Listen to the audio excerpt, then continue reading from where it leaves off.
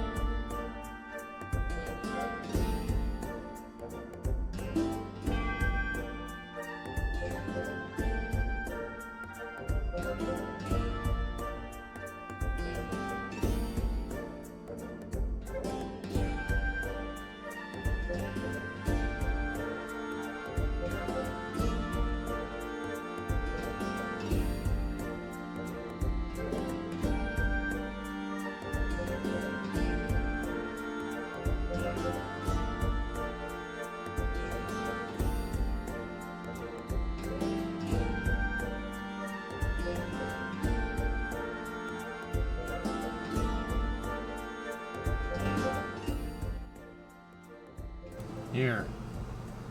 Okay. Here. Here. Hello, everybody. How you doing? I'm still talking with minimal mouth movement. I'm still a ventriloquist. I swing a bit more. I swing a bit less. Here. Here.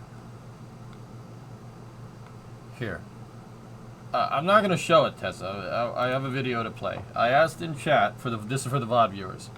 I asked in chat if anybody's seen the video in GTA 4 where some guy hacked it so the top speed of all the NPC cars is 999999999999999 miles an hour. I don't want to show the video because we got to give credit where credit is due. I'll link the video up in chat. But here's here, just listen. Just listen.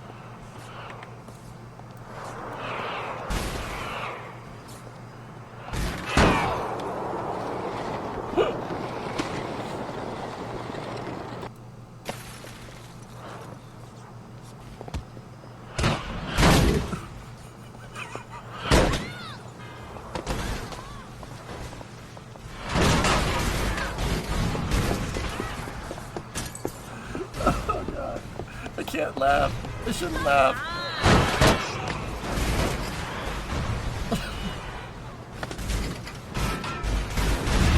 It's a simulate players vid. Yeah, exactly. I saw this. Here.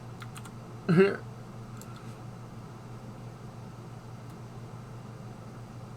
Yeah, Aqualix, it's quite annoying, actually.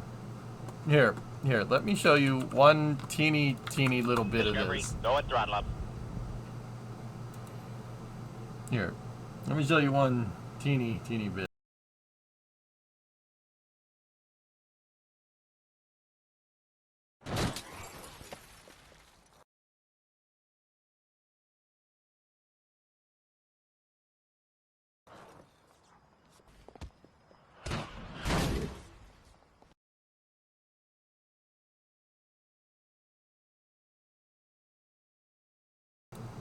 Ah! That guy was looking for a fight. And now he's gone. One more time.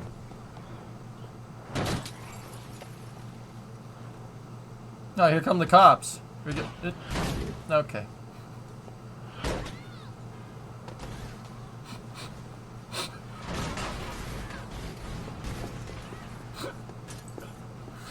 Dude, I can't.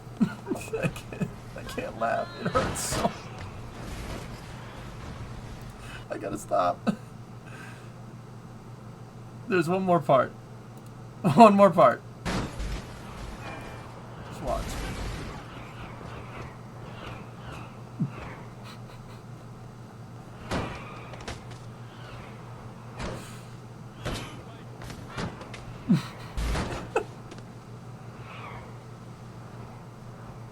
One more part.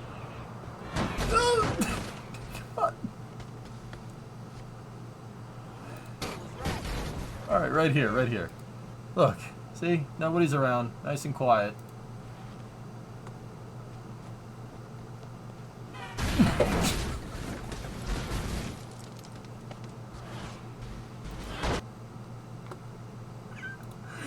That's from a Stimulate Players video. I'll link the video in chat one more time. There you go. Oh, man. It was pretty funny. The car just boom out of nowhere. Okay. How are you guys doing? I've seen better days. You look like you swallowed bees. Are we symmetrical yet? I can't really smile over here. It's not happening. Ruth, baby, Ruth. Nope. Yeah, this sucks.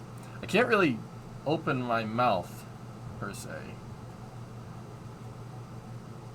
Open your mouth. I can't really do that. Nope. That's about it before immense pain happens. Yeah. That's good.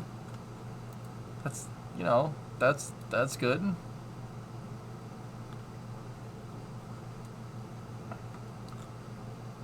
Bruising is a bit darker at certain angles.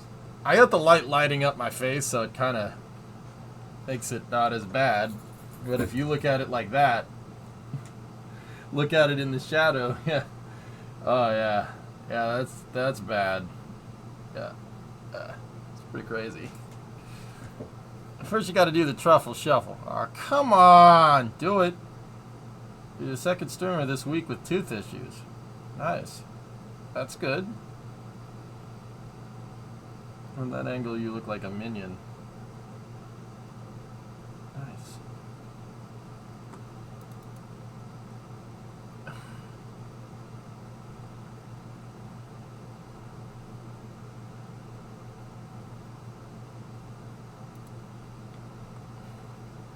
Yeah, I got that going for me, which is nice.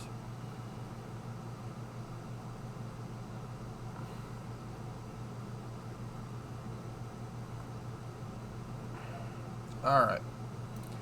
As I'm having trouble kind of doing anything right now, so I think I'm just gonna jump back into playing Derail. Let's put that D6 to work, shall we?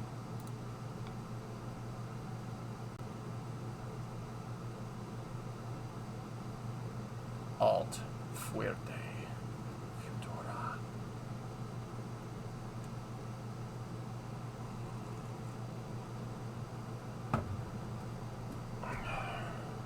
You start. So anyway, how are you guys doing? How's your Wednesday? Quick reminder, I'm not gonna be here tomorrow. I'm getting surgery because this is this whole thing not working.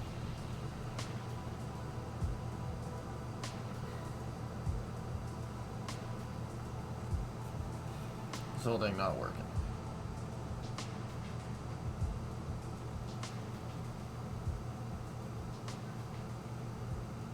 They doing surgery on your grape. Insert room key to protect your floop. Where did I leave my train? What happened? How did you get that bruise? I have an abscessed tooth, Flyboy, and it got infected. It's okay though. I look like I got Botox. Look at how tight my skin is. It's very tight, like a tiger. Yes. I can tell from the tight bench. Now I have no facial expressions, but I look really young.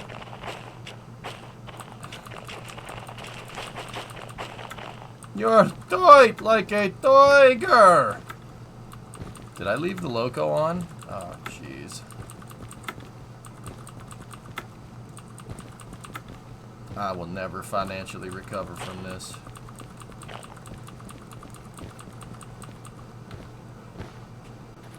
Yeah, Flyboy, it's, not fun. Yeah.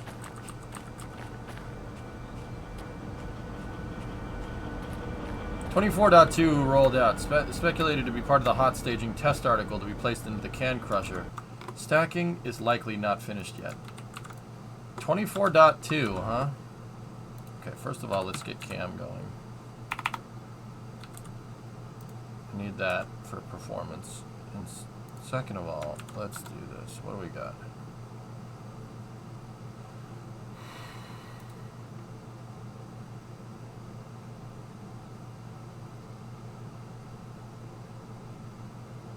Payload dispenser?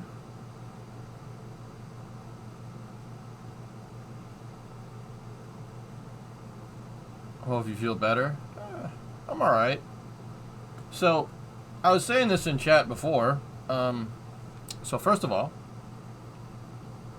swelling has gone down. It's a little better.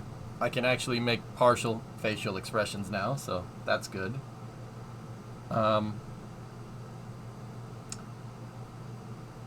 Second gooder news, the nerves in my teeth, or specifically in the tooth that's broken, are still, they're not dead, so that's good.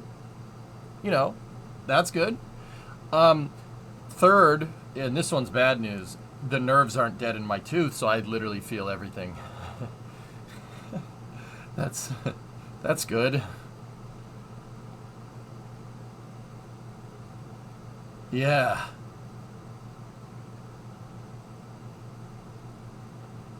This isn't fun to sleep on, by the way. I turned over in my sleep. I was like, happy EJ sleepy. Ah! You know. Hey, I'm sure what's going on. Hope you feel soon. I hope you feel better soon. I'll be alright, man. Good time to practice intermittent fasting. That's pretty much what I'm doing. I can't really eat anything either, Rarest. Discovery. I can't eat anything, dude. I can't really open my mouth, per se. Soup, noodles, Tessa, it's hard to get silverware in there. That's about as far as I can go without causing immense pain. So, liquid diet for me for now.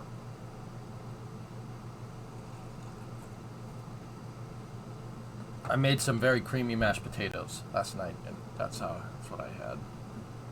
And then a chocolate milkshake, because that's about, yeah. Oh, sweet. BFR is a CD player. Yeah, right. Hell yeah. All right, Rails. I left El Diablo.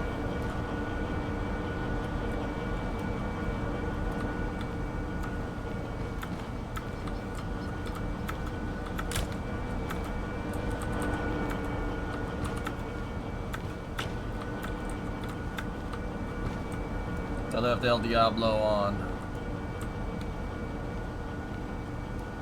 That was okay. You see this? This locomotive is super powerful, so we're gonna call it. Decided to call it El Diablo, which is Spanish, I think, for fighting chicken or something.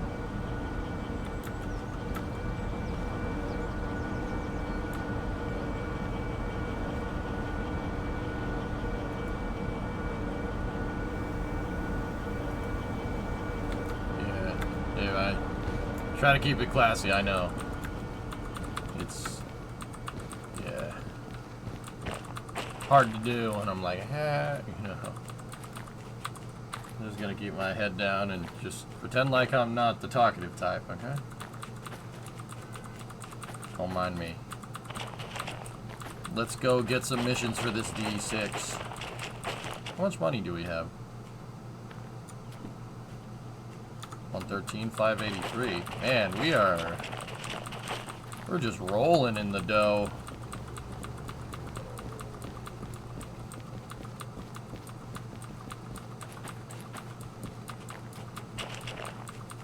Krugman.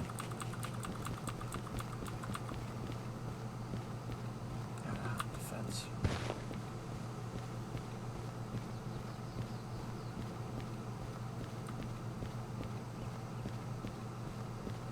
Don't worry, the loco uses money as fuel. What doesn't? Ooh, poignant. Alright, let's go. Come on. Mother truckers, come home. Is it never not gonna rain here?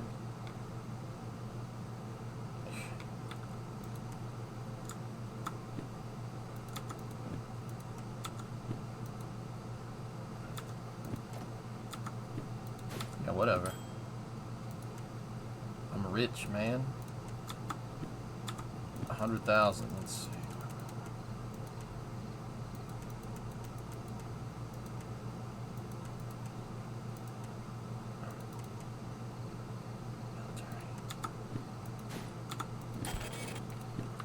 Oh yeah. It's military, definitely military. Alright, let's organize our contracts and see what's Gucci pants.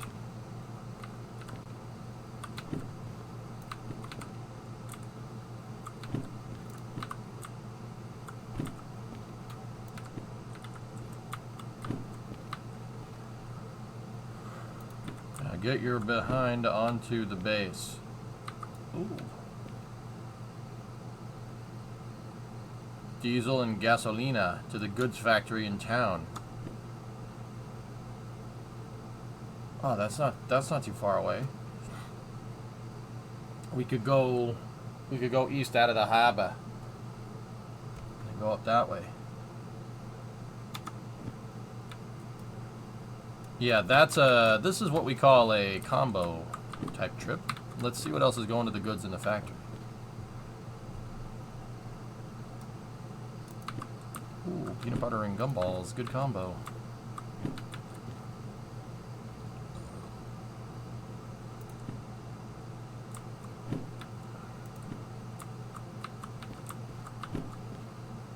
Goods.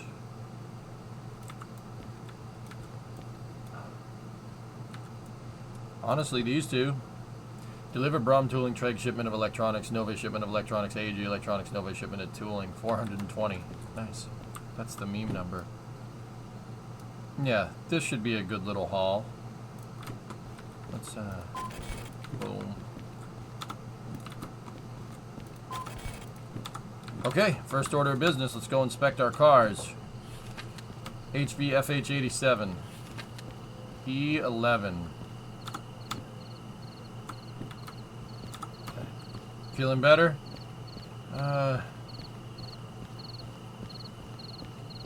2026, Warlord, excuse me. That route doesn't link directly to the goods factory, though. Oh. We're gonna have to go via the steel mill. No problem.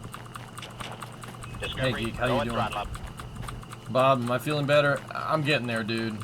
The swelling's gone down, but yeah, it still hurts. Still not doing too well, but we'll just chill and play with the trains for now.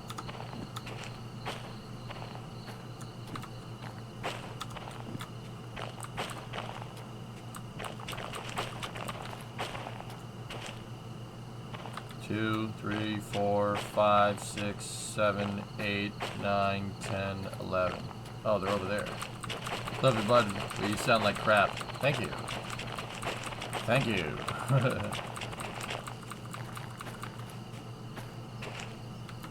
Okay, let's check here.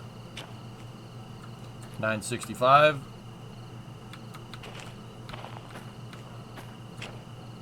$433. Double check our bill of lading and manifest here. 357. Remember, chat, don't dial 911. Dial 357.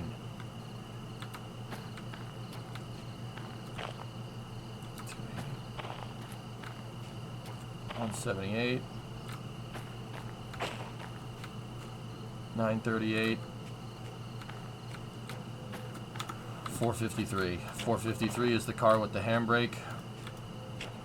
All pneumatics are connected.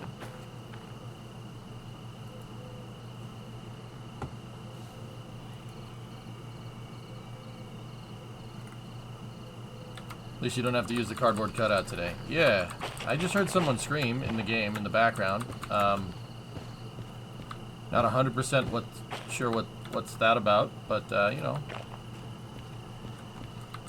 it's fine. It's their battery tech, Warlord, that they're contributing. Freight haul. This is Tarkov, right? Oh, yeah. E1. Okay.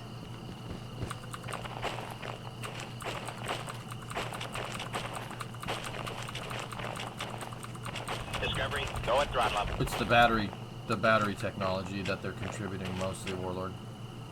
Yeah, so 409 is the one with the brake on. 741.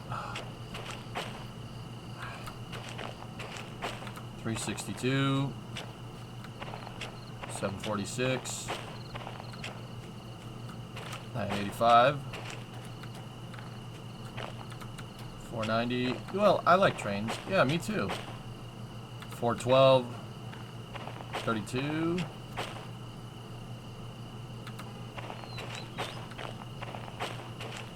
659. All right.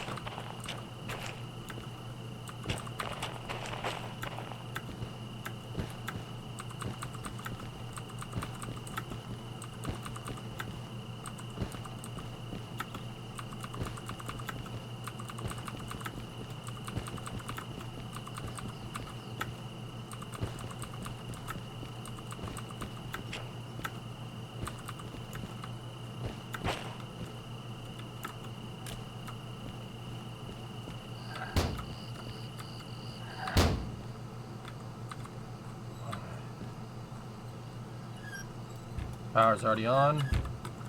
Let's go out here. Gotta prime the thing. 2, 3. Give it 3 good pumps.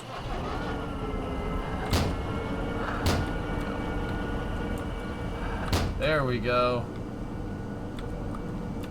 The Diablo is online. Reverse forward. Brakes off.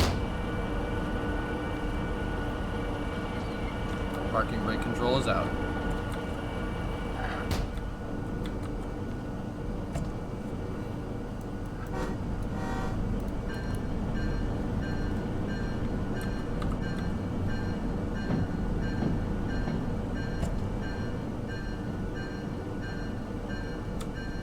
Now, which one of these is heavier? 356 versus 420. Okay, so the tanker cars go at the back. El Diablo and the Magic Man. Yeah. It's like Spanish for fighting chicken or something.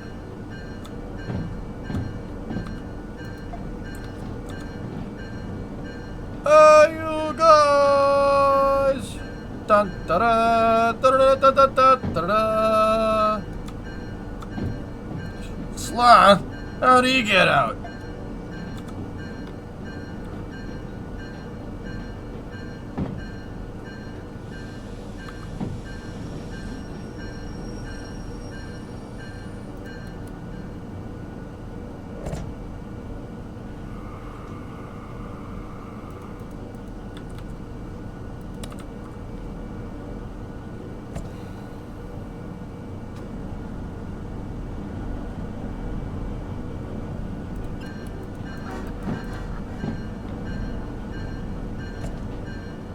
Is there a tutorial or manual for this, or are you just flying by the seat of your pants?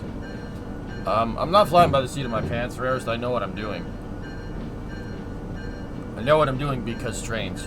I like trains. If you have any questions about what any of this stuff does, just let me know. Do the truffle shuffle. Oh, come on! Midget, am I feeling any better?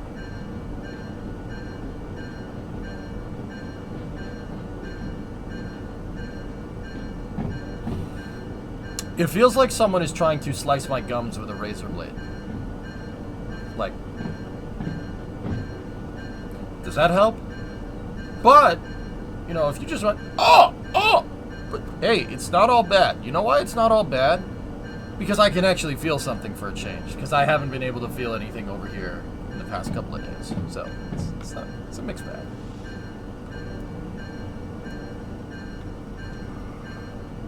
Is there a high bar of entry? No, not really, Rarest.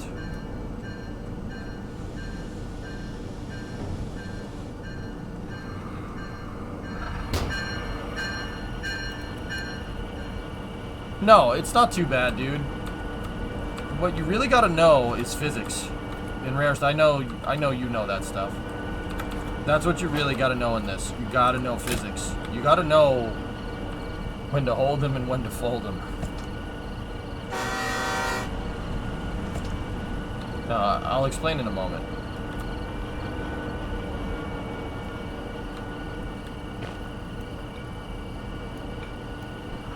So, like, I'll give you an example here.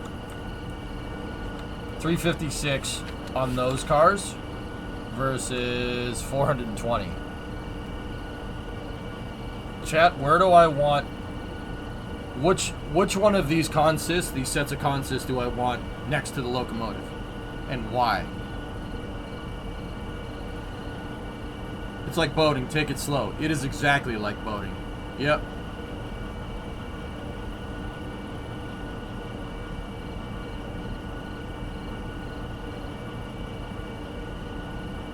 These cars go in the front, Flyboy? Why? Why? Why do they go in the front? Heaviest closest to the loco. Why?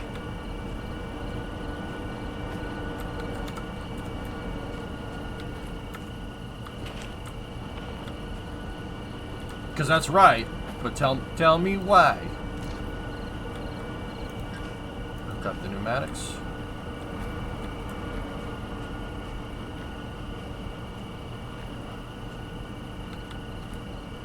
You want to keep your center of mass biased towards the front so the cars don't bunch up when you're going down hills.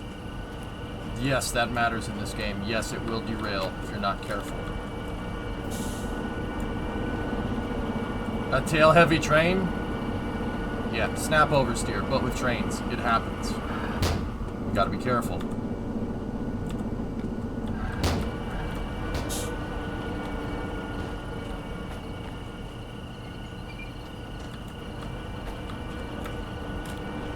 So, these tanker cars are the second part of the consist. I'm going to attach them to the back of those box cars that are on the other line.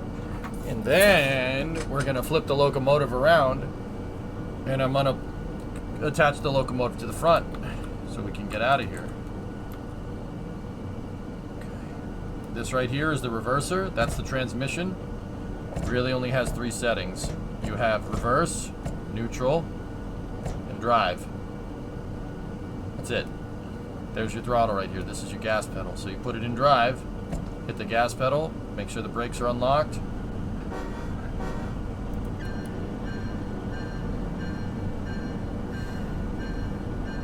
That's correct, Platinum. Yeah, the Mustang trailer video. Yep. That's more about tongue weight, but it's the same idea.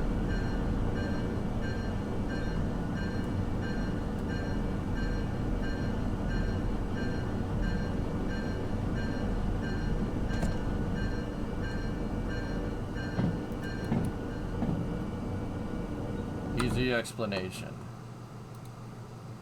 Yep, there, and then look at that. Look at this, Platinum. Look what was linked right after you said that. There you go. Nice and stable. Now, you don't get this exactly with trains, but it's the same idea. Watch. You do not want your train doing that. I don't think I need to say.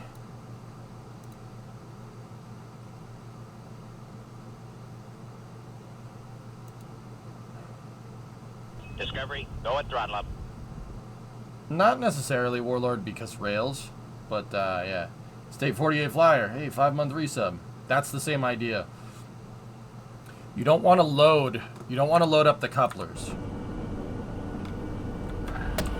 If you put load on the couplers right there, the train can bunch up. If the train bunches up and you don't give it anywhere to go, it'll fly right off the tracks, especially when you're going around a corner. You have to have tension between the couplers. That's really, really important to understand.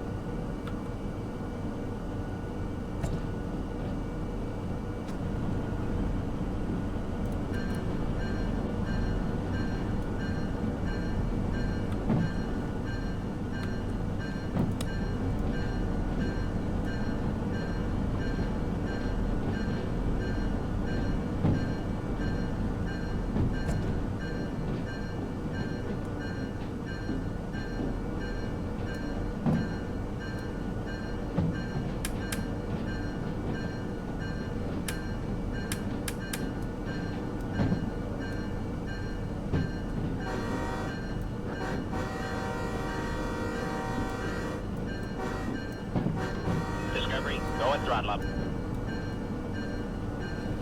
Keon, S282 is your bay. Ah, yeah, very nice. I'm more of a DE6 kind of guy, but that's good too.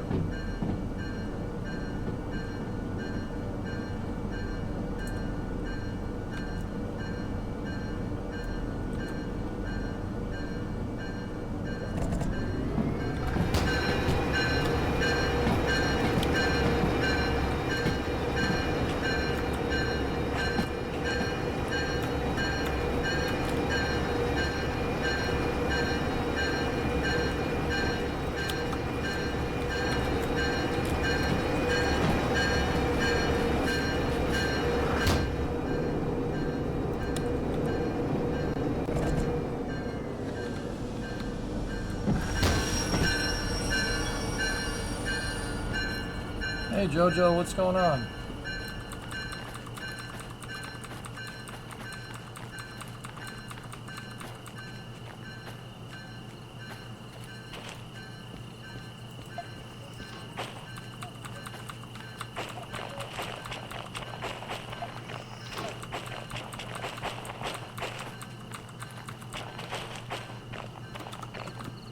Okay, we're good.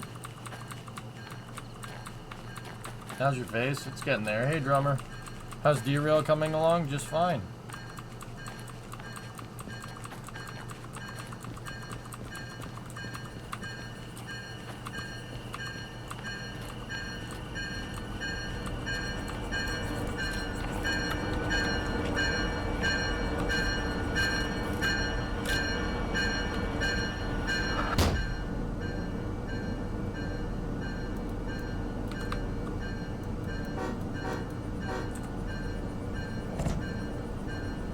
Put it in reverse.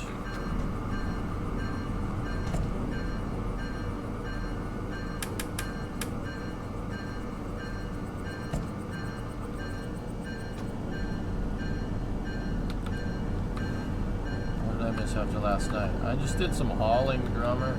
We're going out to the goods Discovery, factory go in and throttle town. up. Hey, public. Oh, hi, Mark. What's new with you? Nothing. Hey, MD. 27-month resub.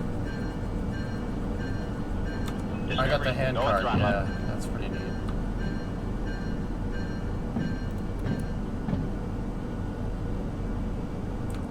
That's what this lever does, Warlord. The train brake uses a pneumatic actuation system on the train that turns on all the car's brakes. That is simultaneously working with an independent brake, which is just the locomotive.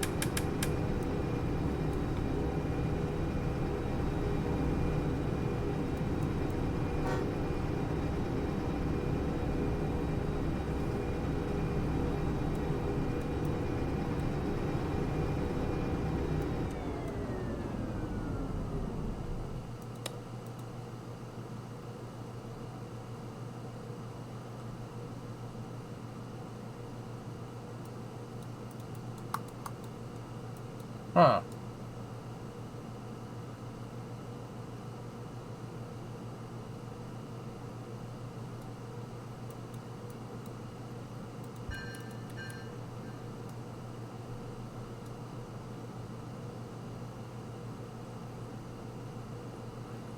The reverser's stuck. It's locked out because I have the dynamic brakes on, but the dynamic brakes are locked out because the reverser's in neutral.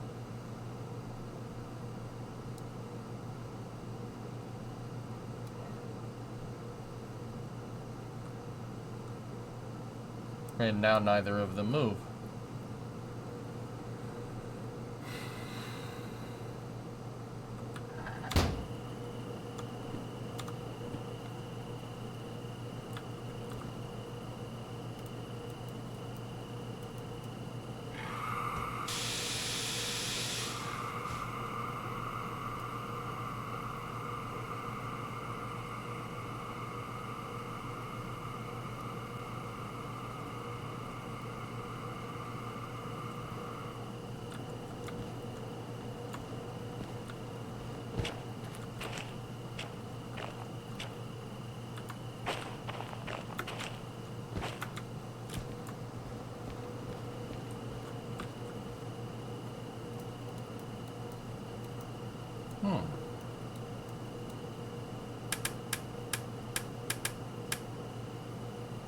I was moving one, right?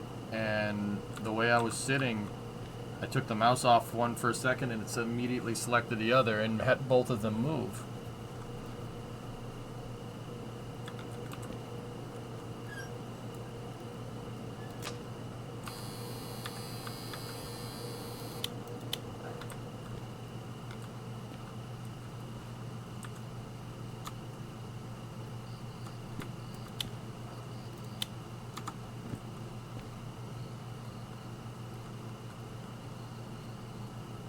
Any failures?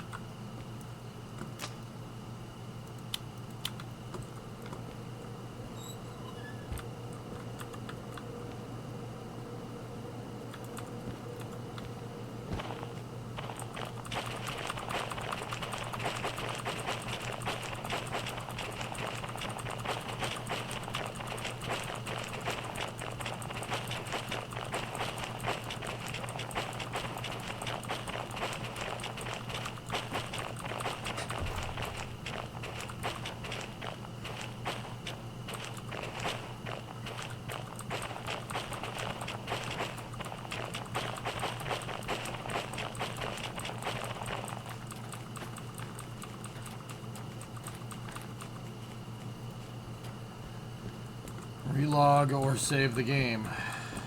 It saves. No. No, that's not going to fix it.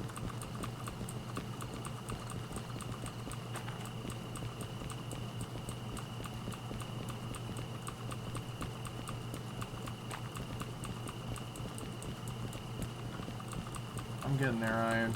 Hey, fish. What's going on?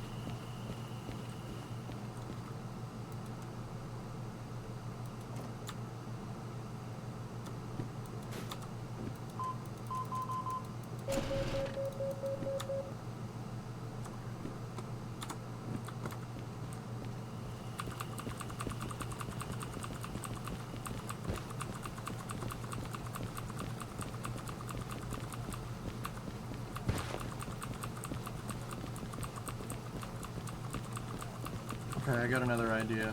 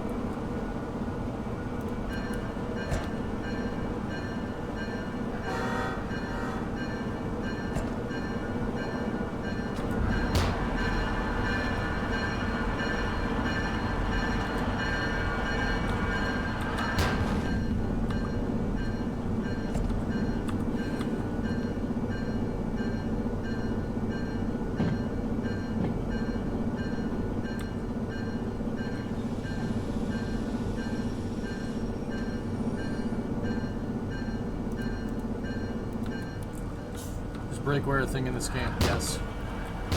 Absolutely.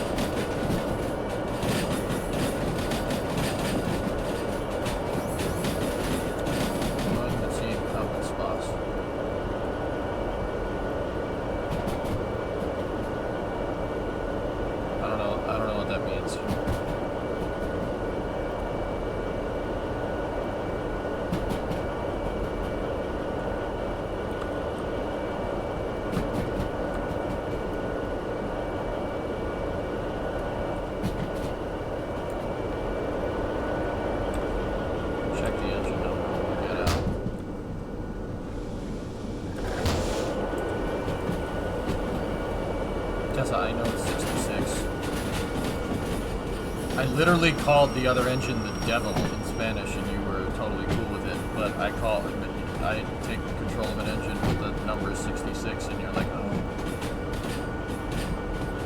Swollen face, you kind of look like Billy Gates. Discovery, go and Hey, throttle up. Pac, thanks for inspiring the next generation of engineers with your content. We tried. Thank you for watching.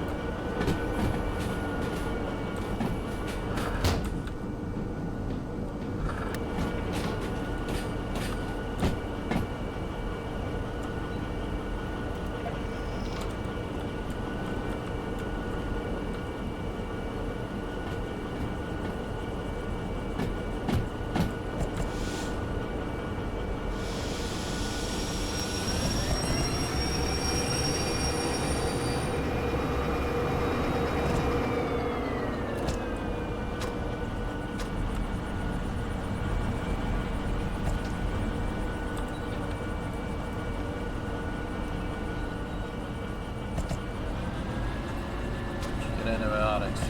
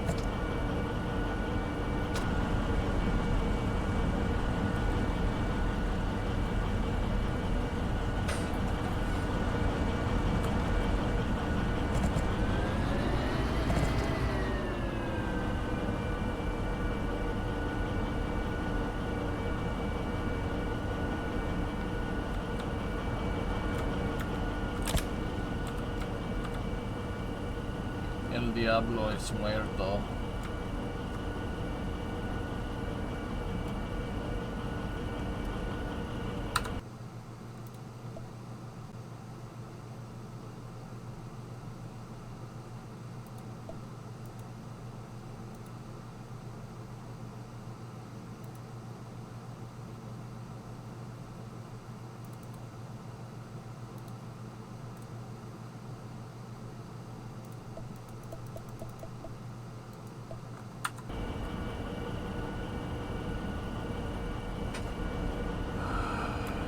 The train's broken.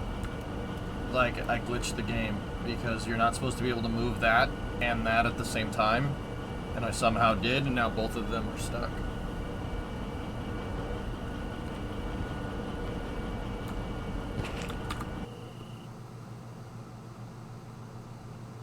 Oh no.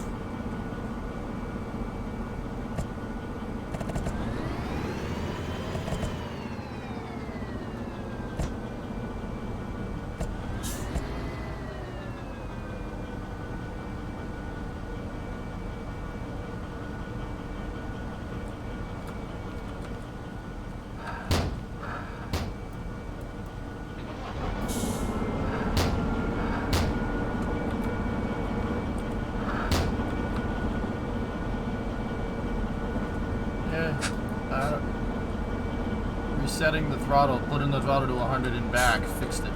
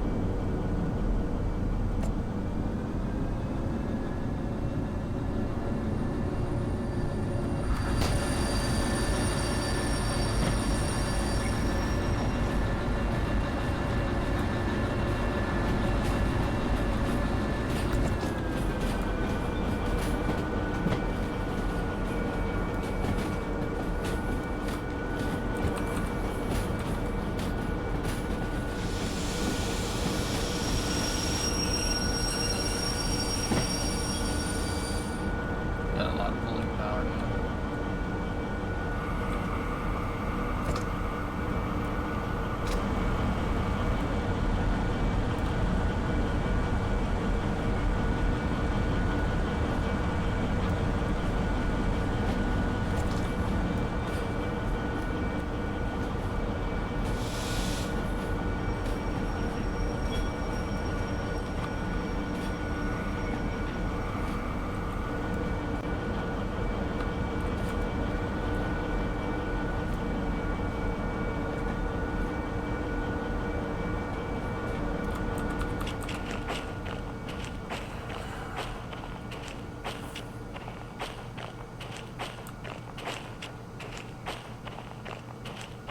I can get a bunch, Jared, yeah.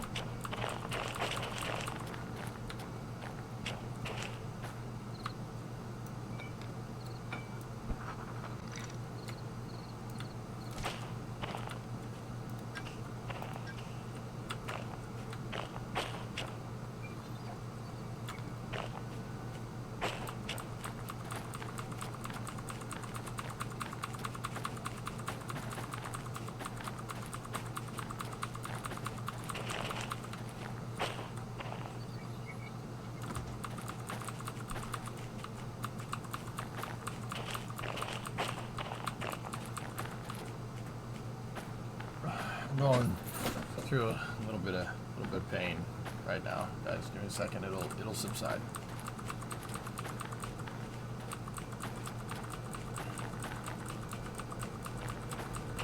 Yeah, battle.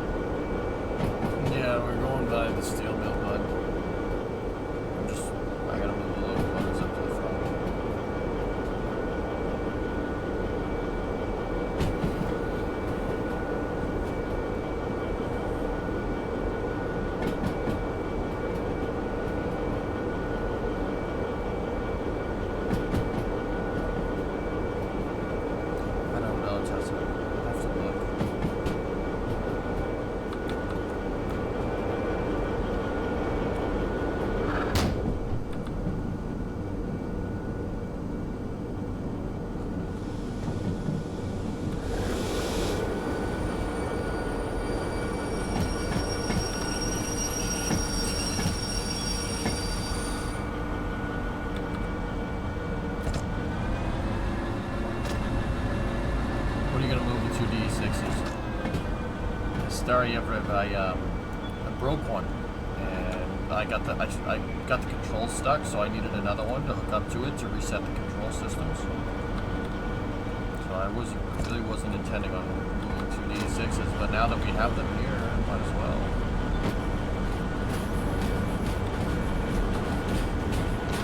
Someone call. What?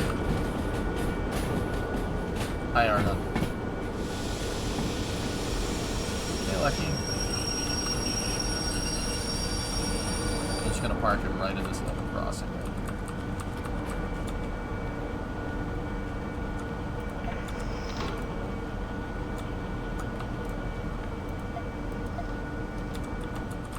Hey, Ren. Good morning. Hey, Sneaky. How you doing?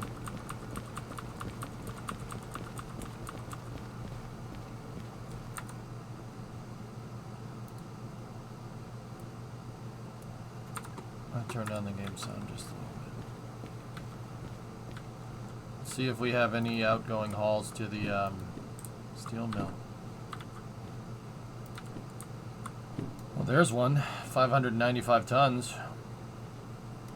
That's hazmat 2 though. And it's delivering argon.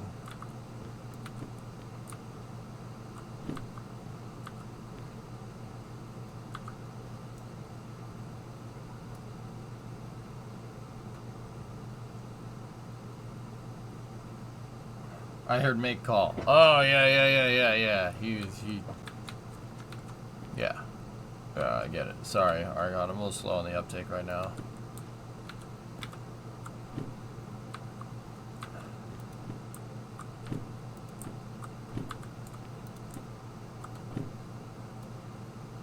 All the ones that are hazmat 2, and I don't have any money for that. Hey, animal.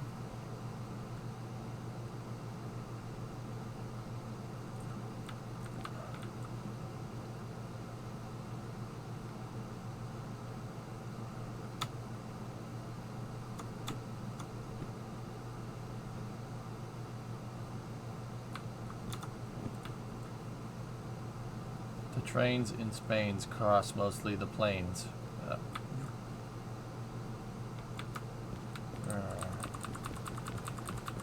Sure.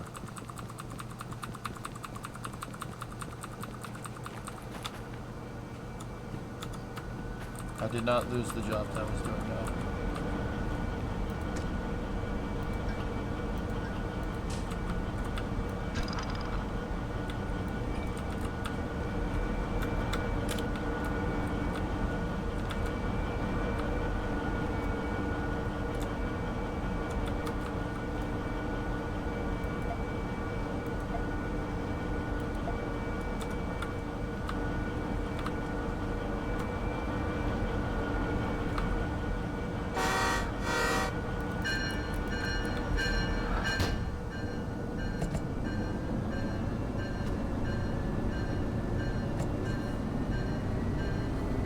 Turning this one around.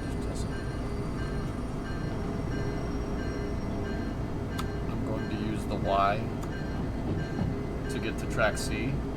I'm going to use the Y to turn the locomotive around.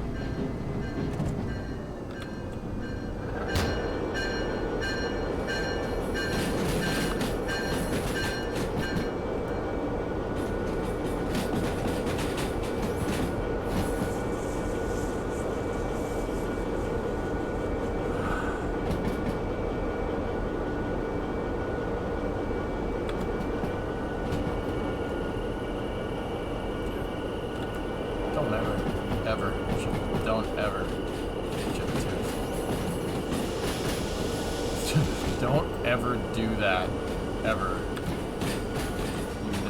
You don't want this. Trust me. I can take a good amount of pain. This hurts.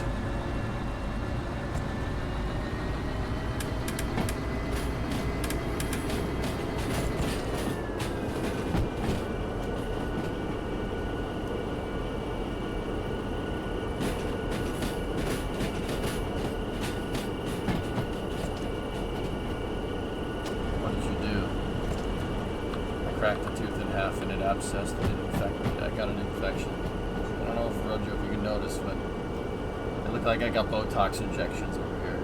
I didn't get Botox injections.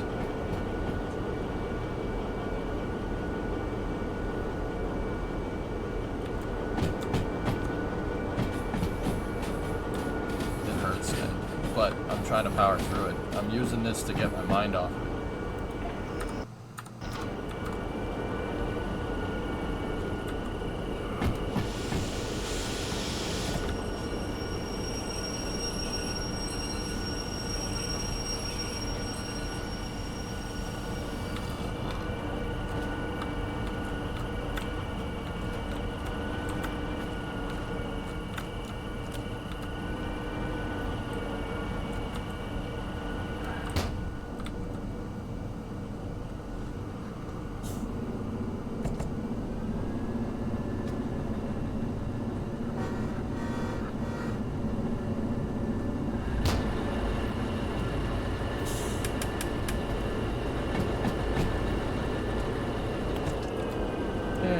How's the abscess? I'm fine. It just hurts a lot today, but I'll be okay.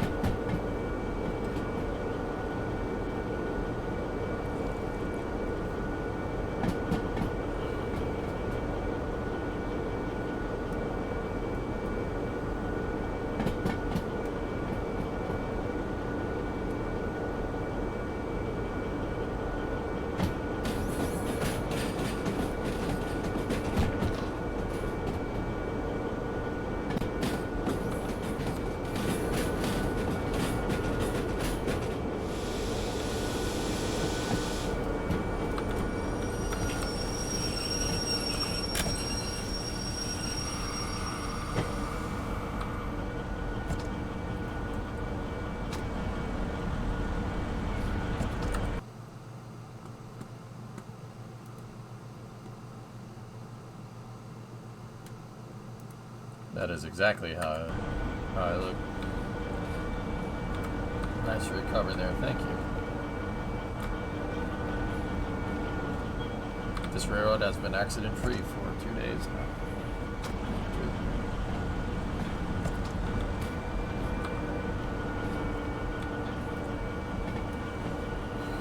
See, I'm wondering, chat, and I think this would be a good thing to check, is if we use 2 DE2s, the operating cost is going to go up, but the wear on the locomotive should theoretically go down.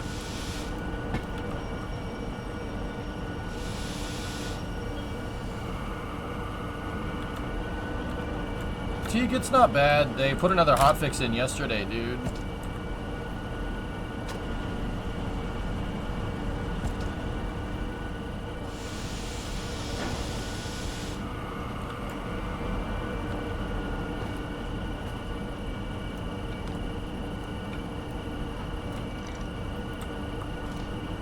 Looks like Vandy Marsh. Oh, I'm sorry.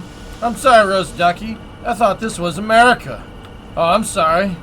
I'm sorry, I thought this was America. What do you want to do, huh? What do you want to do? What do you want to do, huh? What are you going to do? Huh? Huh? What are you going to do?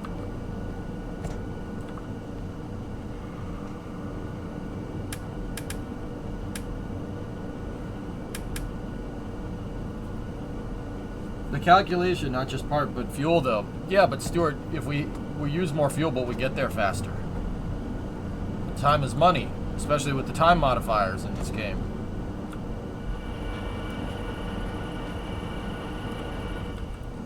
What do you want to do, Dink?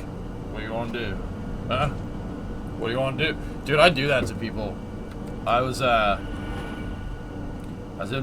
hanging around my neighbor's pool the other day with a bunch of friends over the weekend, and I did that, and no one got it.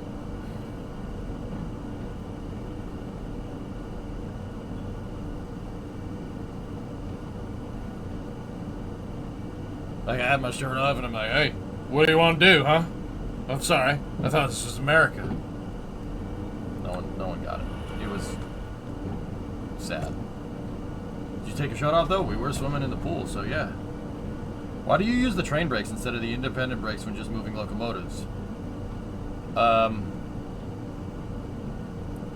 Okay, Surfing Bird, I know you know what you're doing in the cab here, so I don't mean to answer a question in a question, but does it matter? Should you use the indies when you're just operating locomotives? Is that like, what's the right protocol, I guess is what I'm asking.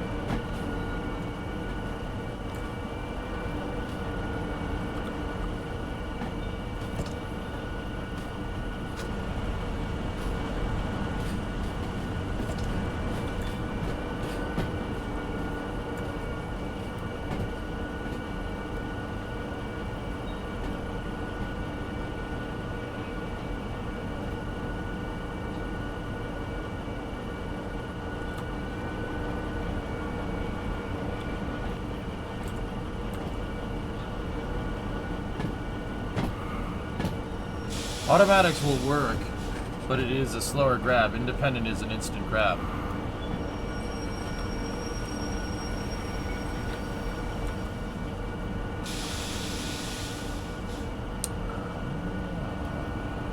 See? That's why I asked you that question.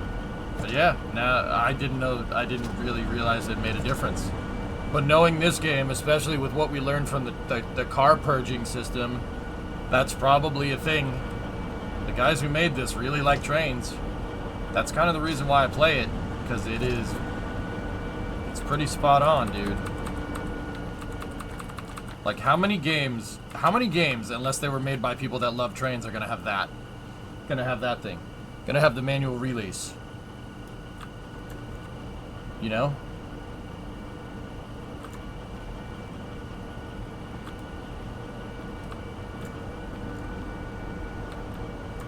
Yeah, dude, and you know what's crazy, Zermer? The bleed valve works.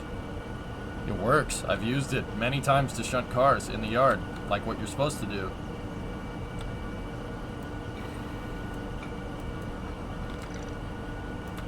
That thing is super handy when you're doing yard work. Saves a ton of time, but because you don't have to hook up the pneumatics. All right, dudes. Let's highball. Twin D2s. We have 66 and El Diablo. Look at that. Now that's what a train should look like, man.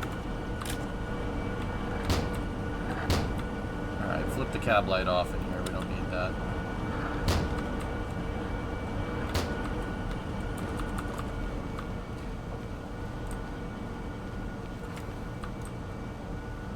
Surfing Bird, I have a question, dude, if you don't mind.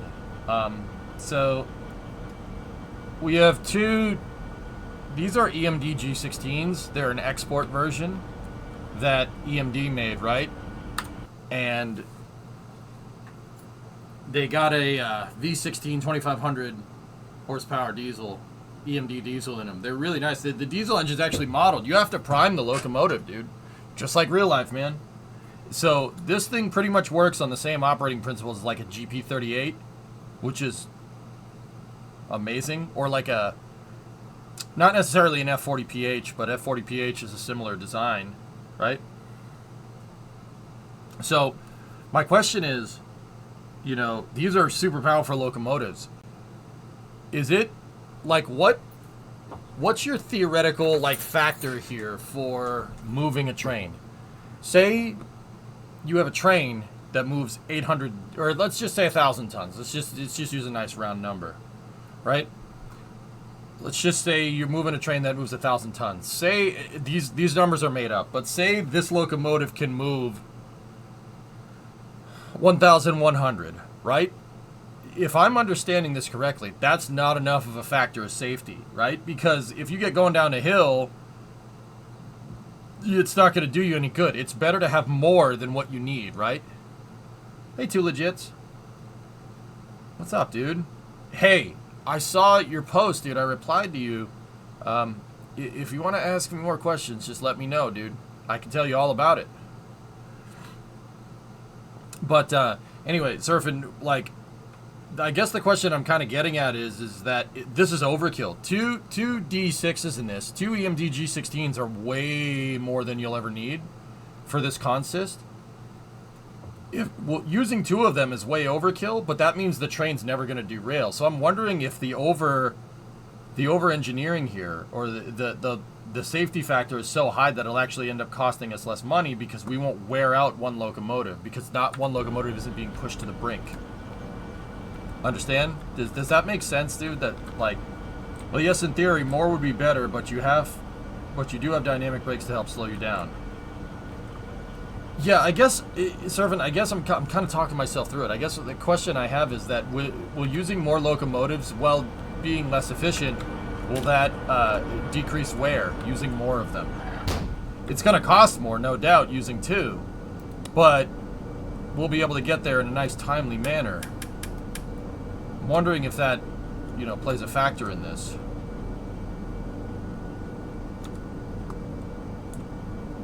Thank you very much for responding. Very helpful.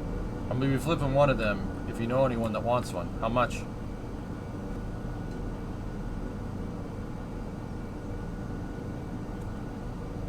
It'll be less wear on the locomotives in the train. Guys, I'm wondering if the fuel consumption costs, because locomotives are very efficient, if you could min-max your throttle and braking, right? I'm wondering if 2 locomotives will A, get you there faster, and B, not wear the locomotives. I actually think, if I'm thinking about this right, that using 2 when you don't necessarily need 2 will actually end up costing less money. But I'd have to put these theories to the test with similar loads over similar tracks, right? Like, yeah, Ayla, this game's good. It's really good. Really fun. It scratches the itch if you like trains. And I like trains. Alright, guys. Let's do this. We'd have to go into sandbox mode, Joker, to see if it does anything.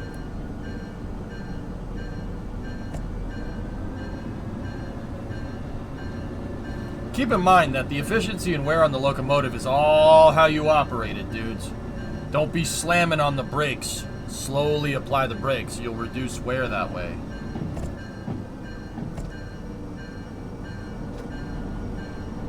However, some railroads say to shut down unused or not needed locomotives.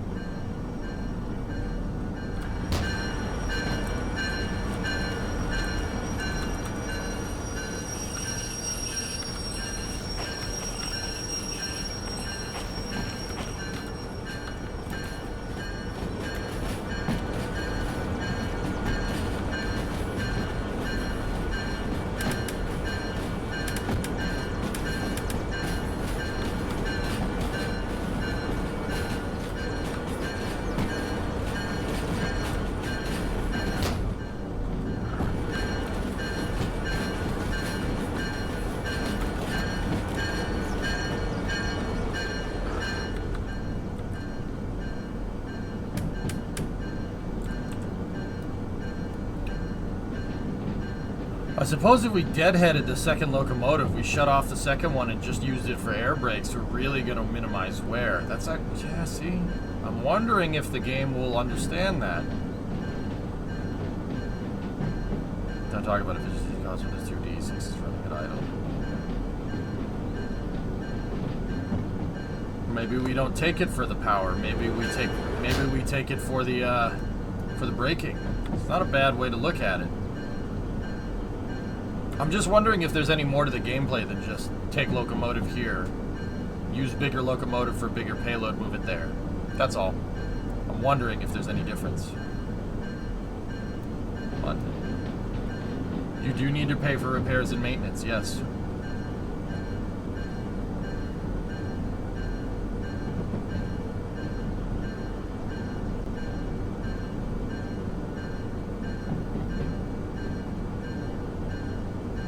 I've been led to believe that, yes, it models that. You think so, Ayla? No, the air braking, Phoenix. Take it for the braking, so you don't absolutely squish the brakes on one locomotive. It might work.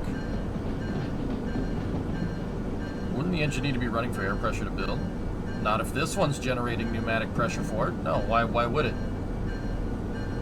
Actually, you know what the funny thing is, guys? If you want to run a steam engine on a modern train line, you have to have a diesel behind it, generating pneumatics, not being used for drive, but generating air pressure. True story.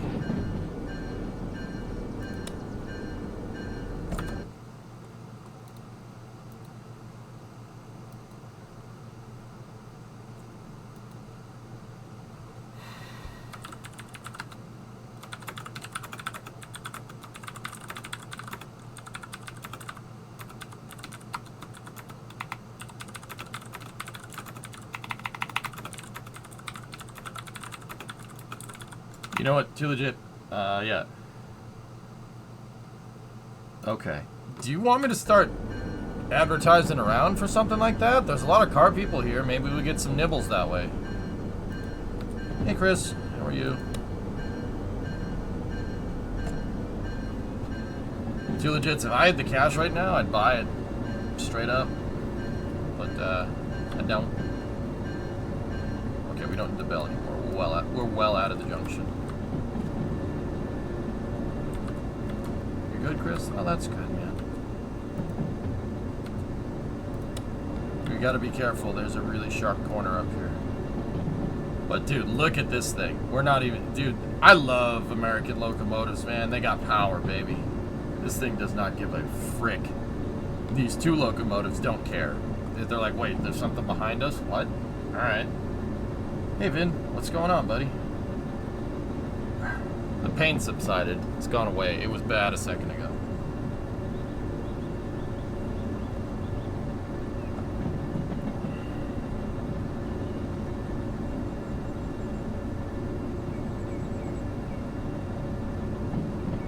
Dude, straight up doesn't care. Hang on. Two legits, what's up? What's on your mind?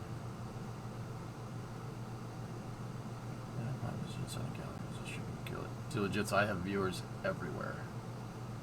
Everywhere. Trust me. I'll ask around to any car buddies I have in SoCal, dude.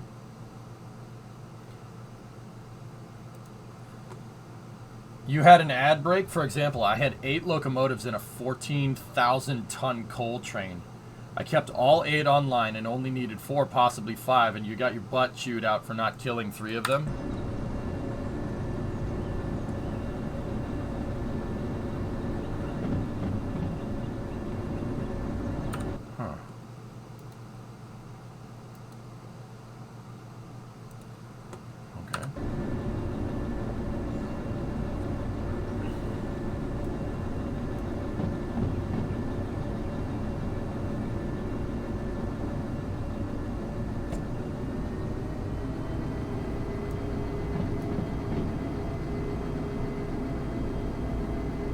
I mean, Surfing Bird, that makes sense, dude. Like, you use the locomotives for the climb, shut the motors off, and use their brakes for the...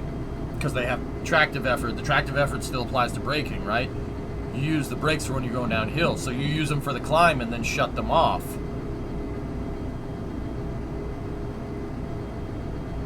Also, welcome back from VTubing. This is the DE6, someone. I have 2 of them in tandem. Actually, someone, I was looking at this setup right here, the DE6 control panel.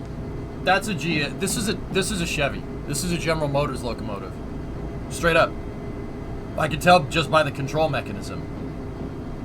This is so GM had a railroad sub-company called Electromotive Division. They don't own it anymore, but EMD is still around. I think they're owned by Wabtec, if I remember right. Oh, tunnel.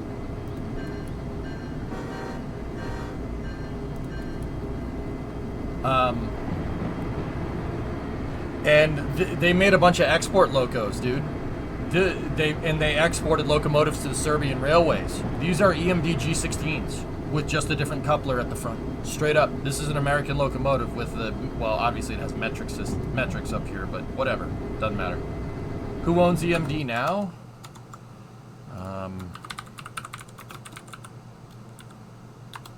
It's Electromotive Diesel, excuse me.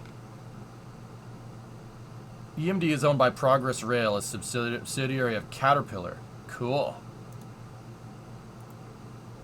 Oh, Caterpillar owns them. Oh, that's cool.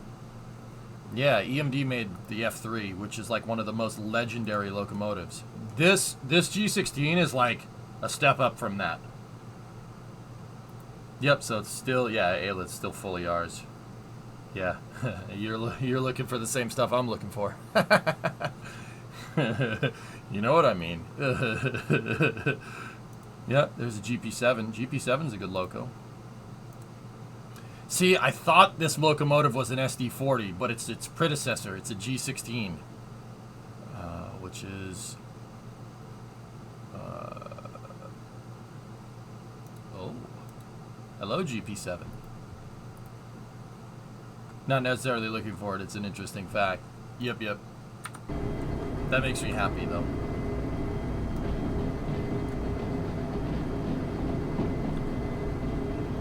With the good old Barco speed recorder missing the speed tape at the top of it. Yep. So this is a... Here, let me actually show you. It's an EMD electromotive diesel, not division. I said division because I'm an idiot. It's an EMD G16. See? Check this out. G16. If you go scroll right down here, check it out. Serbia. They have kept all their JZ 661s. These locomotives are still operating in Serbia. Today there are around 15 operational 661s on Serbian railways. These locomotives are used mostly on non-electrified railways, primarily to haul freight trains, but also international passenger trains. That's nuts, dude. That's absolutely nuts. In a good way. Those locomotives are almost 70 years old. Look at the manufacture date, dudes.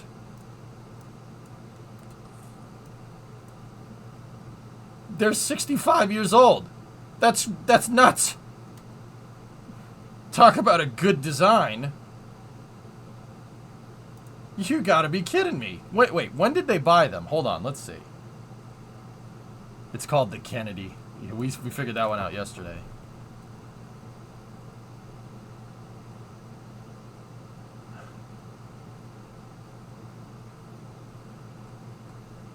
'72 it says for the very newest right there.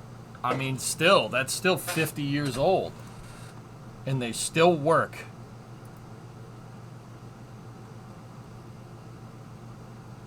Purposeful obsolescence be damned. Build something that lasts. Reject modernity. Embrace tradition. That's sick. So cool. Literally, Tessa. I mean, don't get me wrong. Locomotives nowadays probably will last 50 years. And locomotives do... Diesel-electric locomotives do see a pretty long lifetime because they're not that complicated, to be honest with you. We've dealt with way more complicated systems, figuring out way more complicated things than this. Heck, some of my stuff in Kerbal is more complicated than this thing. Wow. They sold G16s to everyone.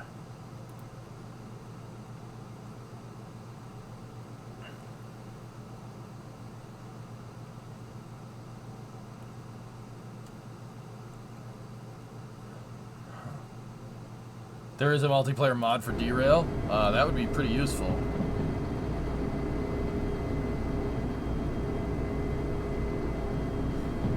It's just really cool to see something get constantly used that much, and it's just as long as you take care of it, it still works. I love stuff like that, dude.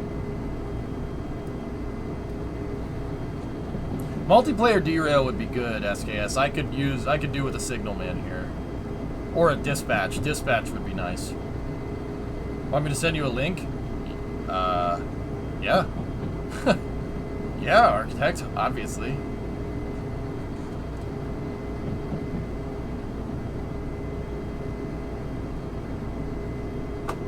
I have an online friend who works on diesel electro locomotives. I don't know about the design side of it, but I can say for certain that any issues the locomotives he works on aren't going to be from poor or careless workmanship.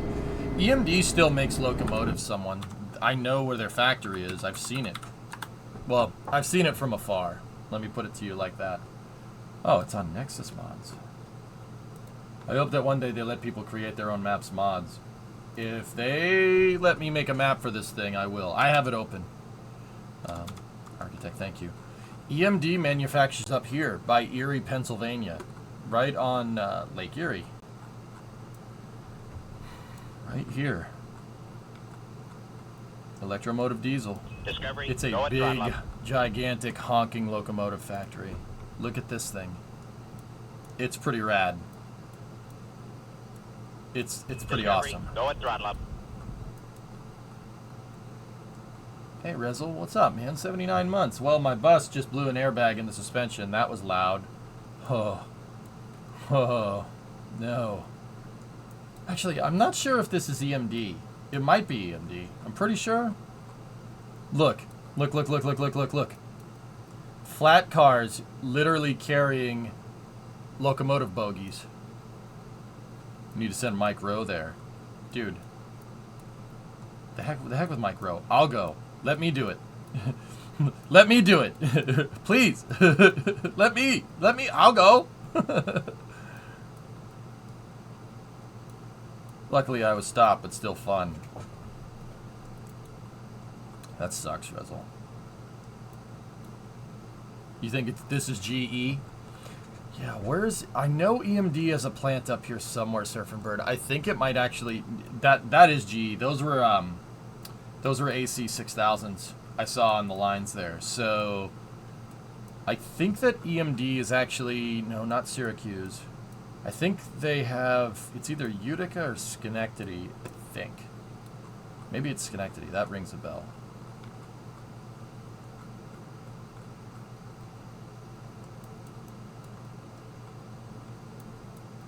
Nope, that's GE as well. Where the hell does EMD make stuff? You know how I can tell? You know how we can tell it's GE? Because of the way it is.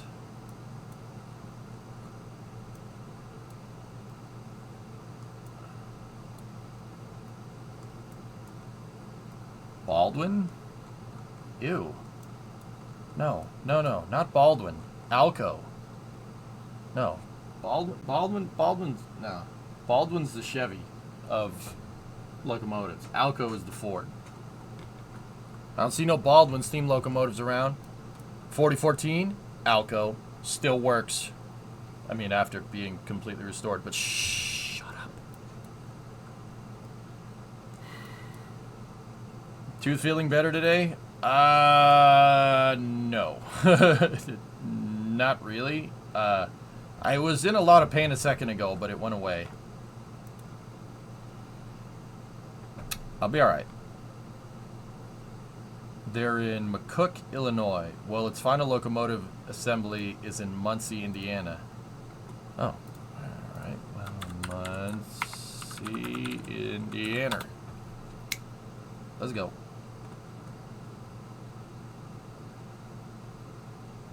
Because when I was Monster for locomotives, we would get the new SD40-2 to move around.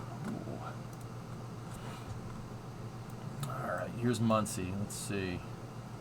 Well, there was some type of factory there. It's not there anymore. Okay, follow the train tracks. Usually pretty easy to find the locomotive factory. There's a Y right here. Anything down here? Nope. Oh! Yeah, I'm going to go ahead and guess that that's it, considering it has quite literally a locomotive test track. Oh, that's cool, dude. Look. Locomotive test track. It's like a model train set, but for real trains. That's awesome. I don't give a frick what anybody says. That's cool.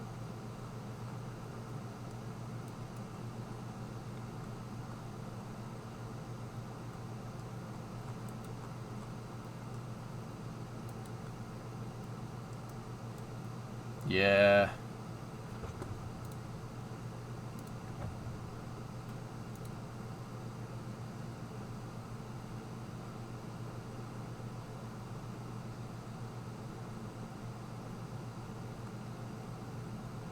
Aw, two legits. Those are awesome, dude.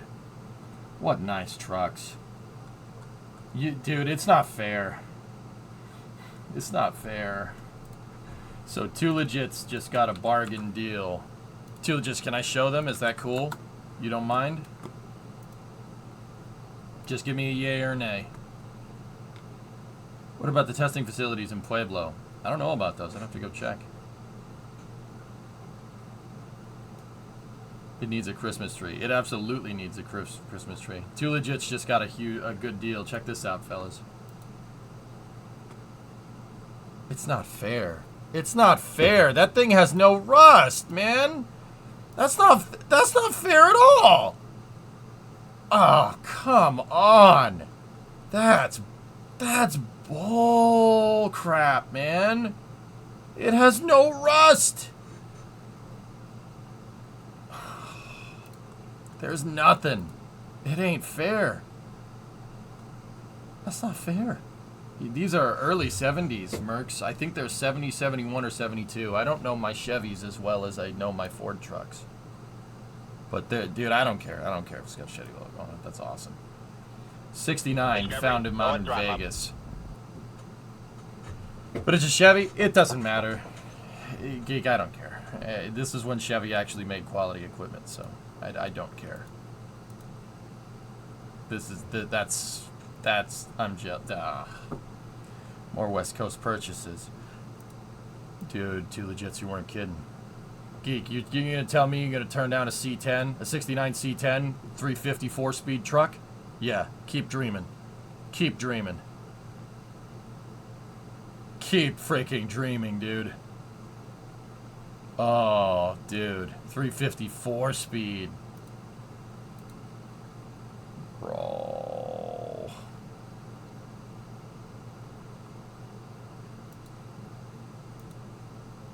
Two Legits. Which one you getting rid of? You getting rid of that one? You getting rid of the 20, right?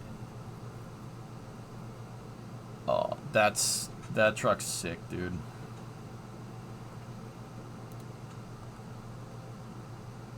They're both long boys, but it doesn't matter. Dude, take the hood off this one and put it on that one. That's... The colors are flipped, or am I stupid?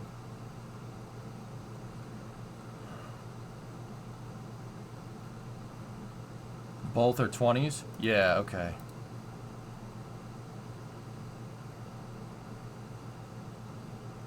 I don't have any cash, Tessa. I don't have the cash to buy this.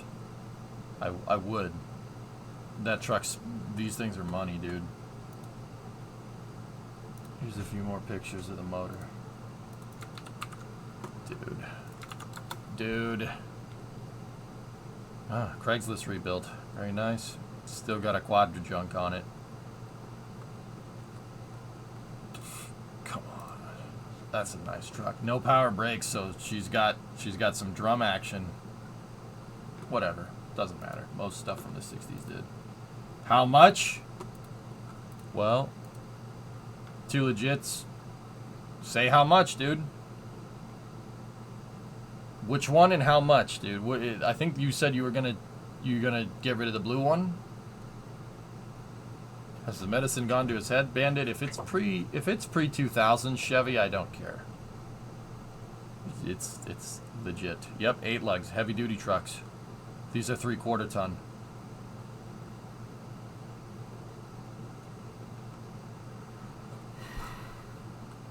I mean, I don't know which one yet. You're looking for 5 to 6K.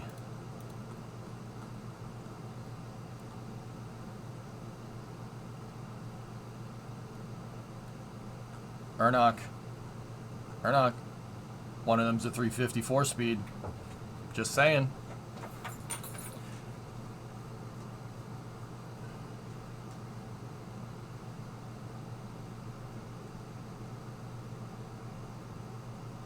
Actually, Two Legits. Ernock doesn't live that far from you, so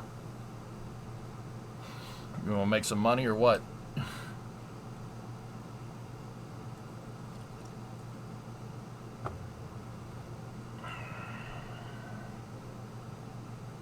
What's the maximum parking capacity at EJ and Brimo's house? Galactic Surfer, I could store about 30 cars in my backyard and no one would know. No one can see it.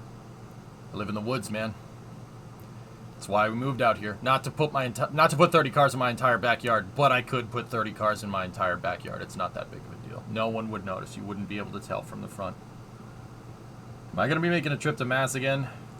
You're picking up the blue one this weekend.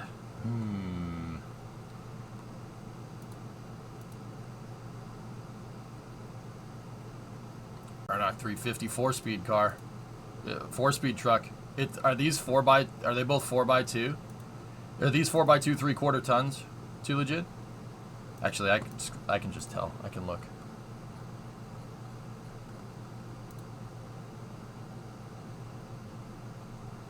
Yeah. They're 4x2s. Okay, so they're both 3/4 ton. Arnock, it's like that vice grip, Camper Special vice grip truck. Remember that thing?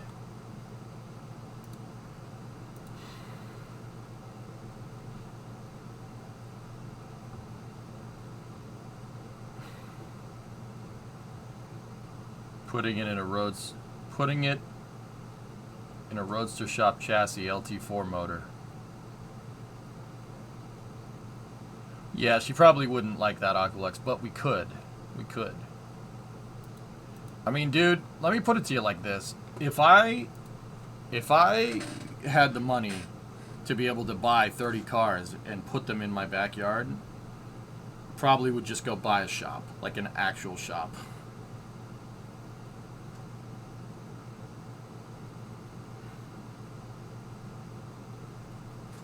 The test track in Pueblo is called the Transportation Technology Center. I've heard of the TTC before, Klavic. They tested the Acela there, did they not? Yeah, guys, you can don't worry about finding parts for these. These trucks are extraordinarily popular. You can find parts. They're everywhere. They make reproductions of everything. Anyway, you found them on a Facebook forum? Right on, dude. Right on. Yeah, Two Legits. I'll keep telling people about them if you want, and we'll see where that takes us.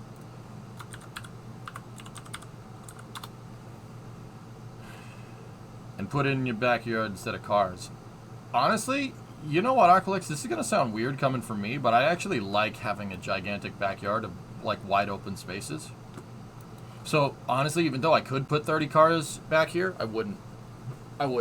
I would keep the cars on the driveway, so it would only be like 10 or 11. I like having a nice big backyard where you can just go and do stuff and be far away from everything. My backyard it's just basically grass. So it's west of here.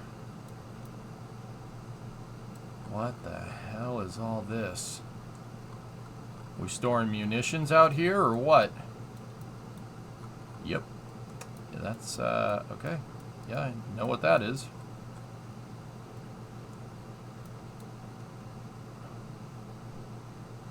Having acreage is awesome. I love living in the woods, man. We just need to pool our money and buy a 100-foot building somewhere. Geek, down the street from my house, you've seen it right where the plant place is, the nursery. Across the street from that, wide open spot, dude.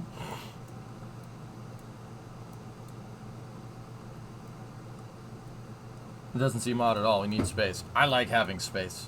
And there's like, because we're in the woods, Aqualex, I'll tell you this right now. And you know I ain't one to be a tree hugger. Oh, it smells excellent back here. It smells like, dude, there's evergreens and oak trees, and it smells awesome.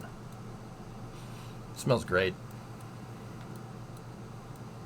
I'm sure being a Pacific Northwest resident, you understand exactly that smell. You know exactly what I'm talking about. Oh, it smells amazing. Like, coming from living in the city, it smells excellent. I'm trying to find this. That's the chemical depot. They're destroying all the old mustard gas shells. Oof. Search for TTC.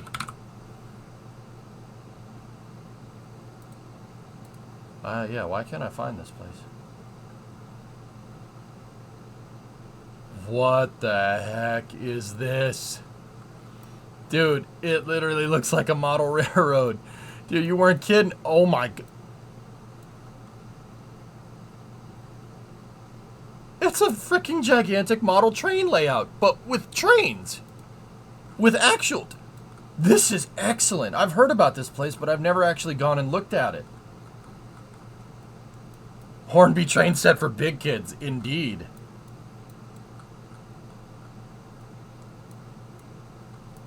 It's a test track for trains.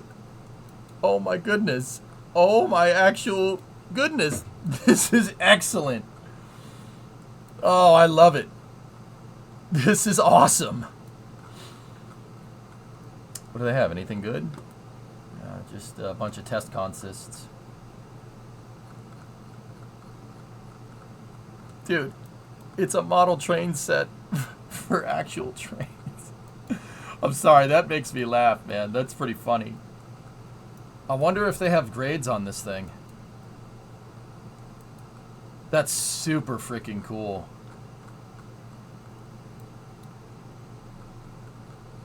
Is this a mountain train? Alex, this is where the U.S. tests trains. This is the Train Technology Center. I've heard about this place. We tested our high-speed rail on these things. Or the thing that we call high-speed rail, that's just regular rail for everybody else. Yeah, it's a gigantic train set. It's a huge model railroading set, but it's actually 1-to-1 scale. Look at that. Is that nuts or what? It's a test track for trains. Look at it. It's a gigantic model railroad. But it's not. It's just a railroad. Look at they're testing the train around all different types of corners. I'll bet you, just like a car test track, all these corners have, I mean, all of them have different different radius, right? And different chord length, right? They're all different turns if you look at them. Every single one of these corners is different because they're probably trying to see what corners the train likes to go around and what it doesn't. Some of them are a lot tighter. Some of them are really wide. That's really freaking cool.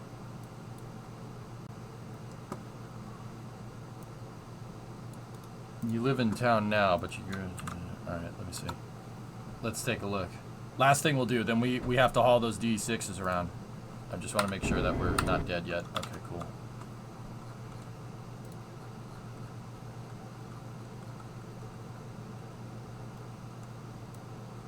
Wow. You're from bum frick nowhere, dude. And I don't mean that in a derogatory way. Actually, this is near... No, it's not. McMinnville is down here. I was going to say this is near Willamette, right? But Willamette's down here. Actually, my... Yeah, my cousin is... She's dating a guy from around here. That guy's cool. He's got a great big bushy beard.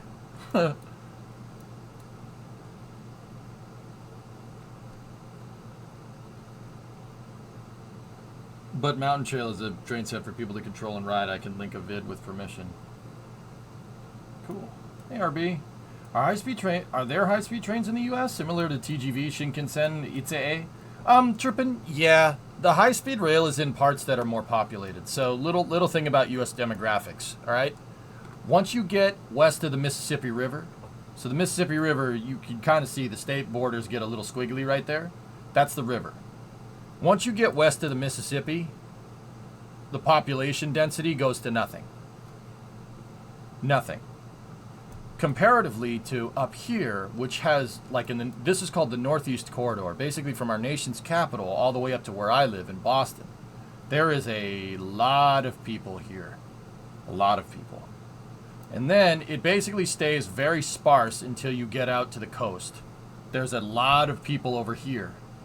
But in between, from basically the Rocky Mountains all the way to the Mississippi River, the population density goes to nothing. There's not a lot of stuff out there. Now,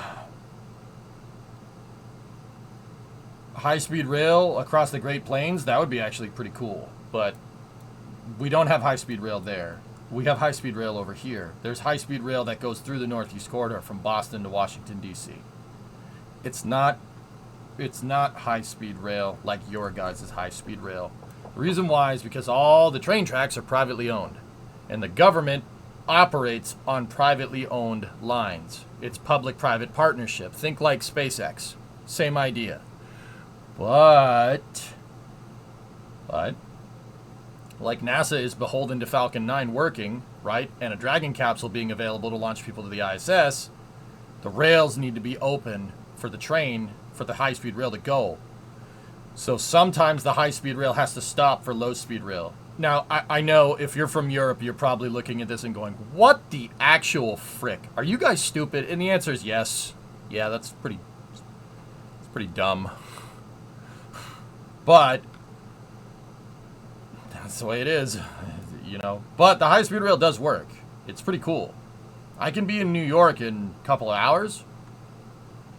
In fact, the train actually would probably take less time than getting on a plane, going through security, waiting for the plane, boarding the plane, flying, unloading, getting your baggage, and then getting where you need to go. The train actually probably cumulatively takes way less time. True story. Yeah. So we do have high-speed rail. It's just kind of limited, and it's okay. With that being said, we do have passenger service across the entire country. I can take a train from Boston to Los Angeles if I really want to. But here's the thing. If you do that on an airplane, it's going to take 6 hours. Okay? If I do that on a train, it's going to take 6 days. The U.S. is big, man. Big country. Big country. It's hard to build high-speed rail across the entire freaking thing. And even if you could, over really, really long distances, it doesn't really go toe-to-toe with the airplane. We may be stupid, but we're stupid with a flag on the moon. That's the attitude I like.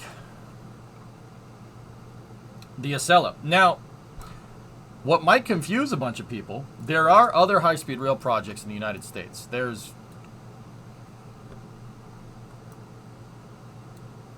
No, never mind. We won't talk about that. Florida has high-speed rail. They're actually working on Brightline, which is high-speed rail for us. They have a high-speed rail line that they're working on. They're building it right now. This is Brightline. And Brightline goes from Tampa to Orlando down to Miami. It is high-speed rail, and it actually has a stop right next to the Space Coast. Yeah, it turns out building high-speed rail in Florida is really, really useful because there's no hills. It's dead flat. Like Netherlands flat. Like there is nothing. It's just flat. So building high-speed rail, really, really easy. So they did. You could get off on a plane in Orlando next to the airport. They built this gigantic honking station, and it's funny because they built it and they didn't build the tracks for it yet. So there's a railroad station that leads to nothing right now in these pictures. But if we go to update here, we go to update the pictures. Zoom out, let it do its thing. Yeah, Platinum, we don't talk about that. How long until a hurricane takes it out? Hurricane? What are you talking about? Brightline operates on rail lines that have been around for a really long time. So you can get into Orlando, right? And you could literally get on Brightline, and Brightline goes. This is actually really cool. This is some pretty cool engineering because they built it into the design. When they redid Orlando International Airport, they built it with the throughput for high-speed rail. See the high-speed rail line? It's built into it already. There was never a high-speed rail line when I lived down here, but you can follow that high-speed rail line, and it actually goes north out of the airport and then takes a right down this road. This road is State Road 528. SR 528 is literally a straight shot directly to the Space Center. Like, it's a straight shot. The road goes straight for about 50 miles, like dead straight. It is one of the most boring drives in existence. But they're building the right-of-way for the tracks right next to the highway. And the tracks actually follow 528 south to basically Cocoa Beach. And there will be a stop in Cocoa Beach, which is really, really cool, because basically it's right next to the Space Center. So you can fly in, right? Take the train out here, watch a rocket launch, take the train back, and fly out. That's cool. That's what I'm talking about. But you wouldn't expect it from Florida, which is actually really cool. EJ, you ever worked in a space program? I've worked with NASA before, Gentle Spy, on STEM outreach and stuff. Does that help? I've worked with them. I hosted a panel with people from NASA at TwitchCon before. I don't know if that counts.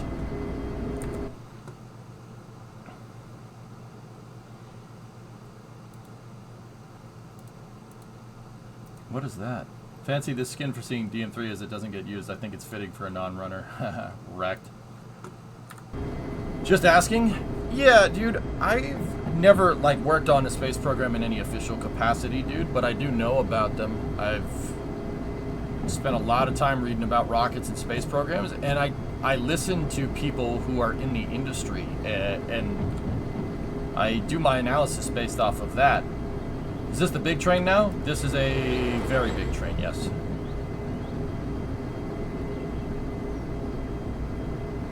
But yeah, Gentle Spy, if you want to know about how space programs operate, I can give you a pretty thorough analysis, better than most. What happened to the Pacific Coast high-speed rail line?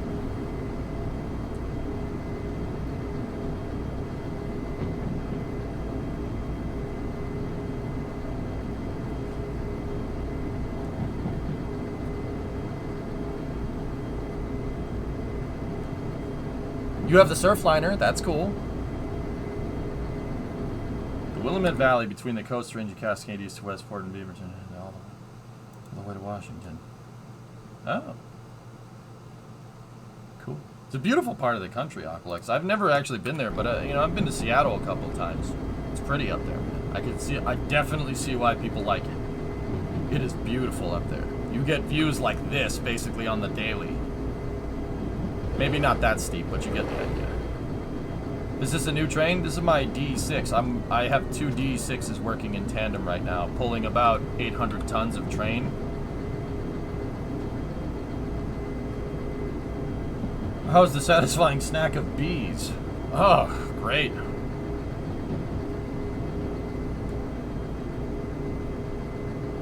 Yeah, Salty, that's a good way to say it without being a jerk. Are you an engineer?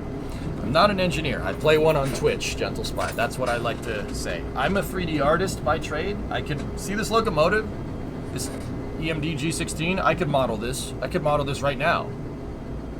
G16 fully modeled and textured would probably take me a couple weeks, but I could make this in 3D, no problem. But that's by trade. Everything I know about engineering is basically self-taught from doing engineering streams for a very long time. 10 years, man. I've been streaming for 10 years on here.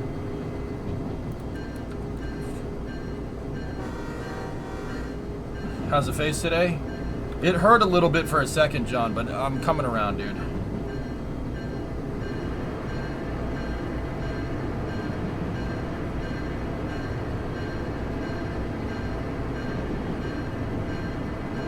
But could you design one? You know what, Hellfish? I probably could at this point. Engineering is... This is going to sound like some stupid TikTok self-help nonsense, but engineering's really a mindset. It's really about how you think about things. You have to quantify everything with math and do analysis based off of that. Like,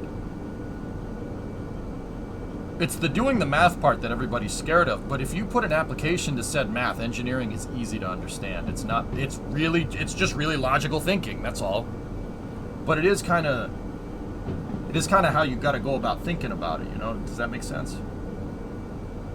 Put the Giga Chad music on this. I don't think I got the Giga Chad face going right now, but the grind set, dude. No, it's just... Engineering can basically be boiled down into one question. What are you trying to do? Most people that I talk to that are engineers, when I ask them engineering questions, the first or second question is usually, what are you trying to do?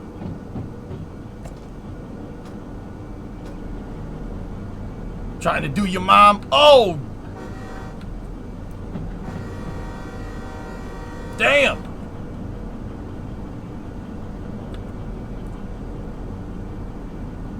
Slow. Hey, you guys!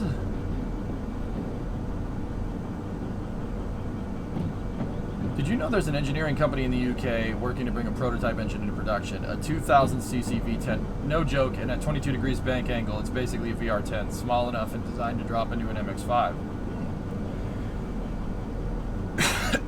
So real engineering stream when? I didn't buy this shop for no reason, Hellfish. Looking better? Thank you. I still can't really move this side of my face. Like at all. But yeah, we're getting there.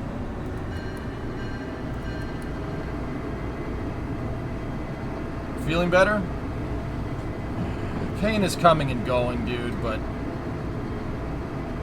No, I didn't have a stroke. I just had Botox on one side of my face.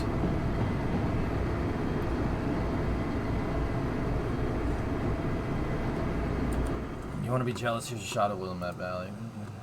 Yeah, that's pretty, dude. Yeah, see? That's... I'll take pictures you can smell. Aglos, you know this smells. What does it smell like? It smells like pine. It smells like fresh pine and cold air. Like colder air. That's how my backyard smells. It's amazing. I love it. I love that smell. Love it. You want to model the track in Pueblo now? I got a Botox deal, half off. That's the Willamette Valley. That's in the Pacific Northwest. It's outside of Portland. Beautiful.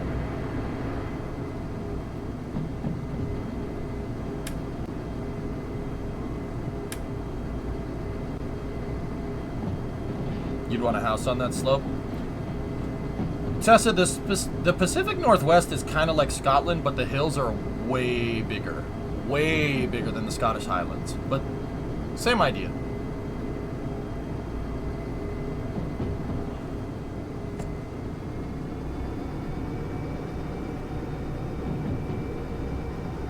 Pictures you could smell. No, I just have smell-o-vision, Admiral. Or it's the painkillers.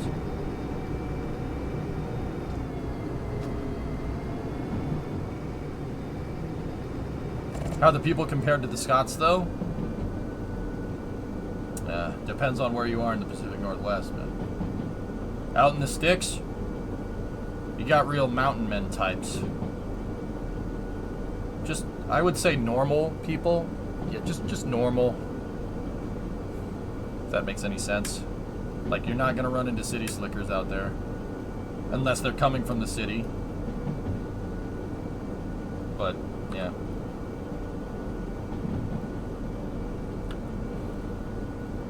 Okay, no mousetrap then.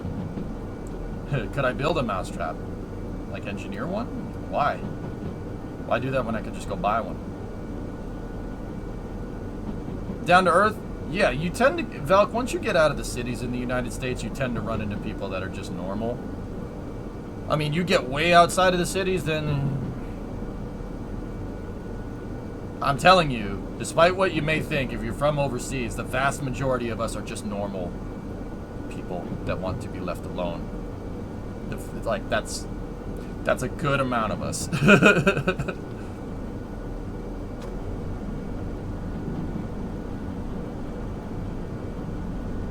Even Florida, Ichi. Yeah. You get outside of the cities in Florida, you just run into some... I mean, the Florida men are a little bit eccentric, but that's just Florida men. Yeah, no, I get that. I lived there 2 years. Yeah, there you go. Define normal. Just... You mean define normal. It's just...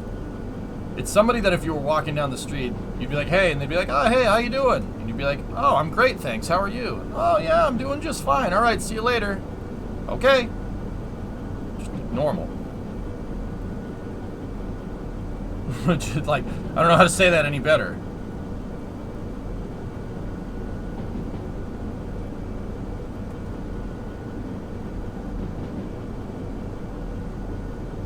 What do you mean Florida is Florida old people? Depends on where you are in Florida.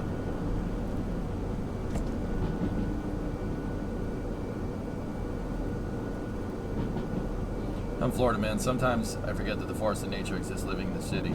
Yeah, John, shame. Florida's pretty. Like, when I'm out, I haven't been out there in a good while, but when I'm out at Merritt Island, it's beautiful. And gators, but beautiful. But also eagles. Merritt Island is a wildlife refuge around the pads, right? And John, I know you know this. This is in case anybody else knows. There are bald eagles that nest out there. And it's awesome.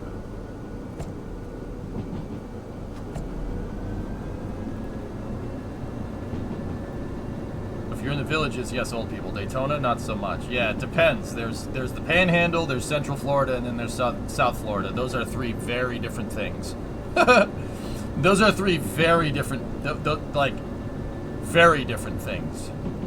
The Panhandle is where Florida Man exists. Okay, Central Florida is tourists and old people. South Florida is, well, if you're on the West Coast, oldish people. If you're on the East Coast, Miami, that's... You know what I'm talking about? And I don't mean that in any bad way. That's cool. They like to have a good time down there. Got no problems with that.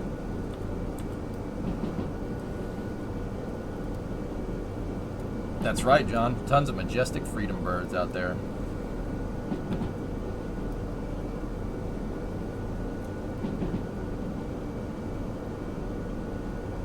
Your brother-in-law is a Florida man. The hills of California are alien to him.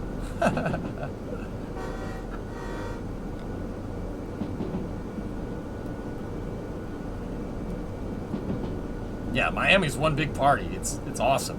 It's really cool. Really good time, actually.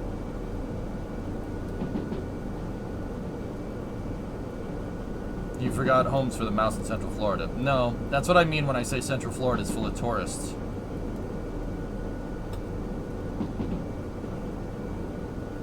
Florida is the only state in the union where the more north you go, the more southern it becomes. If you go south, it becomes more Cuban. That's right.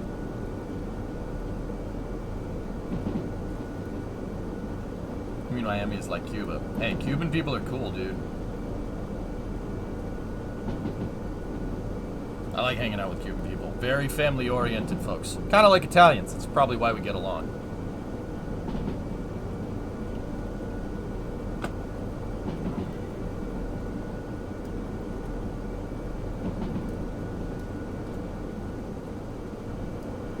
Okay, coming up to the first junction here. You're Italian, right on, man. And you know what I'm talking about. So they're like Vin Diesel? No. No. No. Pan Cubano sandwiches. Mm. Cubans know how to go hard, dude. Family. Family. Family. Talking to Florida, man. You see the Super League leader is maybe buying it? No. Tess, I haven't been able to watch much Cleater lately. Anyway.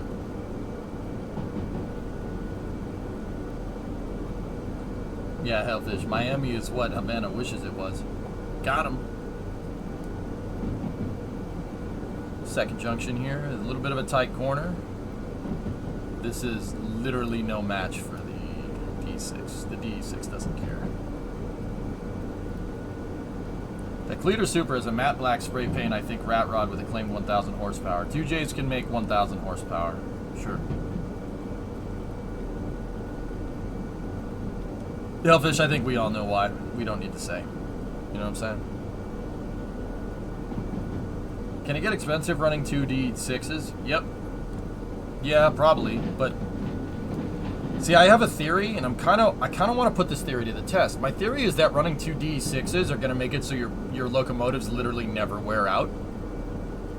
So if I'm thinking about this right, 2D6s, you'll make it so the train never really has a problem going up and down hills because they're D6s. But if we just kind of coast, here and do our thing, you know, we're never really going to have the overall wear on the locomotives is going to be way less. And I think you can end up actually saving money that way.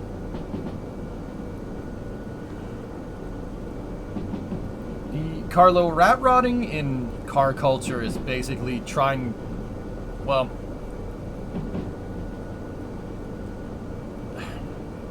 rat rotting is basically trying to, 60, hold on, we gotta engine brake a little bit. Ratrotting is basically building it as low buck as you possibly can. But nowadays, most rat rods look like they don't cost a lot of money, and people throw in a lot of money into them. Trying to keep it as low buck as you can.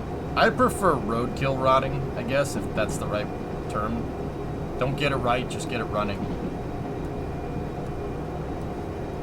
Is the switch thrown? Yep. All right, we're approaching the steel mill. We're not stopping here. We're gonna keep going.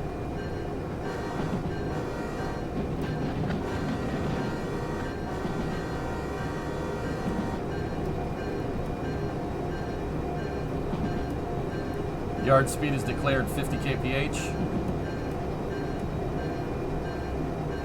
Rat rods make it look like rolling junk. Yeah, exactly, Salty. The thing about rat rodding is that, like, I'm not sure I'm too incredibly, and don't get me wrong, I respect the work. Like, that's my big thing with cars. Like, there are types of cars that I don't really care for, but I respect it if the work is done. Like, if you do the work right, if the work is really, really well done and well thought out. But, like, the thing about rat rodding is that it's supposed to be low buck. So if you do, like, awesome, like, crazy, well thought out stuff with rat rodding. Yep, we gotta stop.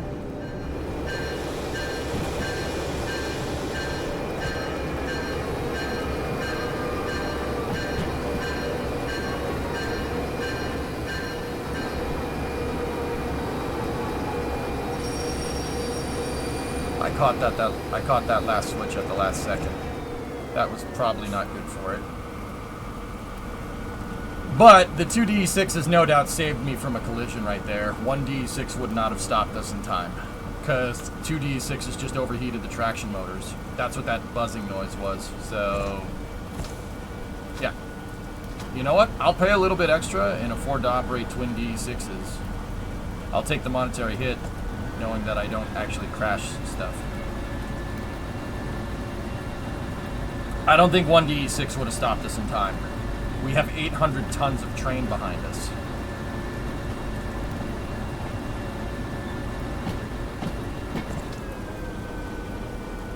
I saw that the switch wasn't thrown at the last second, but the swelling looks way better today. Antibiotics doing their thing, man.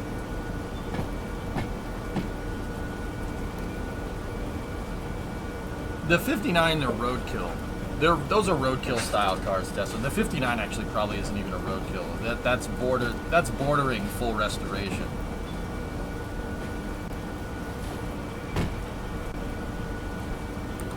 Switch to street view. Look at the same spots. Oh yeah, yeah, that's pretty, man. Yeah, no, you don't need to tell me that the Pacific Northwest is beautiful.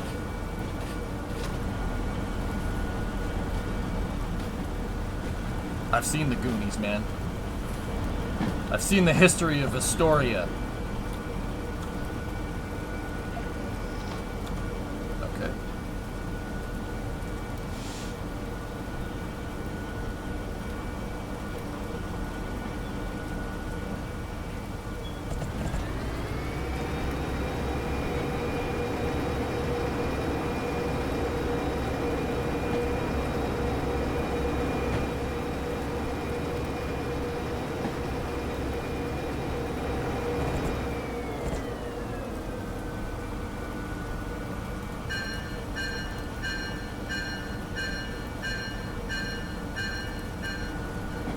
Take me to the Waldorf Astoria.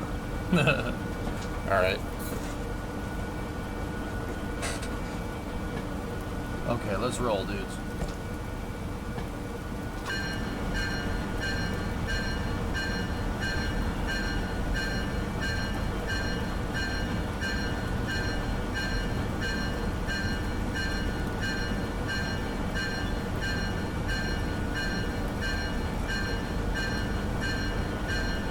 Why do you sound the bell? You sound the bell so people know there's a damn train coming. That's what this thing is used for too. The bell is for when you're going slow, like through a yard. We picking up a job here en route. Goods factory. Let me get down to the other side of the yard where the job house is, dude, and we'll see. this is beautiful. What is that, velvet? Hot box. A man walks into a restaurant. He orders a bowl of soup. The waiter brings him out the soup. He goes, "Would you taste the soup?" The waiter goes, "What? Is the soup too hot?" He goes, "No. Would you just taste the soup?" He goes, "What? Is the soup too cold?" He goes, "Would you just taste the soup?" "What? Is the soup not done?" "Would you just taste the soup?" "All right, I'll taste the soup. Where's the spoon?" Uh-huh. Uh-huh. What do you know from funny, you bastard?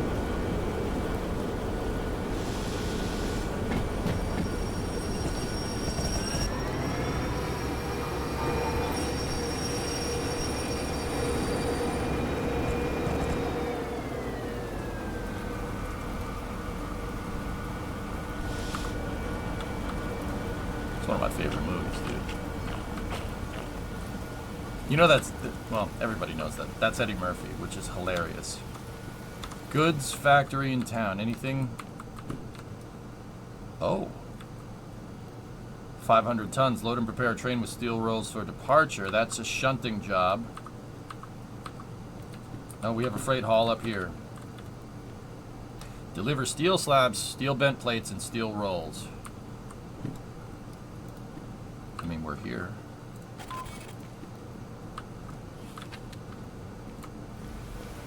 SMFH-46. Do you have the steam locomotive? You're taking the sequel? Ripsol, the sequel is like many sequels that have taken 30, 40 years to make. It exists. It's there. It's not necessarily a bad movie, but... Yeah. 602. 742. 536.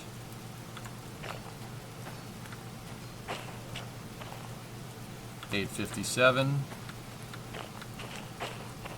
757. 352.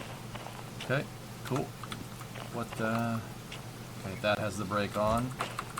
Alright, we're gonna move down to the other opposite end. Yeah, you can do that too, Flykin, because they have the mission code on them, SMFH-46. But it's not going to take long to couple this train up.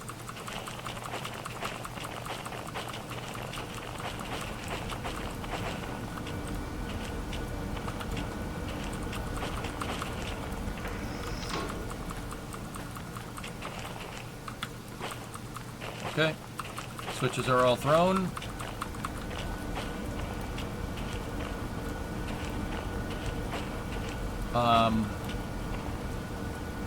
What's the tonnage on this thing? 338. What's the tonnage on the other ones?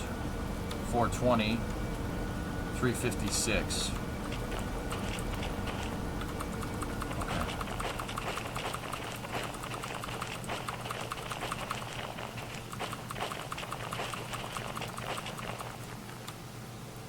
Is that the lightest? 338, 356, 420. Yep, we could just couple it to the back of the train.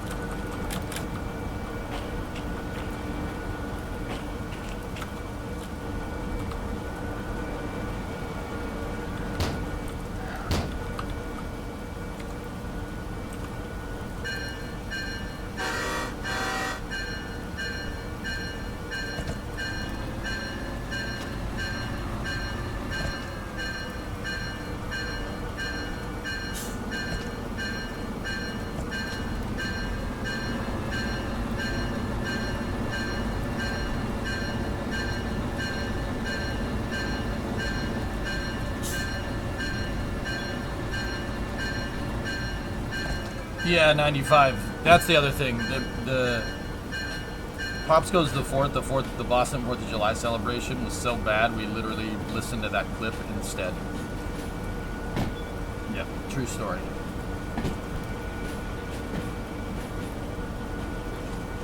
we thought that was more patriotic than what was going on the television.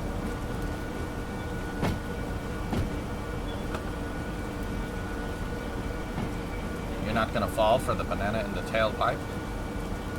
We're the first team. Yeah. We're not falling for the banana in the tailpipe. You're not gonna fall for the banana in the tailpipe. Man, you gotta say, when you gotta say, you gotta sound more natural. You gotta be like, listen, man, I ain't falling for no banana in my tailpipe. You've been hanging around with that white dude too long.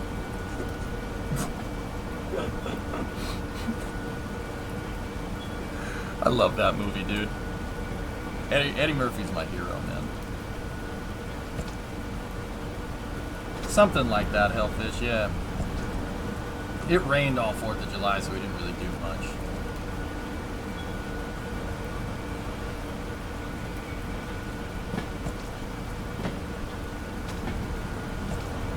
I'm no expert, but sludge shouldn't be coming out of the exhaust. Was ist das?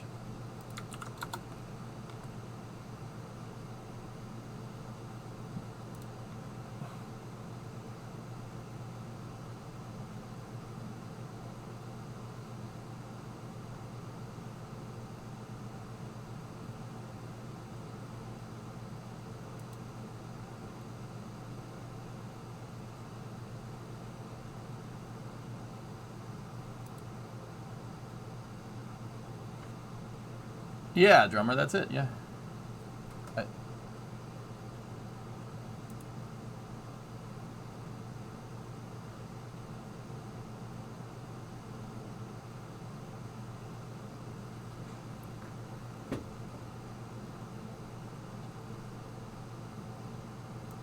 No audio.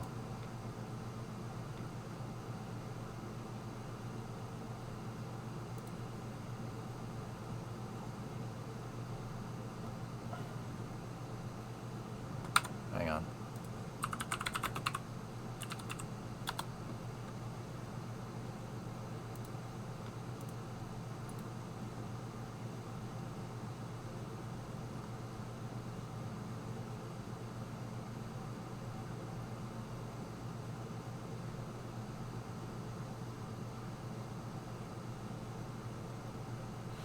It's a Focus C-Max.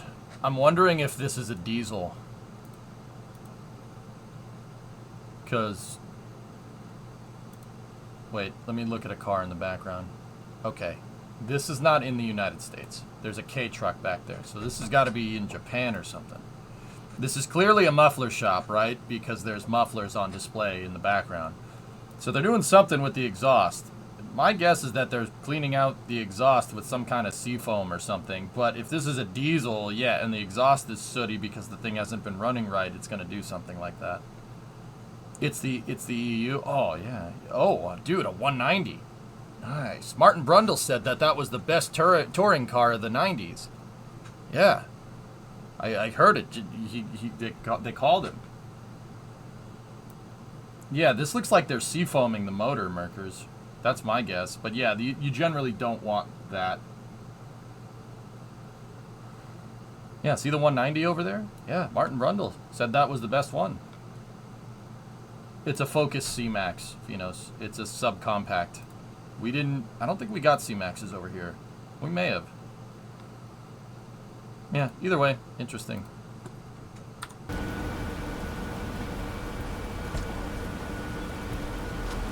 Near Denver area, right? No, Jarl, I don't live anywhere near Denver. I live about 2,500 miles east, northeast of Denver. I'm from Boston, man.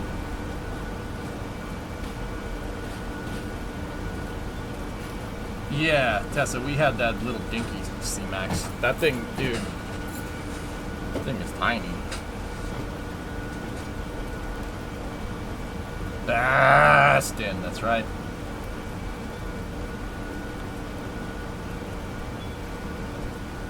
It's like if Ford made a smart car, basically.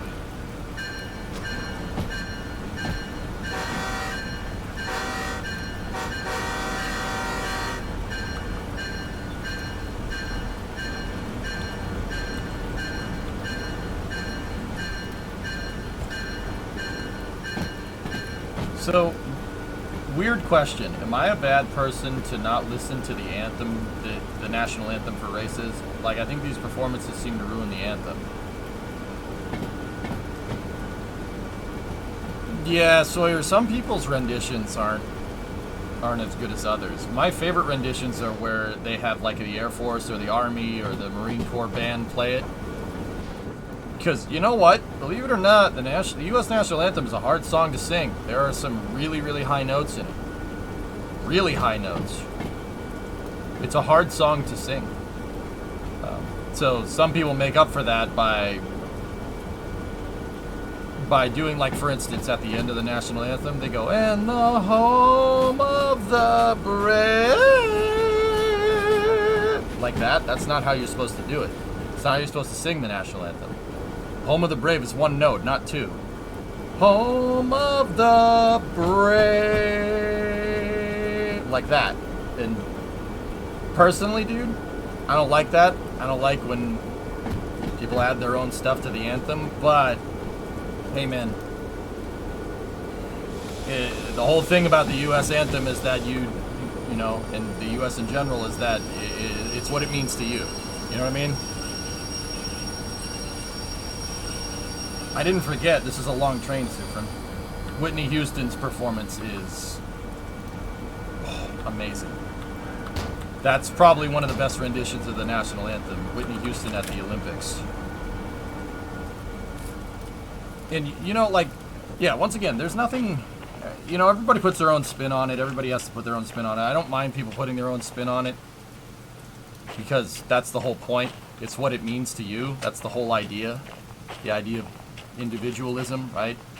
So it doesn't really bother me, Sawyer. With that being said, no matter how crappy the rendition is, I still stand for the anthem all the time. Yeah, even if it's on the television. I know it's corny, guys. I get it. Oh yeah, that's right, someone. Was it the Super Bowl? Yeah, it was the Super Bowl, not the Olympics.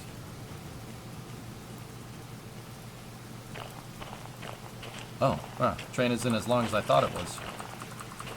Oh, dear God, you're Hank Hill. Yeah, so?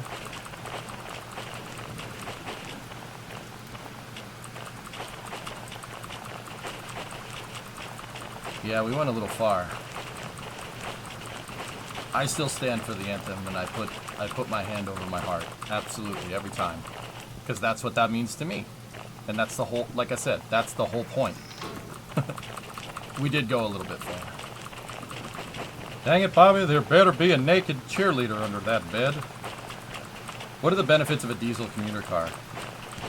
Diesels are more fuel efficient, Flykin, believe it or not.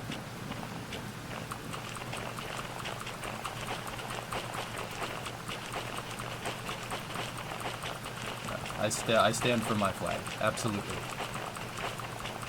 Discovery, go and throttle up. But, you know, like, it's very strange because the reason why I stand for my flag is because, you know, you don't have to. It's compulsory, you know what I mean? It's not compulsory, you know what I mean? That's why I like it so much, because you don't have to. That doesn't make you any less of an American, you know what I mean? That's why I like it, because it's kind of on your own terms. I think that's a really smart idea, man.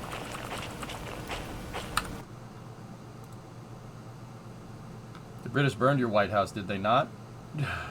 In 1812, dude, sure. But that's just a house.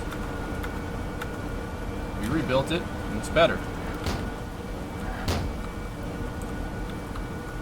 Okay, let's go backwards here.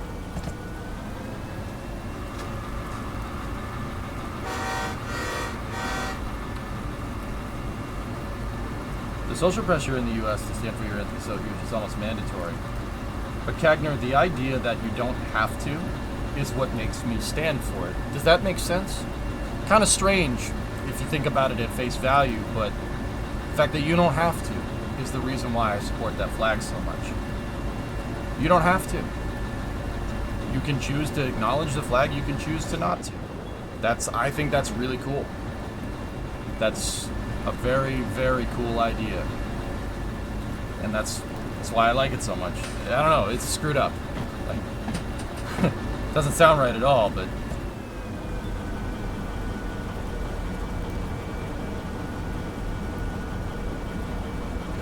I'm not exactly sure how I got here, but something you said made me wonder how do mufflers work? What is the sound energy converted to?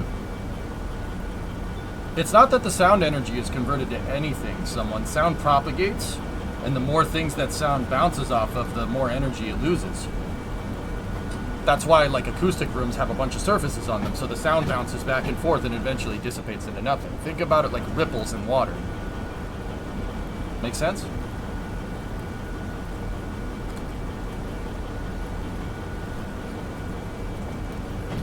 Yeah, Alex, it has to do with that. It's a very... I mean, maybe it's because I'm from Boston. It's a very classic liberty thing, you know what I mean? Classical liberties, I very much believe in that. That's very important to me. That's why I like the flag so much. Not because it's like, well, America, like... even though that's nice, I guess. You know, that's cool too. But, you know what I mean? Like, the fact that we can all get along, and some people can hate that flag, but we still get along. That's why I like it. You don't have, like, there's not many other countries that have that enshrined in their founding document. I think that's really, really cool. It's one of those things that just scratches the itch, you know what I mean? I'd say sound energy is turned into vibration. Vibration, yeah.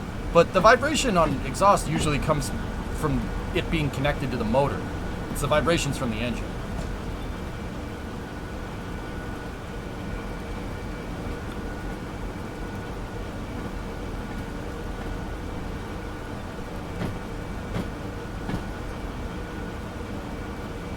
Can't see all the way down there.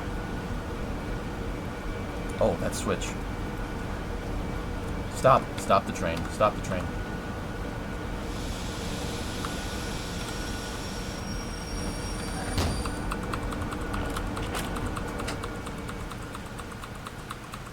Also, sound is vibration, exactly. Yeah. Basically, a muffler will muffle more if the sound has to bounce off more things. Because as the sound bounces off more stuff, some of that energy gets dissipated. Think about it like if you have a bouncy ball. You know those really stupid bouncy balls that you get at a dollar store and you throw it around the room and the more surfaces it bounces off of, slower it goes? Oh, okay, no, my switches are set right. Cool, we're good. Halt! Homicide. To answer your question directly, it converts the heat. Yeah. No, Sufrin, I can only really teleport, like, right in front of me because of the difficulty settings.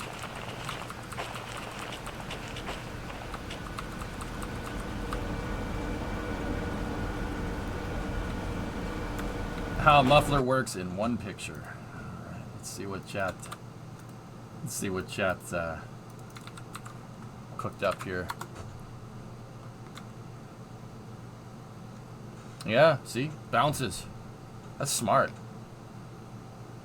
Not all mufflers work exactly like this, but that's the general idea. Funny thing, suppressors on firearms work kind of similar to this. But the suppressor is more about dissipating the hot gases. I mean, it's kind of the same idea, but kind of not. I mean, definitely different amounts of pressure going on there.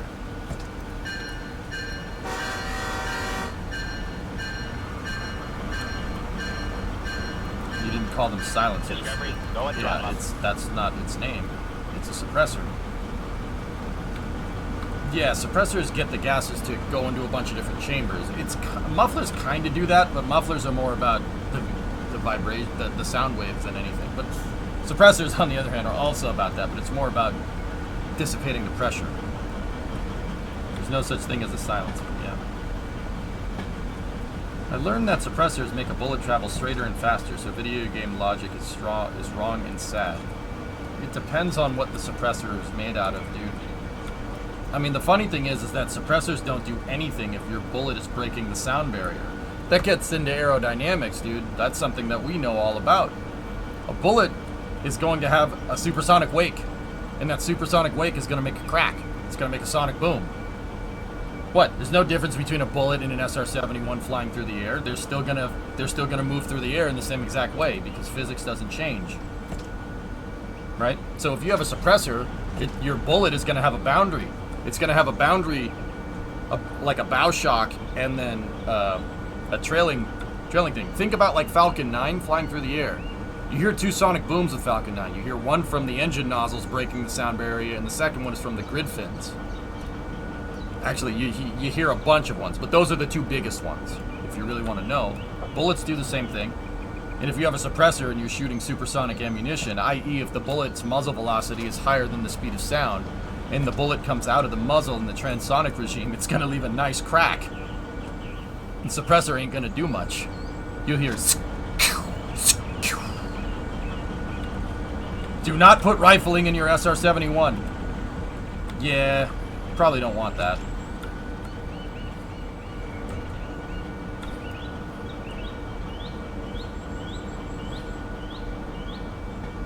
Alright, so I'm picking up a load here at the steel mill. Well, that would be a muzzle, a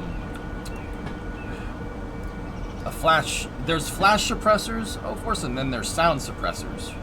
Like, you could put a muzzle brake on whatever you're shooting, right? And the muzzle brake can dissipate the flash, right?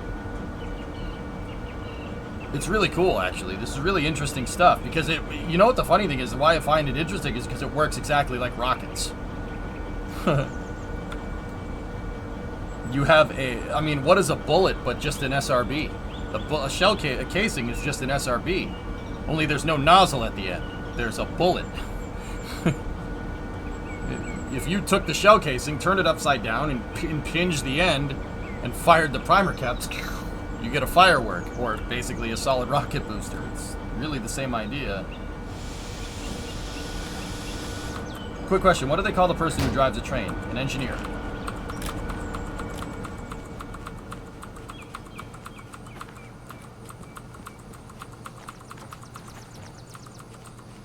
The nozzle is the friends we made along the way.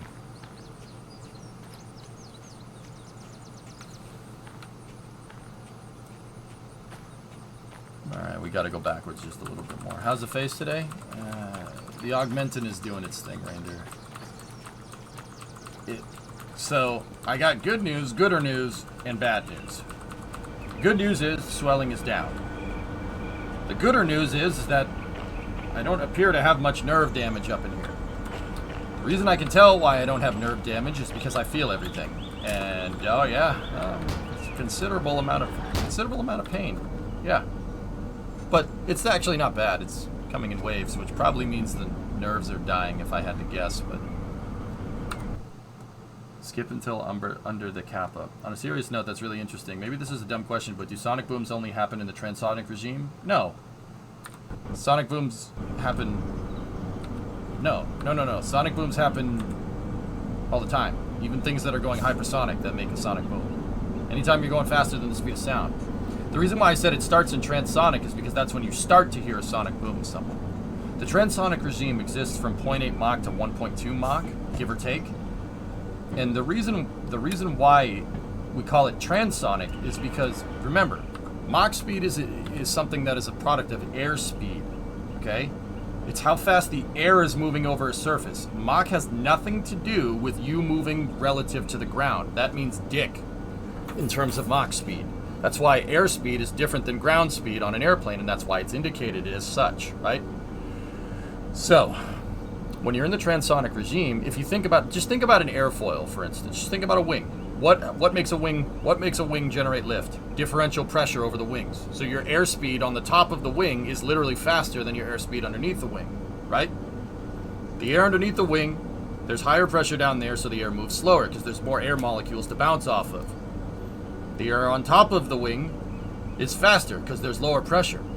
Interesting fact, what makes an airfoil move is the fact that your air is moving slow, or what generates lift, the fact that your airfoil is moving slow An air molecule that goes underneath the wing will find itself meeting up with the air molecule that's going faster on top of the wing. That's why wings have this kind of bent teardrop shape. So, by definition, to generate lift, to get something to fly through the air, you have differential airspeed. The reason why, when you're in transonic, why it's called transonic, is because some of your aircraft can be breaking the sound barrier. Some of it isn't. Why? Because you have differential airspeed to fly through the air correctly. Well, to fly through the air. Let me just fly through the air, period, not correctly. Anything can fly through the air if you're going fast enough.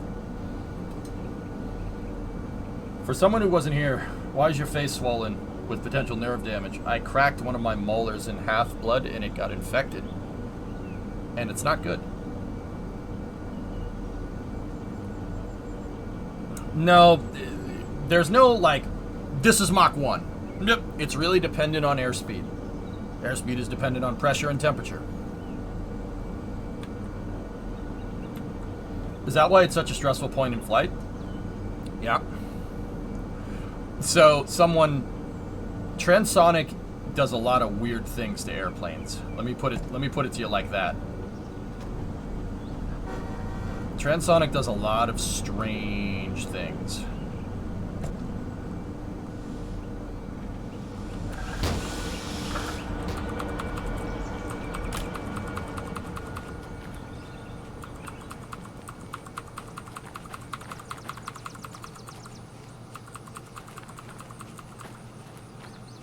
I had my wisdom tooth get infected and my whole face was swollen like a boxer. Yeah, that's kind of what I'm going to right now. It's not particularly fun.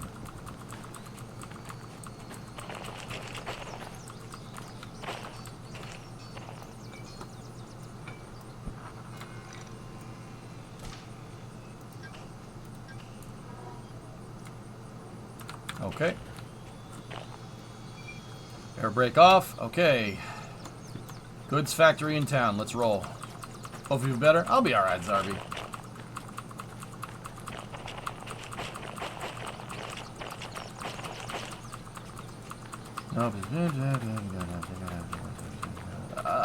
We're talking in very general stuff. I know people get triggered about that stuff. It really depends on your airfoil shape to get them to meet at the end someone, but that gets into different types of airfoil shapes, and we're trying to keep it basic. I know what you're talking about. Yeah, there's no need to get upset. We're speaking very generally here. The whole point, the illustration here, is to illustrate differential airspeed. So there's a point in transonic where the top of the wing is breaking the sound barrier and the bottom of it isn't. And yeah, that does really weird things to an airplane. Really weird things. Oop, no, okay. Release the brakes.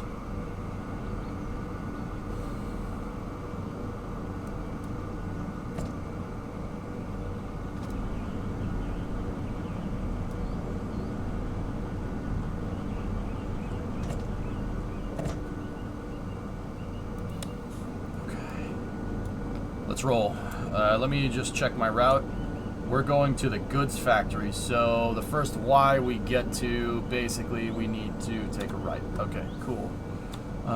What's our total haul here? 356, 420, 338. All right, we got a lot of load behind us. This is a very big train. Too late, I'm very angry. You'll now use the emote to express your anger. Okay.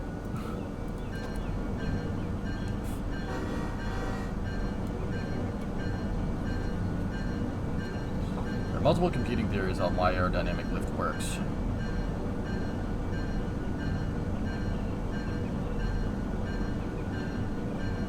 You know what does weird thing to airplane? Me.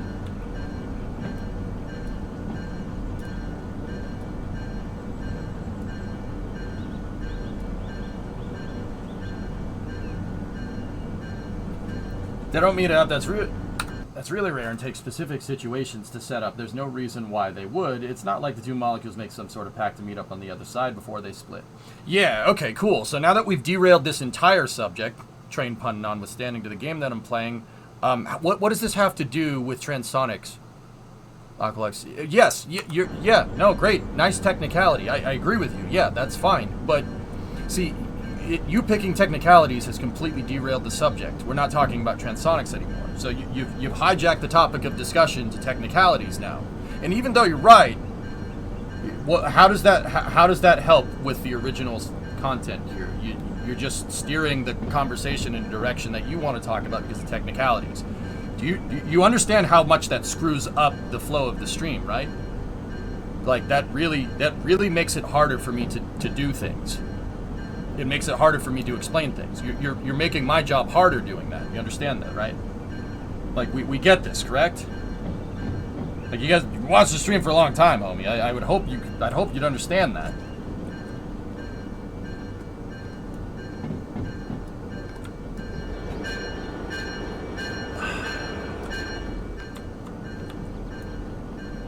Okay, we're out of here. We don't need to sound the bell.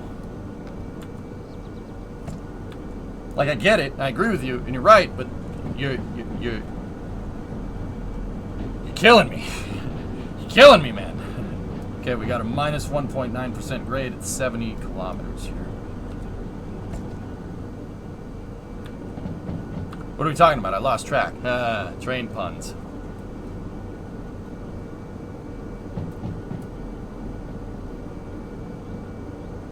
How did the split tracks work? There's a lever, Flykin, that literally moves a set of rails that are on a pivot hinge to make it to kind of push you down each side. Now there is a point where there's a little part of the track that there's a section because, you know, if you're going off to the side, right, you need the wheels to not go over the rail. So there's a specific part of a switch where one of the wheels is not technically on a rail, right?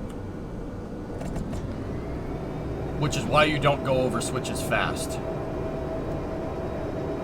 I mean, some of them you can, but you got to be careful about that.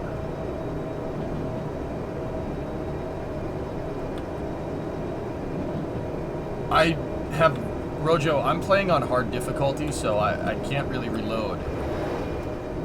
Yeah, there's a gap in the rails. I'll show you when we get to the next switch.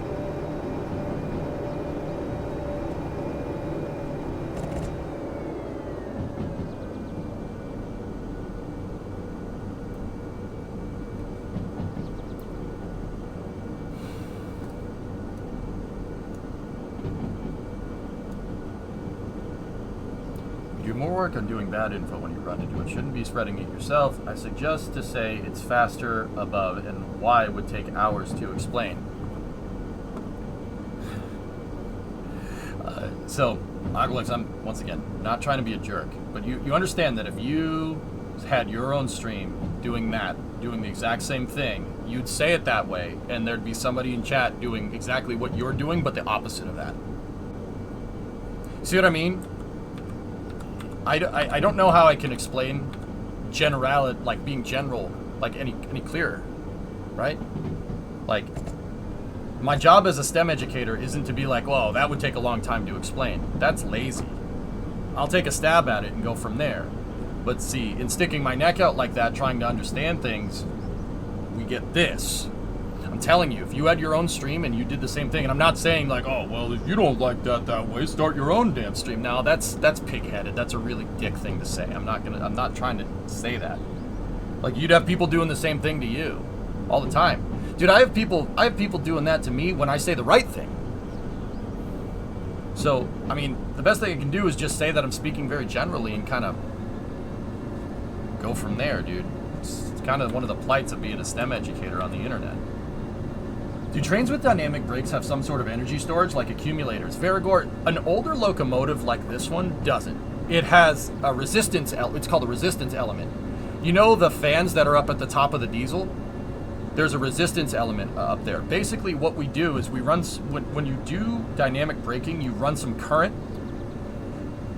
You run current into the traction motors, basically, and that electricity gets converted to heat.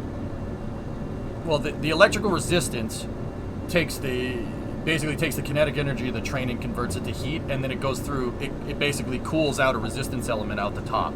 You're taking your kinetic energy, via electricity, you're taking kinetic energy and converting it to heat. Now, on a modern locomotive, or I'm pretty sure, I don't know of a locomotive off the top of my head that actually does this, but I will say that that's a lot of energy to dissipate. I'm pretty sure there are modern locomotives that scavenge that energy, but I don't know which one off the top of my head.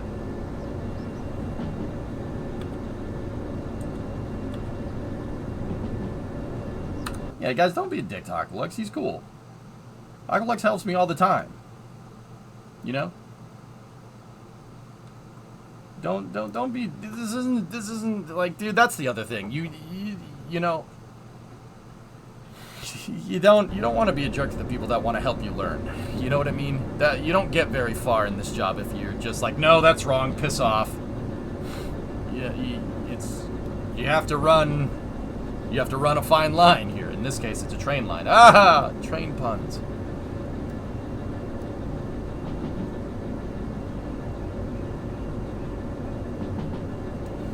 You know, it's just, let me just say that, guys, a lot of the subjects that I talk about, I do explain very generally. I keep it general on purpose. And if somebody wants to learn more, then we can get more technical. But I try to keep it simple enough. I keep it simplified for, like, high school. That's the thing. I don't get into like, okay, 2 + 2 = airplane. That's not where I try to target things. I try to aim at the high school level with my explanations. So basic understanding of physics would definitely help. To be honest, that sounds hell smart. Instead of trying to cool relatively small brakes, you can have a gigantic cooling fans for much hotter, bigger elements. Dude, diesel electric locomotives, Aragor, in the U.S. make the world go, well, I said the U.S. make the world go around, but that's an expression. Our economy would be screwed if we still were using steam engines, man. No way.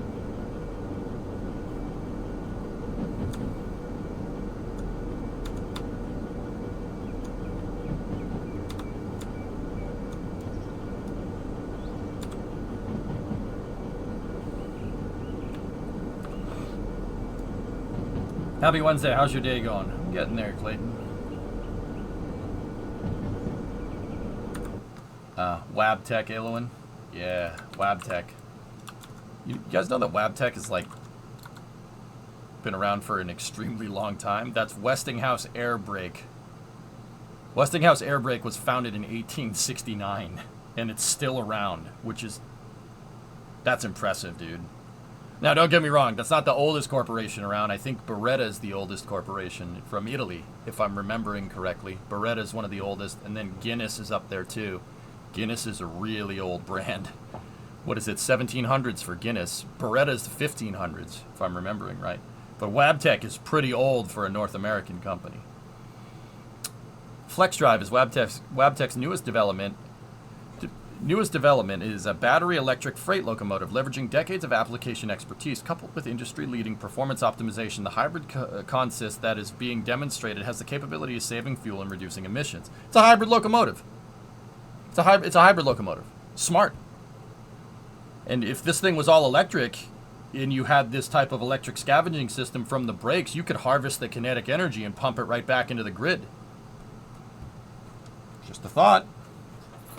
That might make a lot of sense out in the Rocky Mountains, for instance, where there's a lot of hills. It's free energy for you, Jim.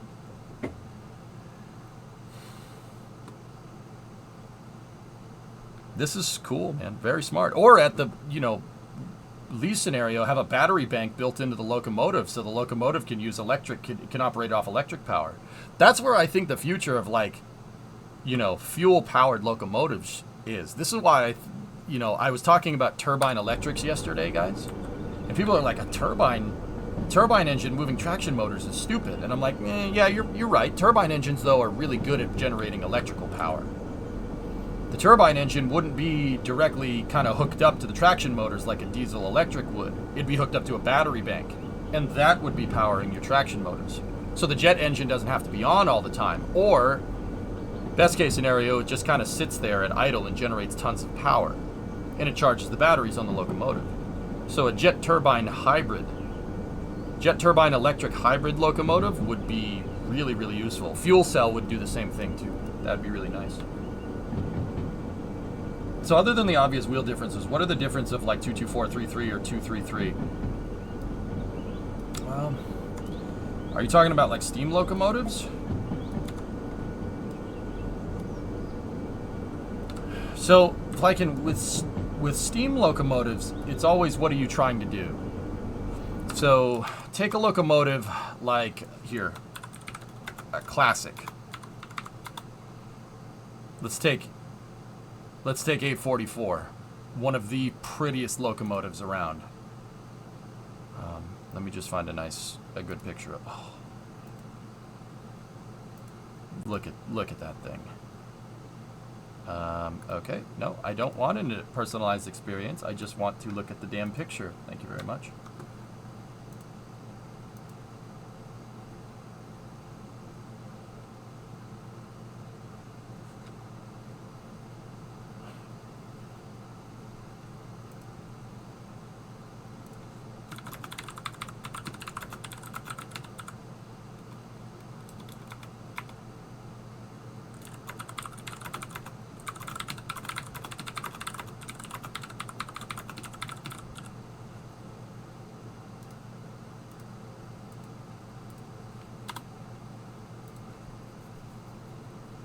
Check Ovor's message about the oldest company. And I saw. Google. Congo Gumi, established in 578 AD, is the oldest continually operating company in the world. Its headquarters are located in Osaka, Japan. This company was founded by an immigrant who was commissioned by Prince Shotoku to build the Shitenno Buddhist temple. Interesting. Cool. So, take a locomotive here, if like in 844. 844 is an FEF, or 484. The name of this classification of locomotive is FEF. That's what Alco named it. So 484, okay? So you have two wheels up front, or 4 wheels up front, 8 drive wheels, and 4 wheels in the back. Okay, 484. So you have 4 wheels here, 8 drive wheels, and 4 in the back. Now, why? Okay, what's this type of locomotive supposed to do? Well, if you look at a picture of 844, actually, you know what? I should have a picture in my research folder here, in the miscellaneous research folder, believe it or not. Oh, yeah, baby. Now, look at 844. So this is 484. It's got 8 drive wheels, so you know it makes power. It makes a lot of power. But if I can consider the diameter of your drive wheel comparatively to the big boy. So this is the big, it's called the, actually, I forget what the class for the big boy is. I think it might just be called big boy. It's not Challenger. Challenger is 3985. That's a Challenger class locomotive. Now, this is a 4884. So this thing should make more power, right? Oh yeah, it does make more power. It's a 4-cylinder articulated steam locomotive. It's twice as long as 844. Now, consider the drive wheel diameter. Look at the drive wheels. So the drive wheels on the big boy on 4014, they're pretty big. They're almost as tall as that truck right next to them. Right? They're pretty large. I don't know. What do you think the diameter is there? 2 meters? Something like that? Maybe a little less, maybe 1.5 meters. But if you look at the drive wheels on 844, they're like 2.5 meters. They're huge drive wheels, over 6 feet diameter. Why? Why? What's the point? Big boy is my favorite train of all time. Me too. Why would you want a bigger drive wheel for a smaller locomotive?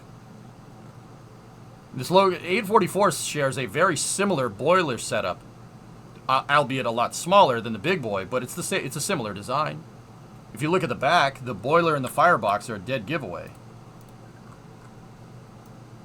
Now why? Speed versus torque. Bingo. Also aggregate 4. Bingo. So 844, believe it or not, with its wider drive wheel, is designed to go faster than the big boy. Yeah, that's it. It goes faster with a larger drive wheel. I knew already that this has a similar boiler derived from the big boy.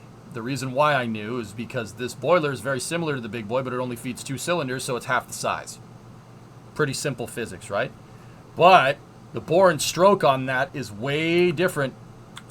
Actually, it looks pretty similar. That's a bigger bore and a bigger stroke on that piston because you're pushing a bigger drive wheel. But if you have a boiler that makes way more pressure and your piston's just slightly bigger, actually, if the stroke is longer on the piston and the bore is about the same size, you're actually going to be able to make this thing move faster. Discovery, Like going throttle up. think a stroke kit for a car, same idea, right? So you could push these big drive wheels a lot faster, and because they're a bigger drive wheel, one rotation gets you a further distance, so it can go faster, but it's not as powerful. Interesting, right? That's how you kind of derive what the steam locomotive is used for. Now, the big boy, for instance, here has a smaller drive wheel. It's not designed to go as fast as 844. 844 is a passenger locomotive. That's what this thing is designed to do. It's designed to pull passenger trains. That's what 844, the FEF, is supposed to do. This steam locomotive, because it's supposed to go faster, right, is designed to move people around. 4014 is designed to move freight. I mean, don't get me wrong, the FEF can move freight. It's designed to move people around faster. That's why it has a bigger drive wheel. Or, I mean, okay, pick your poison. It's designed to move stuff faster over shorter distances. The big boy, on the other hand, is designed to move extremely long trains a little bit slower over extremely long distances. The reason why the big boy exists in the first place wasn't just because Alco was like, we should make a bigger steam locomotive than anybody. The big boy was made because of World War II. It was designed to haul ammunition trains through the Rocky Mountains. They needed a locomotive that was powerful enough to be able to pull a gigantic freight train, because at the time with steam locomotives, right, you already needed a lot of dudes to get this thing going. If you have one articulated steam locomotive, it's actually easier. One locomotive with one crew on board can move a much bigger train. That's why they just made a bigger locomotive at the time. Now, down the road, when diesel engines come around and coupling diesels together and using MUs, right, and linking a bunch of locomotives together to make them go faster, right? Or to make them all work together, right? That actually ended up seeing these gigantic trains fall out of favor. It's easier to make 2 smaller locomotives and then link them together to make one bigger locomotive, right? And that's why we see diesel engines. We don't really see a diesel engine that's as big as the big boy anymore. That makes sense? Don't forget, 844 shoved the stalled freight train up a pass in 96.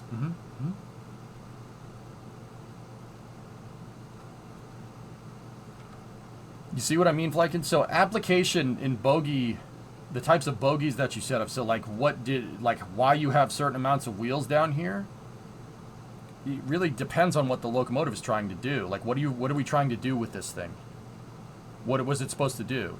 So you get locomotives like the big boy that have a lot more pistons, that have a huge bore and a shorter stroke that make tons of torque, right? And you have 4 of them. This is a 4-cylinder steam engine. A 4-cylinder steam locomotive is absurd. That is an absurd amount of power.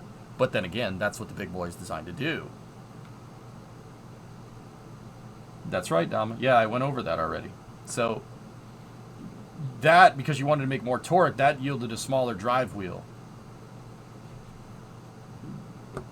Basically, you use a smaller drive wheel because this thing isn't designed to go fast. You don't want this thing going fast. It's a lot of thing to stop if you get going fast. And braking technology at the time kind of, let's see, what's the word? Sucked completely compared to how diesel locomotives brake because of dynamic braking and whatnot. This has no dynamic braking. That's why if you operate a modern steam locomotive, or you operate a steam locomotive on modern tracks nowadays, no matter where you are in the world, you need to have a diesel behind it with the dynamic braking. Because these things don't like to stop. It's like stopping an apartment building, pretty much.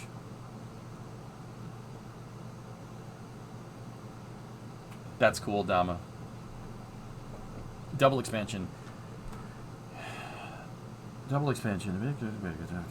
That's a lot of paragraphs.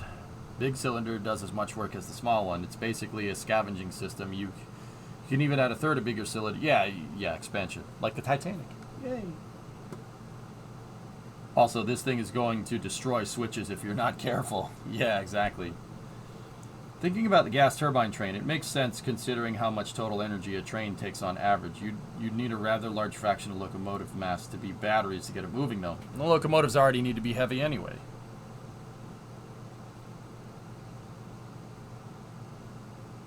Cater, yeah, have a localized power grid on the hills, Aqualites. It's not a bad idea either.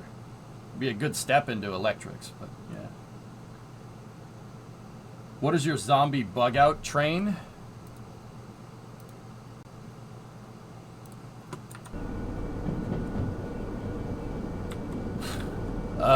Alco RSD.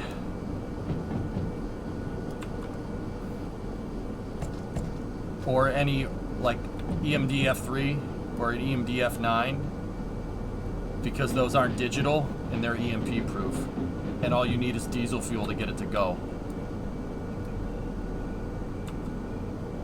Repros because paragraphs. Yeah, it makes sense. But I got a new question regarding 844 and 484 and 4884. How do they sync the pistons to make power at the same time? Flykin, it works the exact same way that a car engine works. And this might screw with some people. When I first learned about this, it kind of made me twitch a little bit. Steam engines, so the drive wheels, right?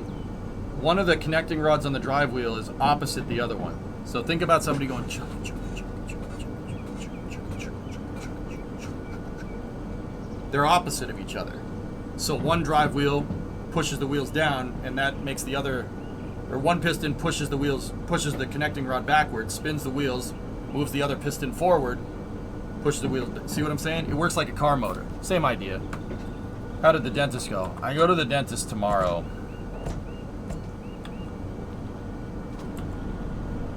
What type of train? I have like a 1,500 ton train behind me, and I'm using 2 DE6s. We have 3 orders going to the goods factory in town. We have 2 DE6s working in tandem here.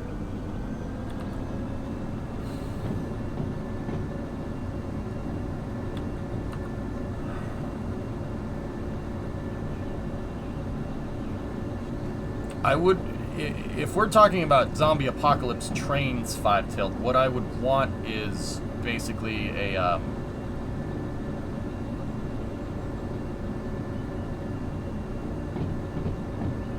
something that has a mechanical injection diesel on it, because you can put whatever in it.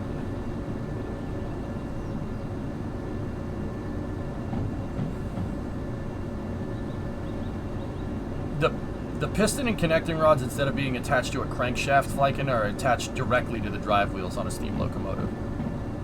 That's part of the reason why steam locomotives kind of fell out of favor, dude, is because all your engine components are outside. They're not inside of a crankcase like on a car.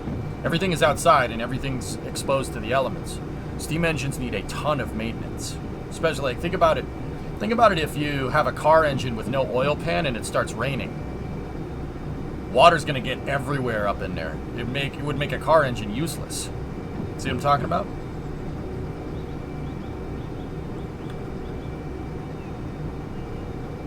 Yeah, that's the other thing. With an external combustion steam engine, the power strokes are opposite each other, but with a steam engine, you do have gas that actually pushes the piston forward and back. They work both ways. It's like having 2 combustion chambers on either side, except there's no combustion because it's external combustion. It pumps gas behind the piston, pushing it forward, and it pumps gas in front of the piston, pushing it backward.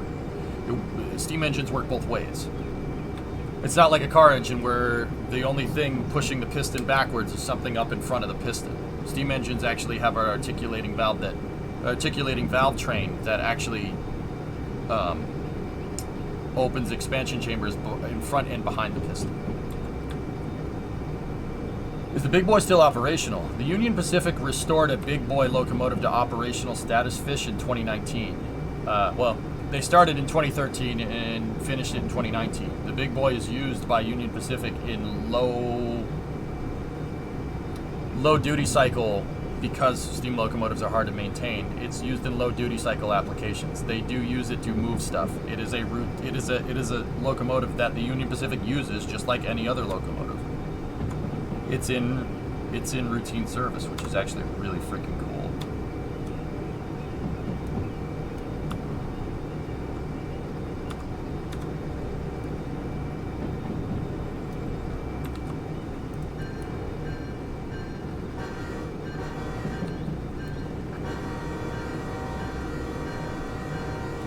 Yeah, 4014 the other day was used to help a diesel locomotive that broke.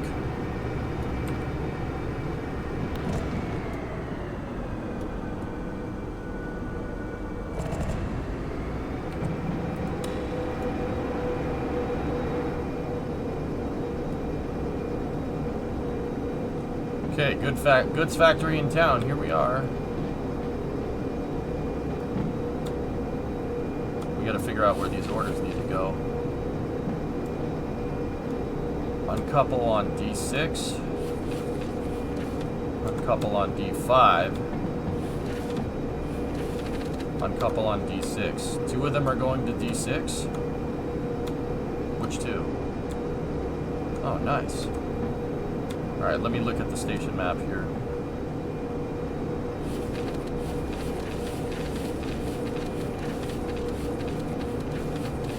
Discovery, go and throttle up.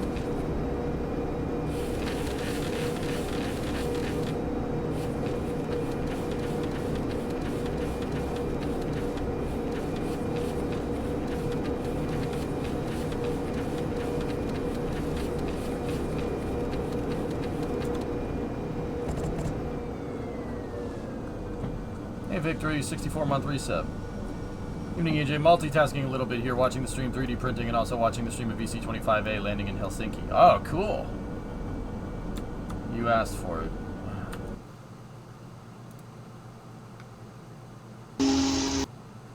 Oh yeah. Yeah, there's that video. That's cool. Great video. How's the face holding down? Yeah, it's getting there. Swelling has gone down, which is good.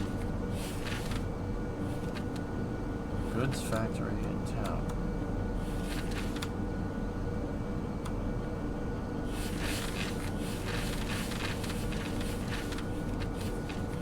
Oh, there it is. I don't know why I couldn't find it.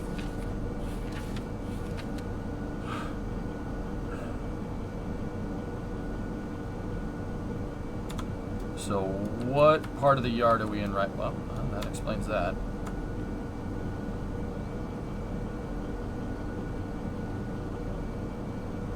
So we're on B right now, and D6, D5, D6, okay. So we need to go through here.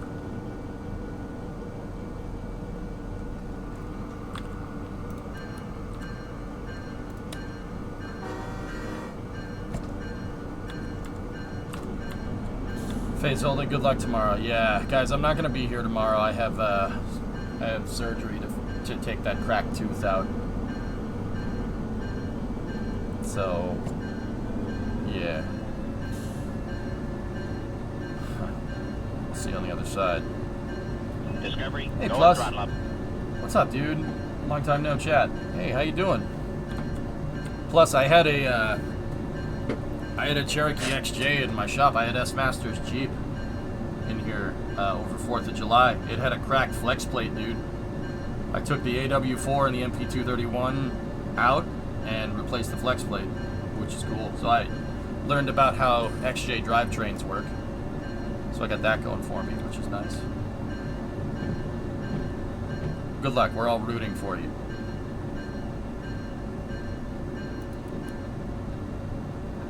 You.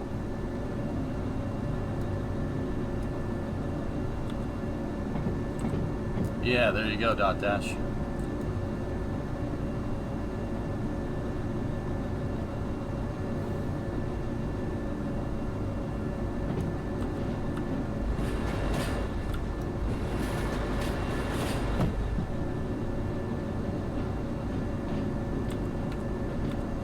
When can you bring me 94 Kawasaki's EZR600? You can bring it anytime, Tessa. You can get it over here. I don't know why you'd take it across the pond to get it fixed. I'm pretty sure there's somebody closer that can fix it for you. But also, if you want it, just bring it. Yay, liquid diet for 2 to 3 weeks. I'm already stocking up on the applesauce, man. Very nice. I did my lift in June. Posted pics in the Discord. I have a creaking I kind of want sorted.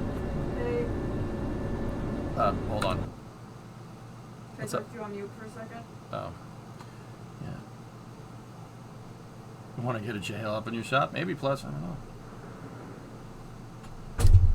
Did the bell housing have the E-Torx inverted Torx? No, it didn't. It just had regular bolts, Sawyer. But anyway, I'll be right back 1 second.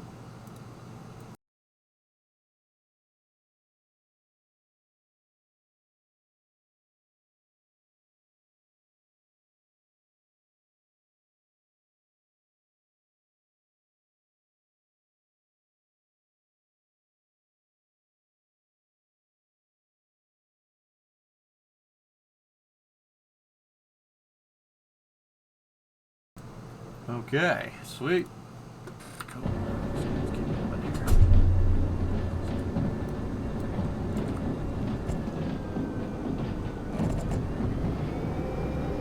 What game is this? Derail Valley. It's a train simulator game.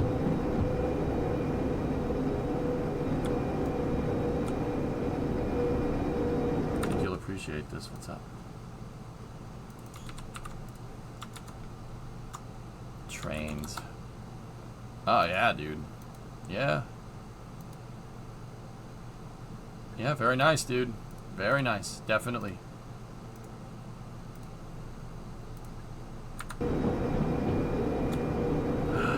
where are we dropping? D6, D5, D6. So the steel, that's the steel cars on the back of my train going to D6. And then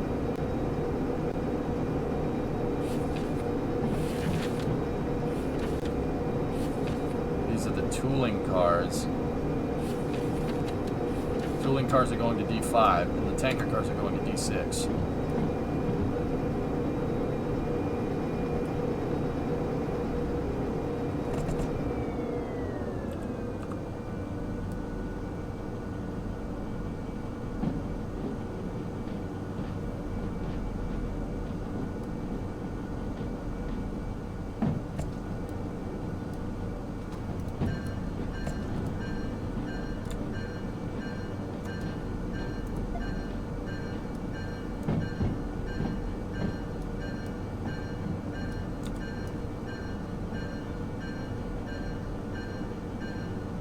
Okay, switches are set for D6.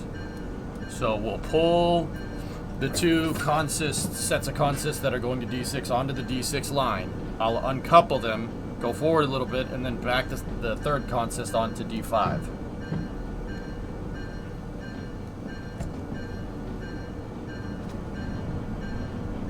Jack, while your fries are cooking, did you miss anything? No, not really.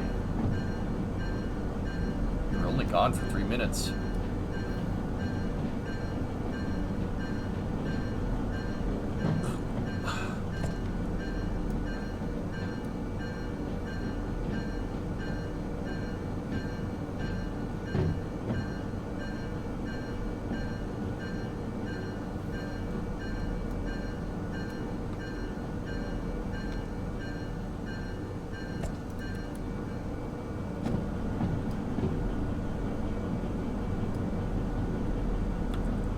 No, Bree asked me if I wanted the surgery to move up, my dental surgery to move up to tomorrow morning.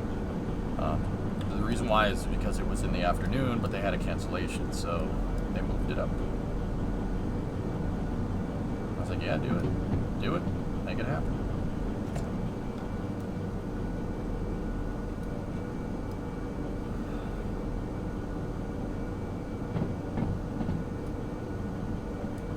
Sooner the better. This hurts a lot. Oh, wait a minute. Is that a buffer right there? Oh, the track ends.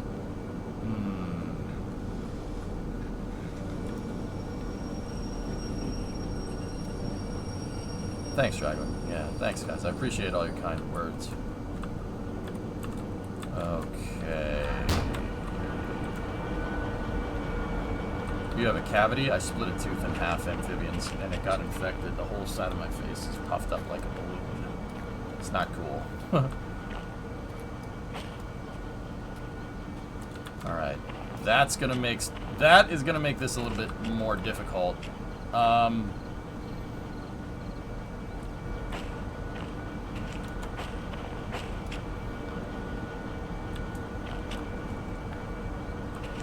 Holy crap. Yeah. I'm in a pretty hardcore amount of pain right now. But, you know, I'm trying to get my mind off of it with this. Wait, that's not D6. Oh, no, it's not. Sweet. We're not even on the right track. Excellent. Wishing you the best on the surgery. That's never fun. I got blasted with a hockey puck last night and took a sick day today because I had to get stitches this morning. Jeez, man. You're wearing it pretty well. Thank you.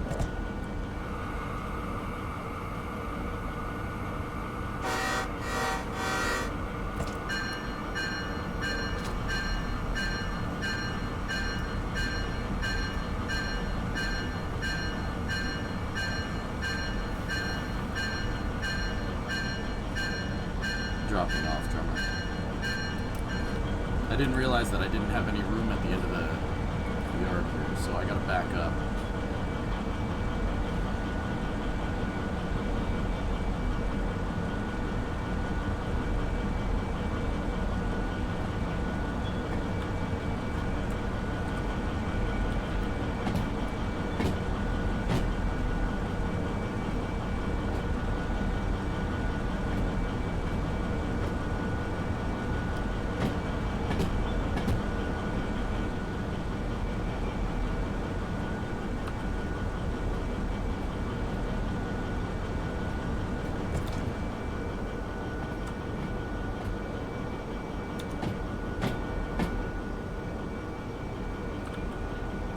How long after surgery do you get to have ice cream? I don't know if I should be rewarded with ice cream for this, man.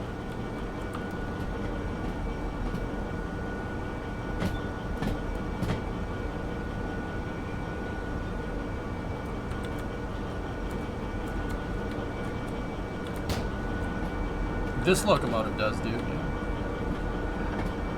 There's the diesel.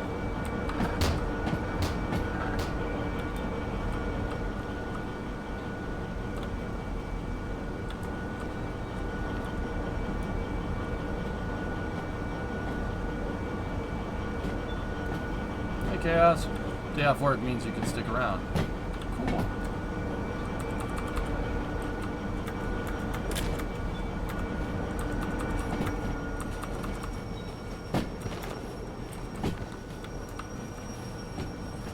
Oh, the brakes were on that entire... Fudge.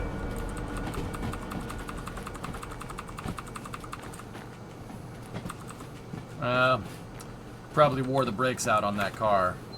Probably gonna have to pay for that one later.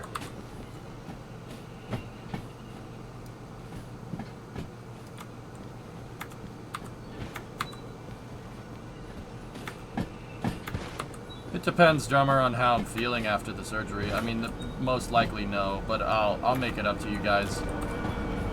We'll find more time to stream.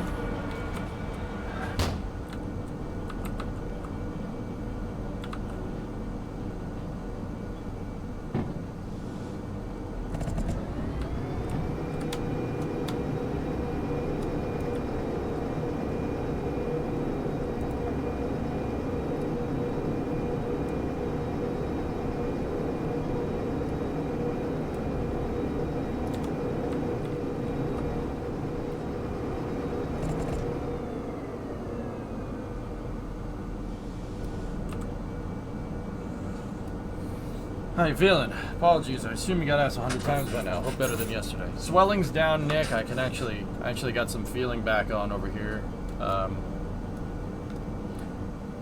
Yeah, it hurts a little bit more today, but I'll be all right, dude. We good.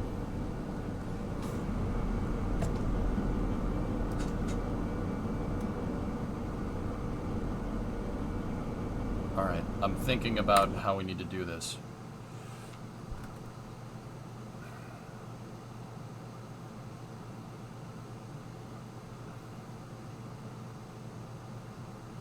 So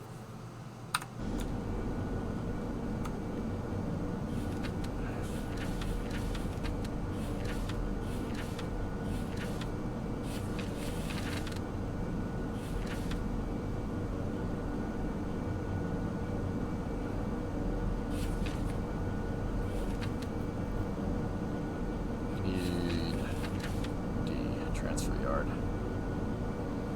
Okay.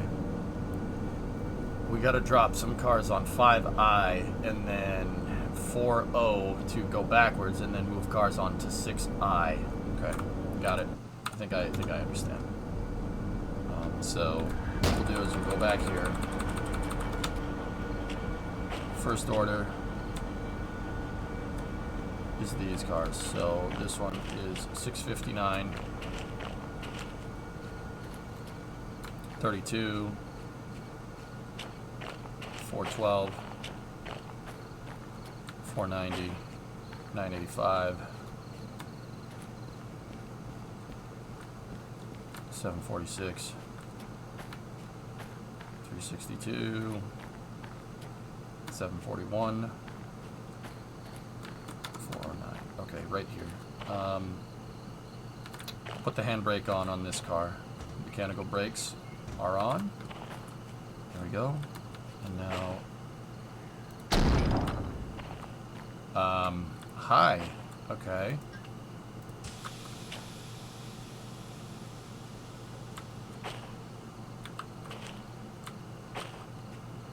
Cars are bunched up. That's why it made that noise when we separated. Ugh.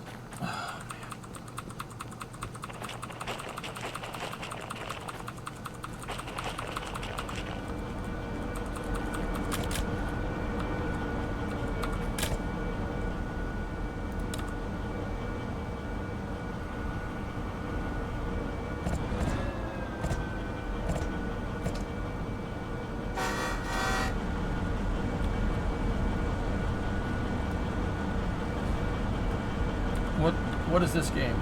It's Derail Valley. Derail Valley is a train simulator game. Think like American Truck Simulator, but with trains. It's really good, man.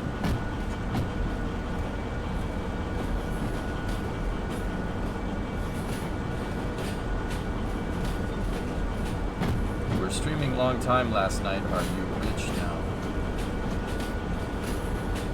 We need to get better. Teach us about your last Fallout. Discovery. Hey Fonzie, welcome to Mission Control. You're going throttle up. Thanks, man. I did not stream for a long time last night, Nick Vaughn. 9-hour stream is short for me. I usually stream 10 at the bare minimum. Not much, but keep it up. Thanks, man.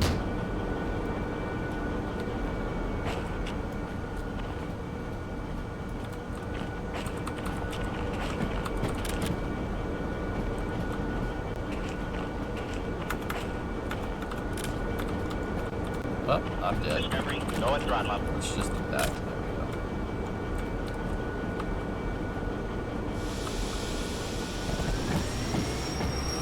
Discovery. Go and throttle up.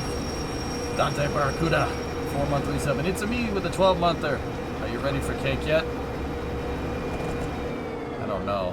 I don't think so, man.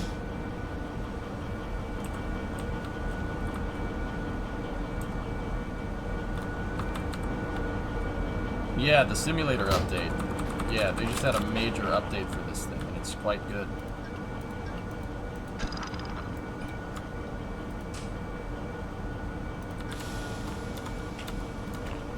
That's the first line of cars in position.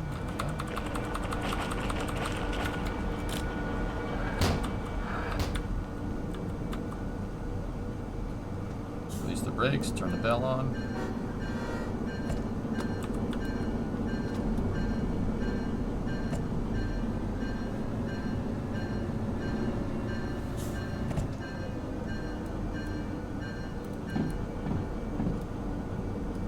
Talking about Windows updates. Oh, okay. What about what Commander Keen said? I started playing this as well, again with the big new update.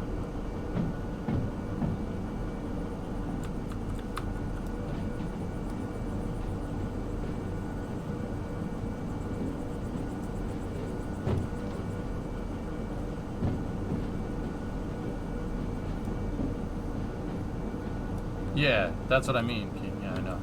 Don't mind Tessie. He's just Scottish. That's all. I know, it's weird. Bonk.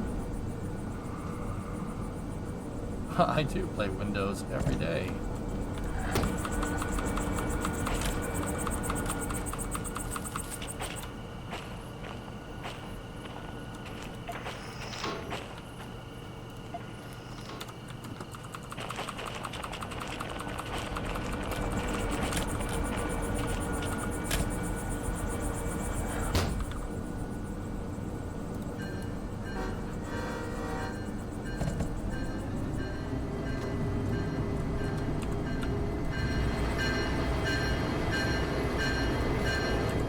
Hey Dante, thanks for the resub, man. How are you?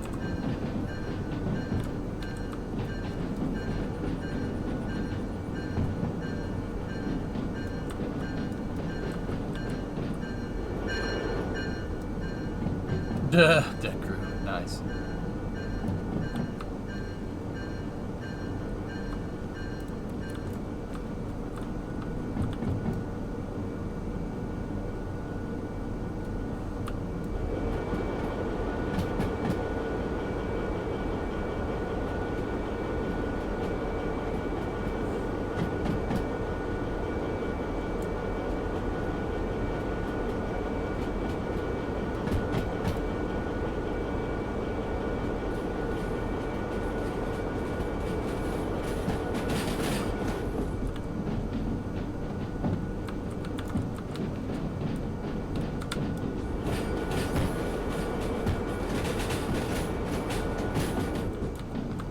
I have one extra lane, Nick Monk.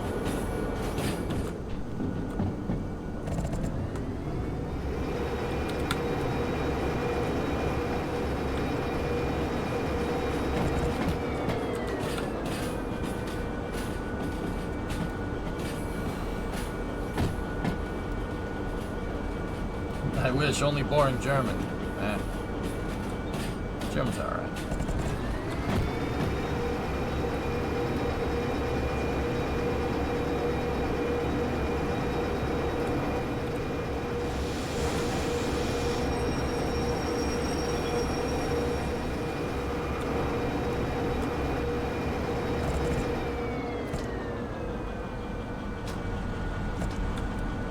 They all work too, Twitchy.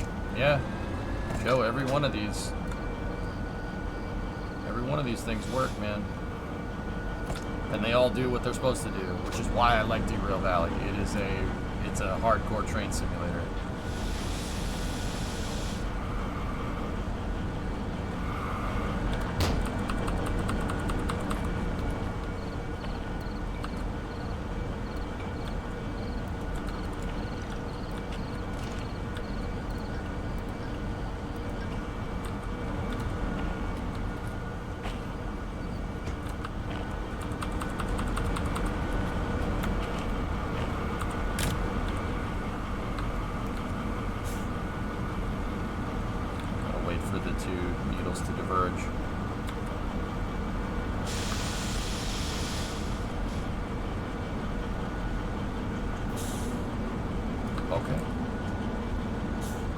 Into drive, into the forward position.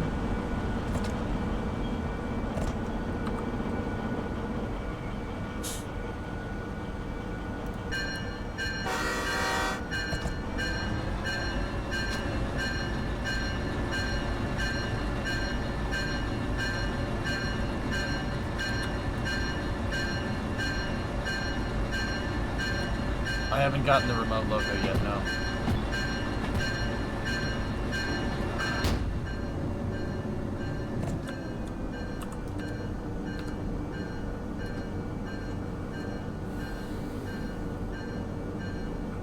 It'd be awesome to give you guys a hand with the switches. Yeah.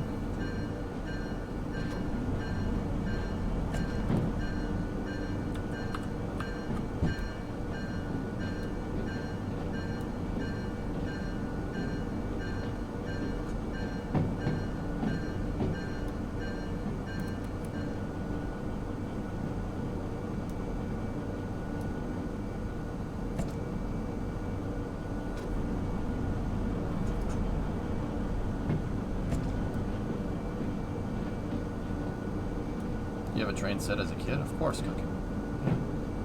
Yeah, man. Did you? I still have my trains cooking. I've shown them on stream before.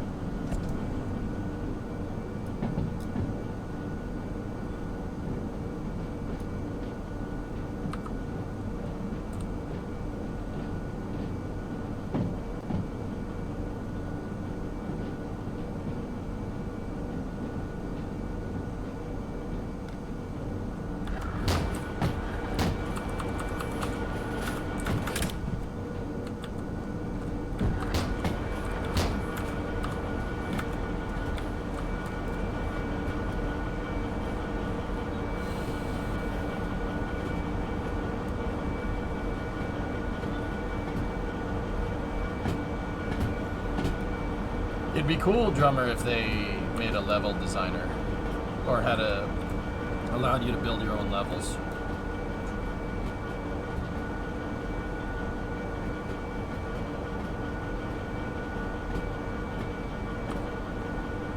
Maybe, Tessa.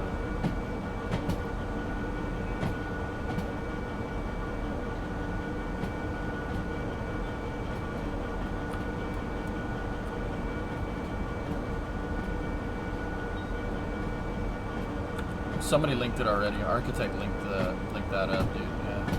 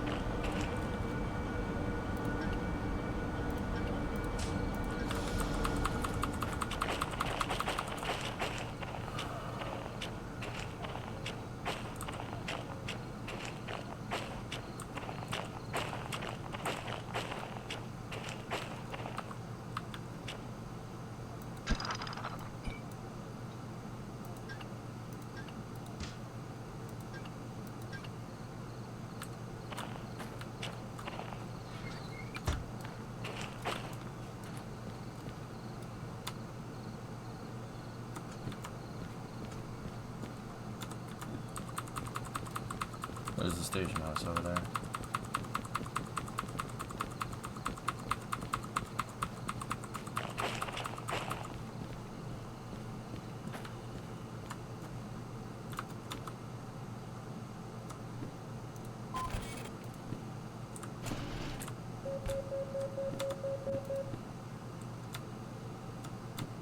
Did we get a time bonus for that first one? Elapsed time. No. Nope.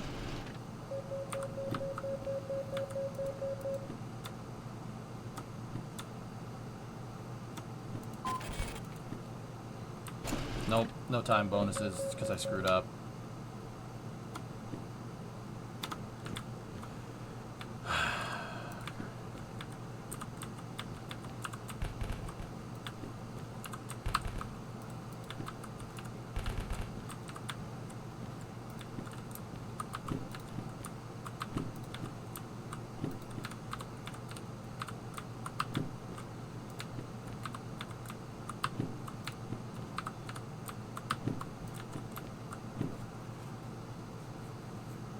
Last updated July 1st, custom map mod.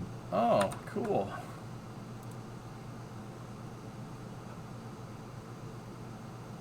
Mapify allows users and other modders to create and play on custom maps. Custom maps can make use of nearly all vanilla Derail Valley game features. Job generation, turntables, optimized world, streaming, and more. Along with this, most mods are fully compatible, excluding those that are heavily dependent on the base game map. Yeah, that's cool. Don't pick up the phone if there's a storm outside.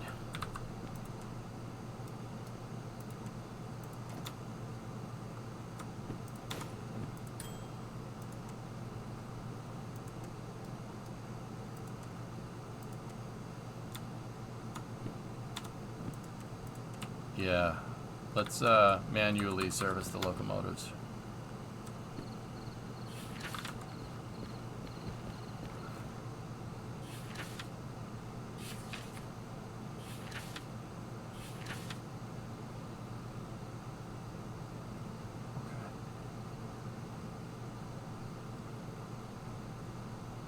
Go to stats and look at your copay.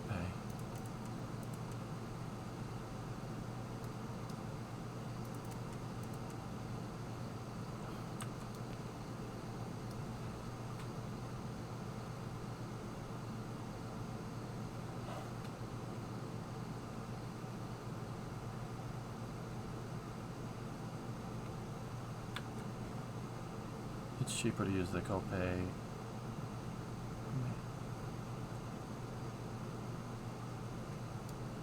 If the copay is less than half of the total repair cost,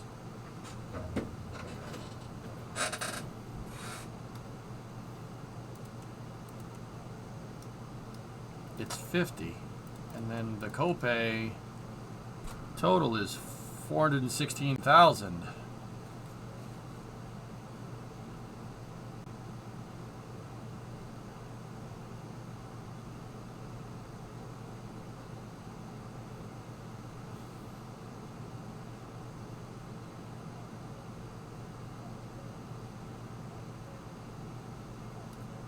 Yeah, insurance and stuff.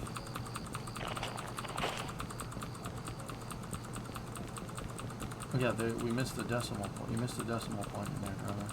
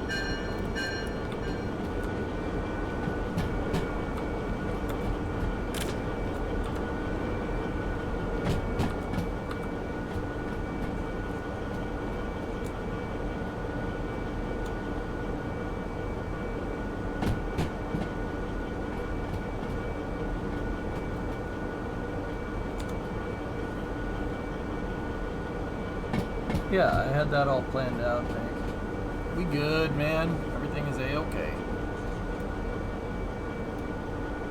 There's a siding right there with the little wimpy locomotives. Little wimpy ones, yeah.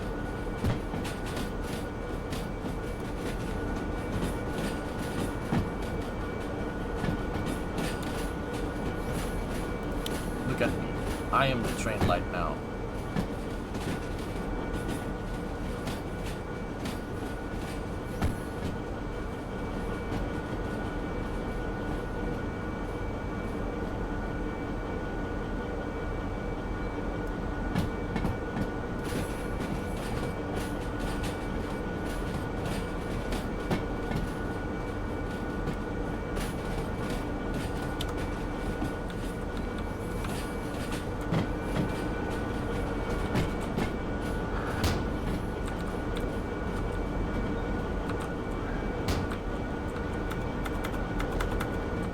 Well, I'm dead.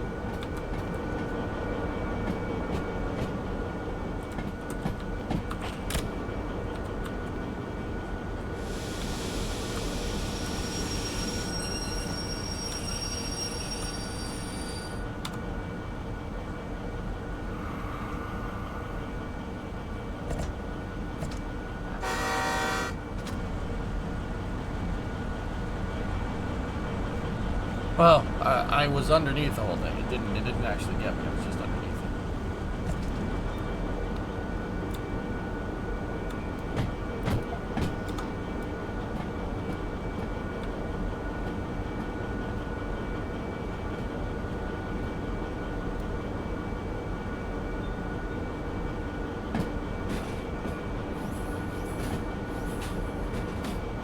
That's correct, Geek. You got it right. It's a manual brake release that purges all of the air pressure out of the brake cylinder. You purge all the air out of the brake cylinder, and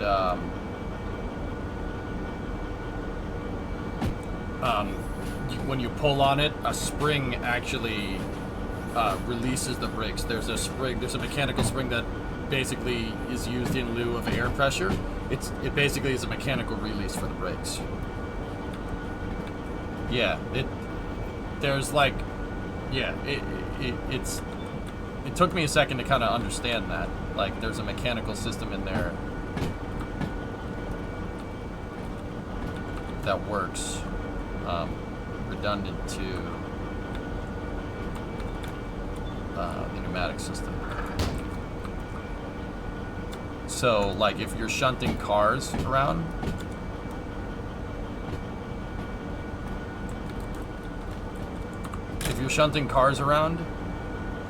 you'd use that. It saves you time.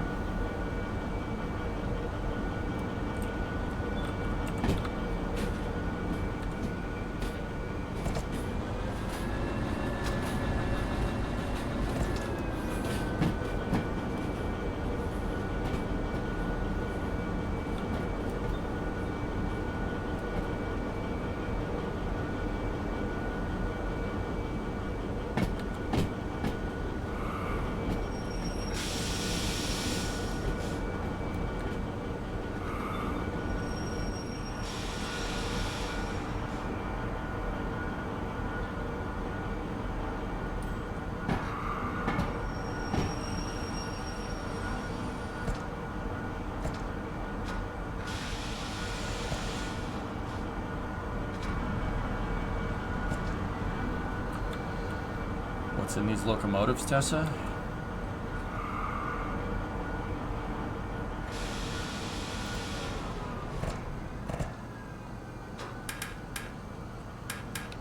V16 diesel.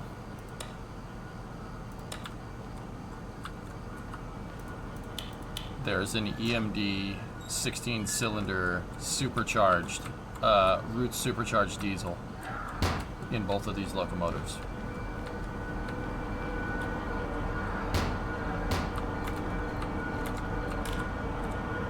See? There's the supercharger. They make 2,500 horsepower each.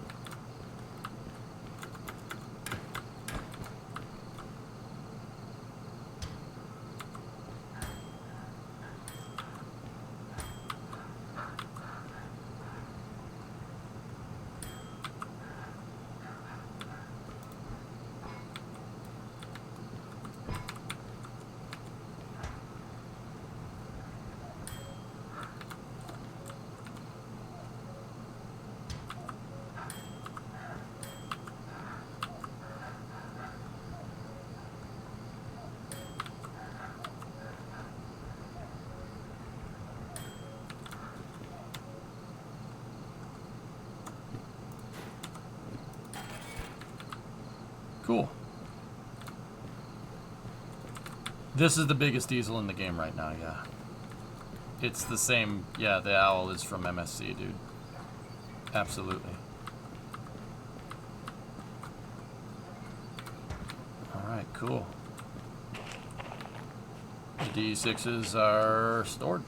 Let's go find the station. Go back to the station house here. Let's look around. We've never been here before. Is there a shop? Yeah, there's a shop over here. And there's a railroad station here too. Dude, FC. Cool. That's cool. FC RX-7. Nice car. And then, what the hell is this? What the heck is this supposed to be? Oh, Lada pickup truck though? Do they make those? Beetle. It's a Zastava? Never heard of it. What's in here?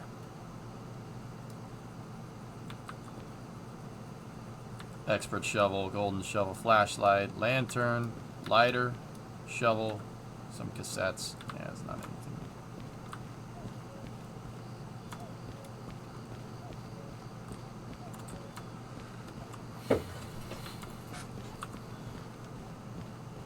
That looks like a Renault 5.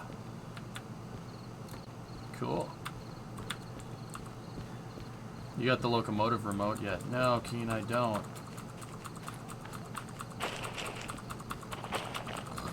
I forget where the remote is.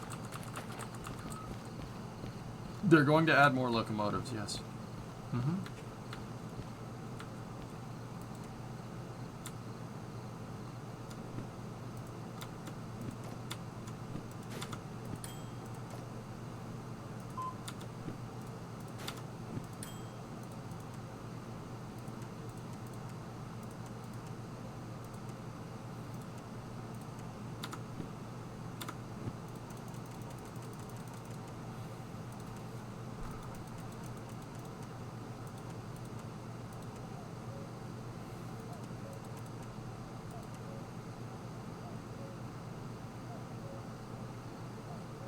I know, drummer. Yeah, someone was explaining it to me yesterday.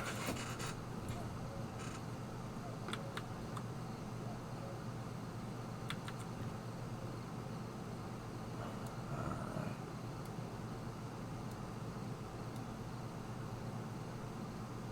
All this stuff pays awful. What shops have you visited? I don't remember. We could do mill too, sure.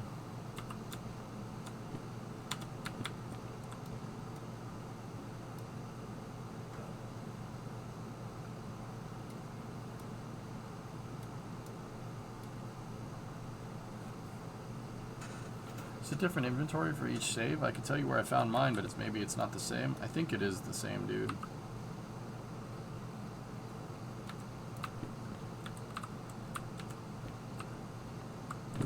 Looks like there's a bunch of shunting missions here for the train that I just brought. These actually look like decent missions here.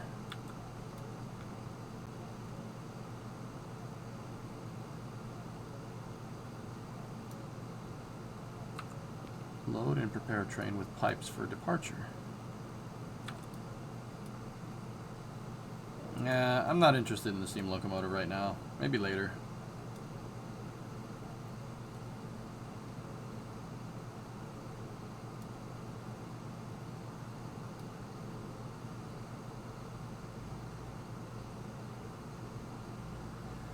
Pain's coming back, dudes.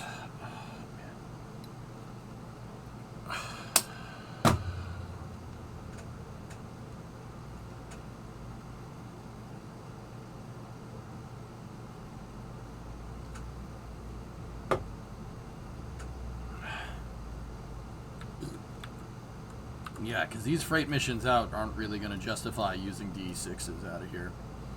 And I want to use the DE6s because they're the best locomotive.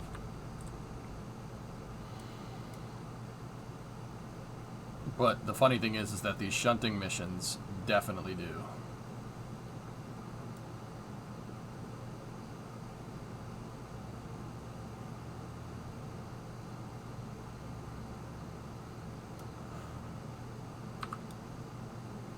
Load and prepare a train with pipes for departure. Let's do this one.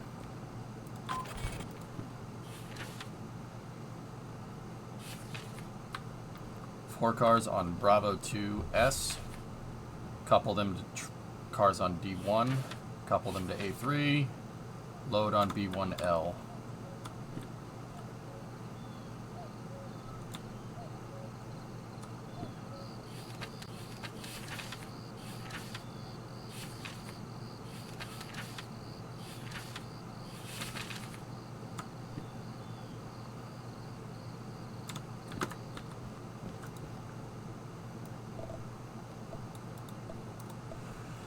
That probably just screwed my time bonus doing that, but here, I looked it up. Zastava Automobiles, Serbian for Zastava Automobili. Or Serbian international car manufacturer, a subsidiary of Group Zastava Vehicles, which was bankrupted May 2017. Model in the game is the Zastava Poly pickup. Yugo that was sold in the U.S. was made in Zastava. Oh, neat. Car-related question. Is acetone a pretty good cleaner for battery terminals since I don't have any sandpaper or wire brush? Just... no. No. Just... go buy a wire brush, dude. They don't cost anything.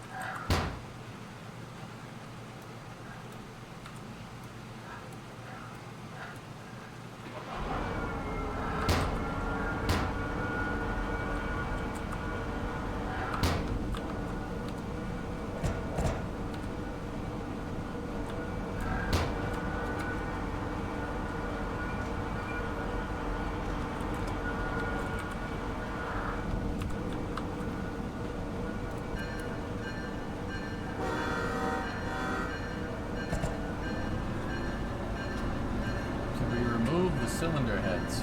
No. What happened to UJ.png? I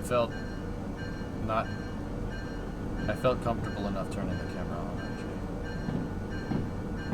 actually. The whole side of my face is totally swollen now. And, like, bruised. I could literally give myself a black eye from a tooth infection, which is impressive.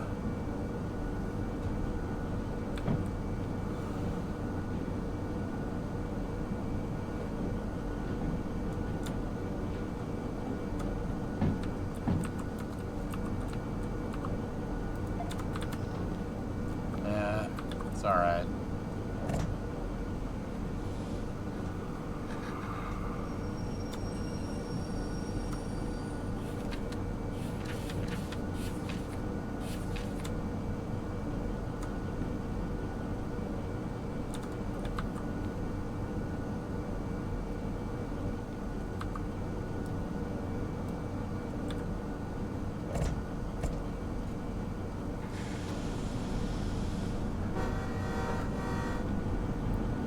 NASA live stream about James Webb. Cool.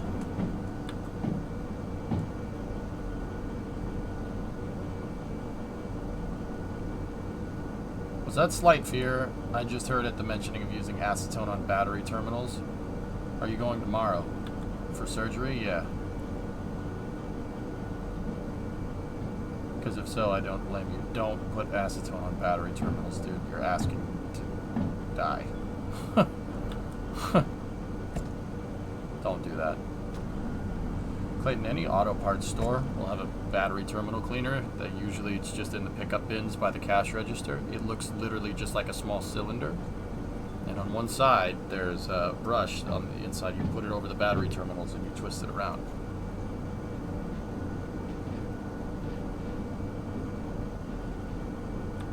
Easy peasy.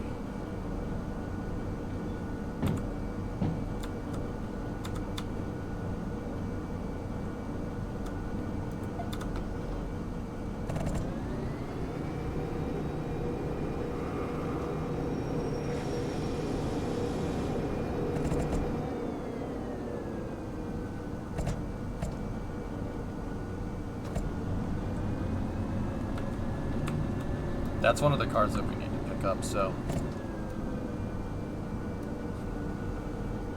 let's grab this.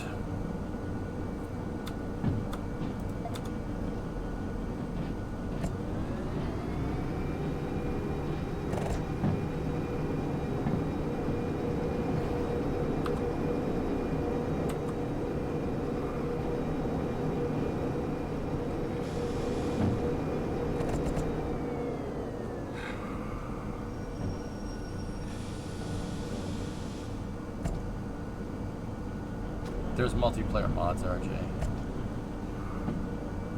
I agree. That's kind of one thing that I liked more about Railroads Online, because it had multiplayer built into it from the start, and that was really fun. But the simulation in this is way better. Like, way better.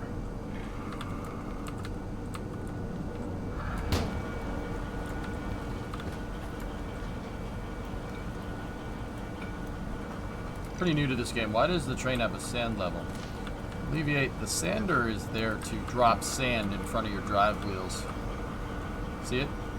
That's the sander. There's a box, and that box is full of sand, and the sander controls a valve, and it drops sand in front of the drive wheels. Railroads have been doing that for literally hundreds of years. Since inception, what it does is it prevents your wheels from slipping. You sand the tracks.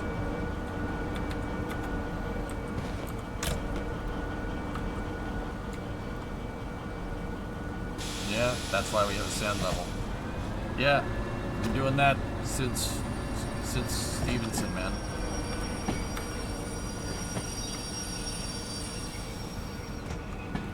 Yeah, railroads still use sanders to this day, dudes.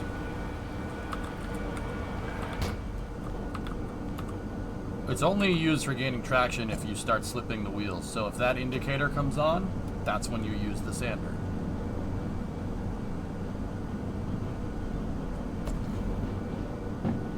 Setting in the menu that mentions multiplayer. Maybe they might add it.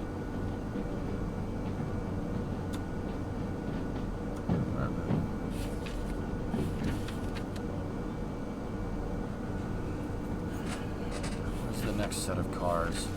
D1S.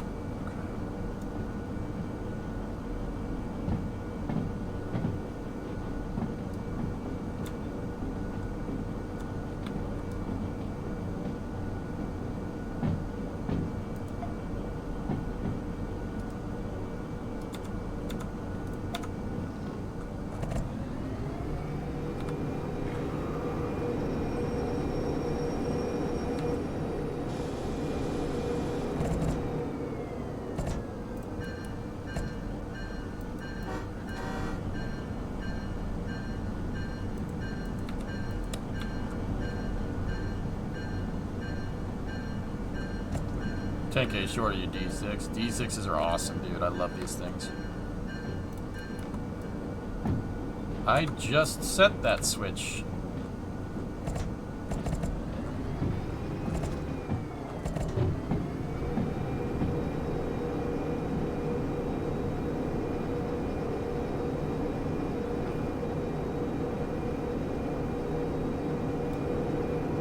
Literally just set this thing. Did you get the locomotive you were saving up for? I'm in it right now, dude, yeah.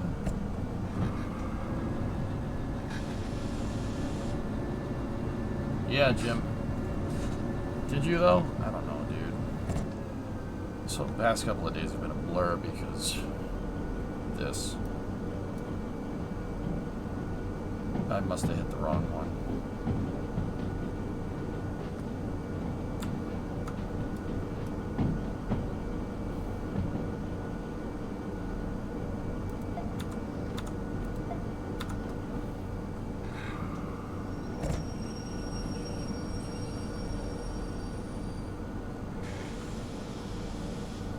long are you likely to be out with the surgery? Don't know. Really depends if I can talk, Alleviate. I might need to take the rest of the week off, dudes. I'm so annoyed, dude, because I haven't had any time to stream, and it really pisses me off not being here. It's the worst feeling ever.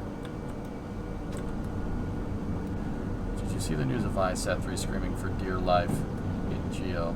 No.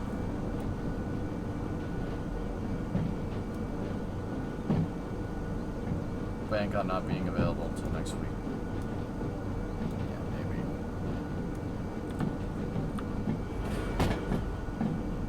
Literally, I streamed 2 days last week and 2 days this week. It's stupid. Sorry, dude. I'm sorry for not being here. It really sucks. It wears on me. I don't like taking time off. Even if it's for stuff like this. That's why I'm here. I'm just not gonna not stream this week. I hope everything goes well and you can get back to normal. Me too. I miss eating food.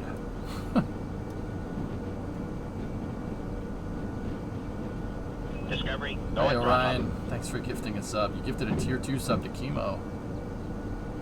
Just want you to focus on getting yourself better. Yeah. But see, Alleviate, here's the thing.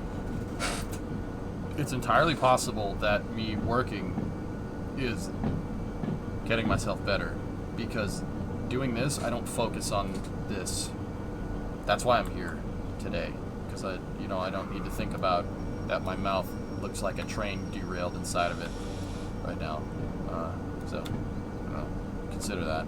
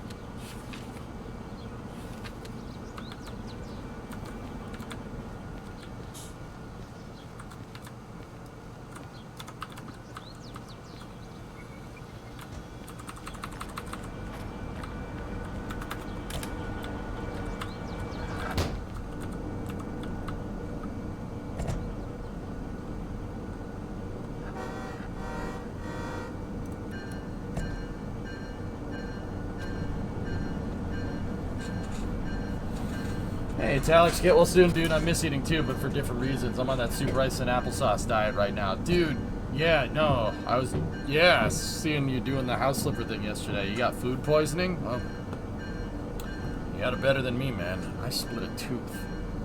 I split a molar in half and it got infected. Like, so my face, I looked like Sloth from the Goonies, man. It sucks. It sucked so bad. I was like, sitting here going, oh, SpongeBob, why? How the heck did you split a molar? Don't know. I split it and it got infected, and it was quick. Like literally less than 12 hours, my face was just like, it was bad. But anyway, Etel, it's good to see you, man. I hope you get better too, dude. But, I mean, Etel, you probably know it hurt, like, dude, you do this, you know what I'm talking about. I don't like being away from the stream for that long. It's really not good for business. And don't get me wrong, we're a little nuts. We don't do this because we make massive amounts of money off of it, right? But it can really screw your bottom line if you take like 2 to 3 weeks off. Like, badly. Sponge boy, me Bob! Yep.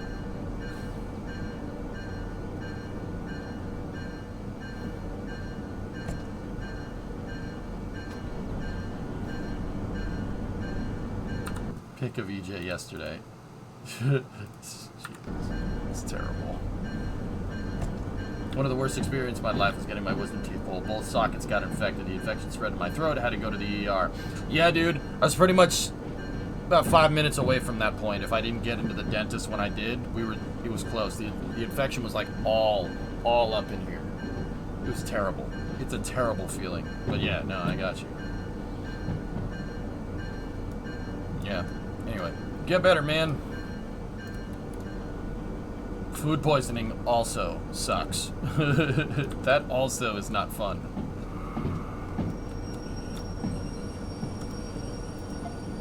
That house flipper thing was funny though, dude. Well, after I stopped, dude, I mean, I rated you. I watched a little bit of it. The upside down house was killer though, man. That was really funny. I gotta go to the grocery store and get EJ soft things. Yes. I just want applesauce. Applesauce.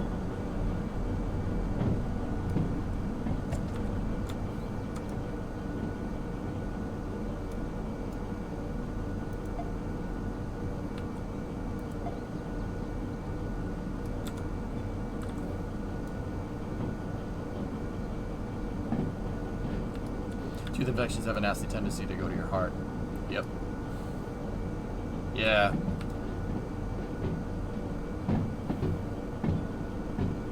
Men cannot live on applesauce alone. Yes. What's stopping you from putting a burger in a blender?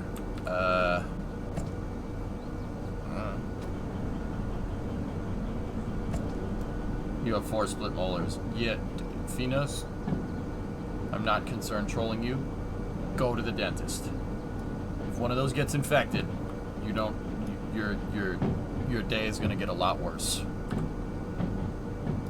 How tough would you say Derail Valley is to get in from scratch?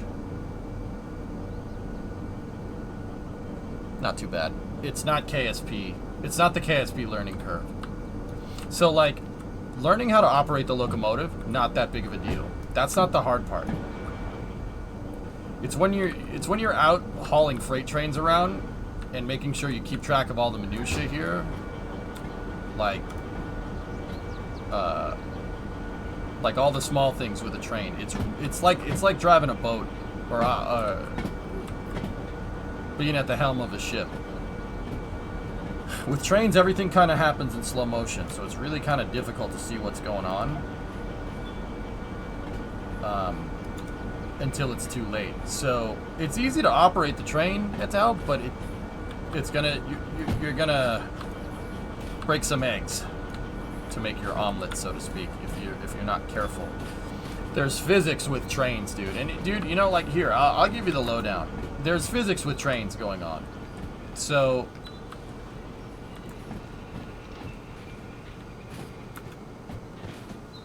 the thing about the train is that weight manage it is a big deal in this game, especially when trains are going up hills and stuff. So Discovery, go and throttle up. like for instance, this game takes into account like coupler tension and stuff because the simulation is really good.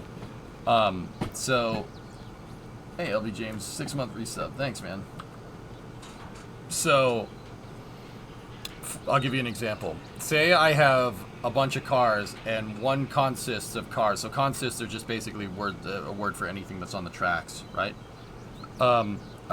Say we have bonkers. Say we have a couple of heavy cars and a couple of light cars. Basically, with trains, you really want to keep the couplers under tension.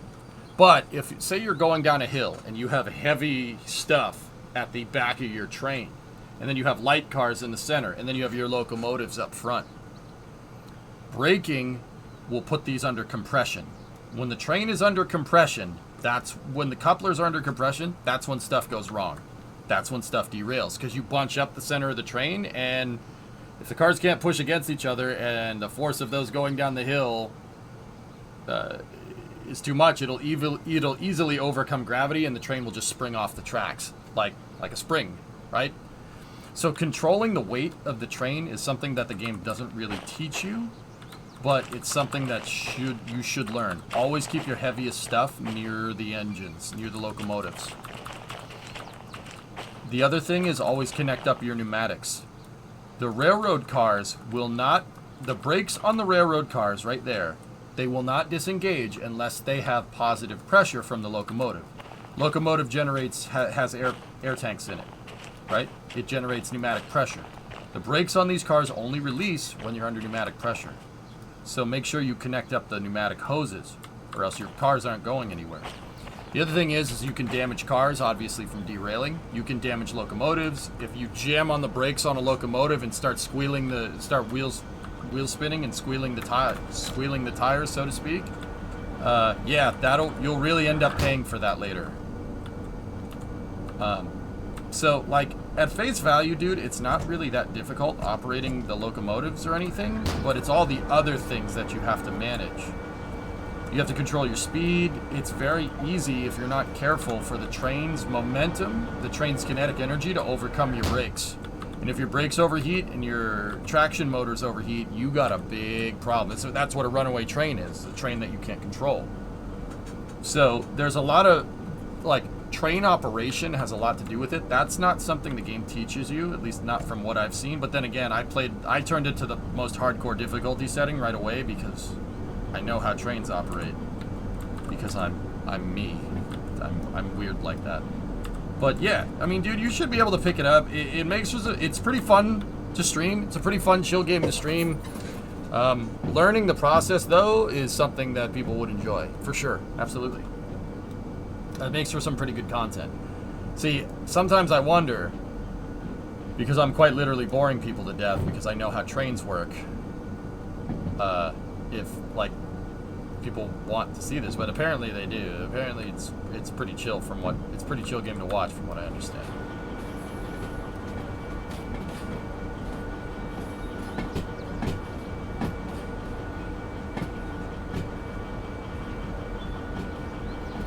Yeah, I'm just into the first-person sim games right now. It's really cool. You'll like this then. Yeah, you'll like this. It scratches that logistics itch, like American Truck Simulator. Same idea.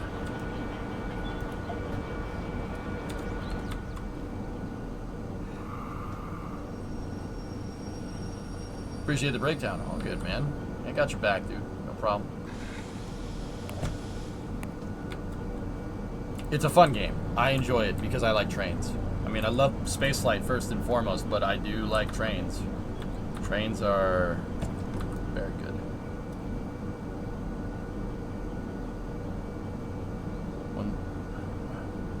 That's what Unstoppable is about. Yeah. Go and throttle up. This isn't boring. You legitimately seem more involved and happy streaming stuff like this than something like Satisfactory where you're head down. Yeah, because, like, I know how to drive the train rarest. I can get in and I can teach, like Kerbal, like I can teach, and it's not so involved like where I have to engineer out a factory in my head and then build it. You know? With that being said, I do really like Satisfactory. That's fun too.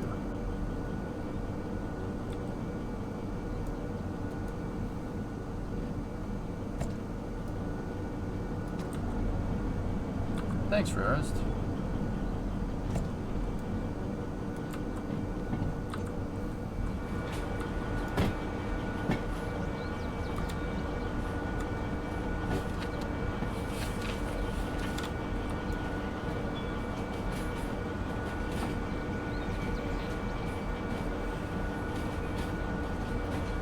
Question, do you know any software app that you can use that simulate gas pressure on a tank that's free to use? Stationeers, maybe?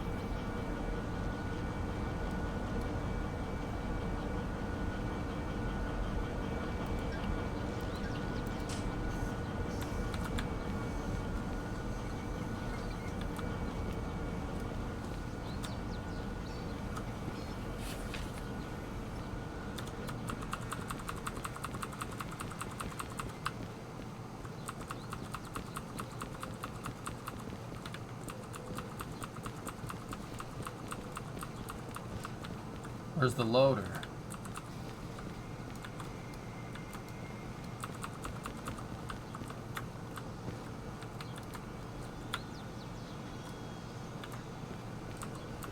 Oh, there it is.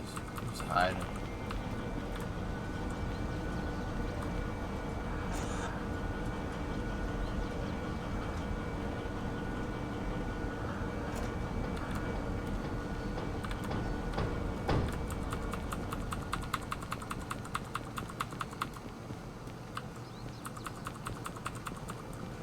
Did you hear about Zuki 2? Or Zuki 2? The Chinese Methalox rocket. Yeah, it made it. Good for them. Uncouple on D4.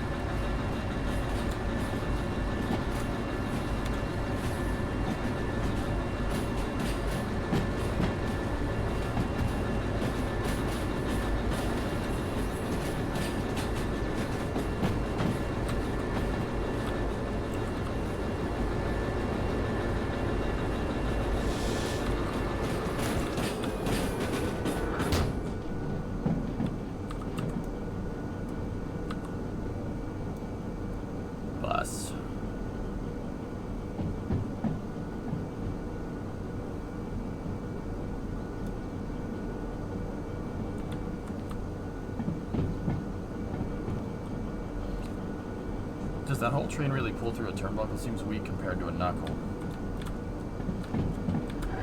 Well, that thing right there, it just tensions the connection between them. And the shunter, the bumpers right there have shock absorbers built into them. And it, yeah. Basically, long story short, granted, yes. I think the knuckle coupler is way better than that.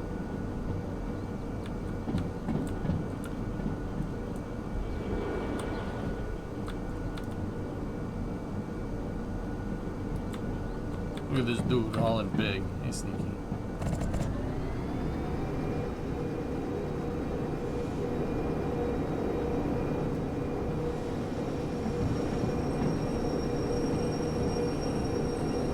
The hook has a shock absorber too, Matic.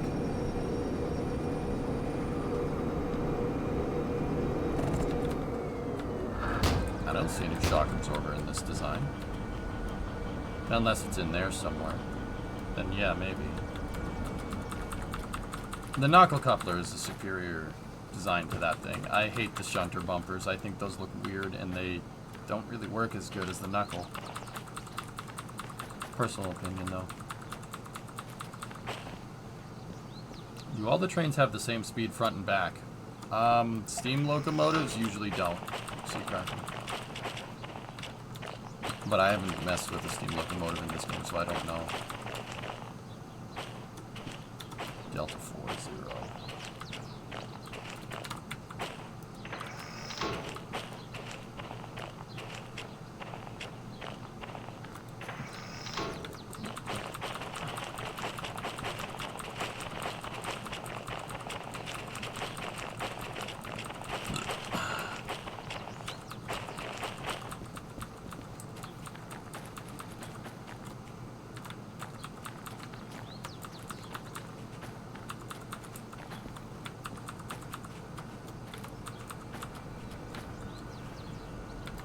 about doing aforementioned mod to change the hook to a knuckle.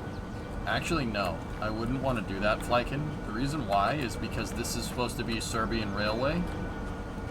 All the locomotives, all the consists, all the scenery is supposed to be Serbian Railway, so I'd prefer the Serbian coupler, because then, yeah, that's...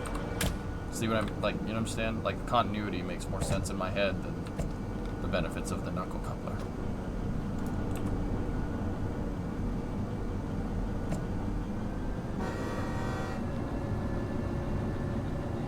Can you explain the signs on the track?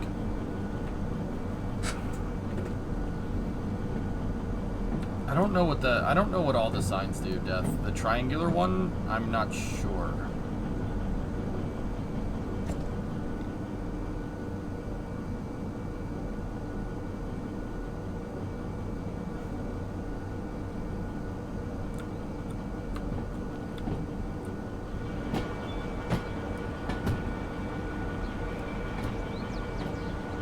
I actually think this is super interesting, using the Serbian trains.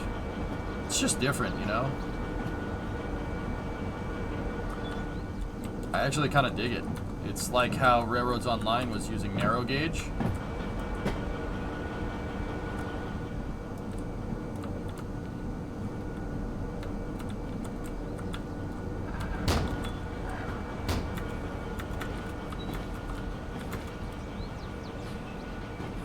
It's just different, you know? It's cool.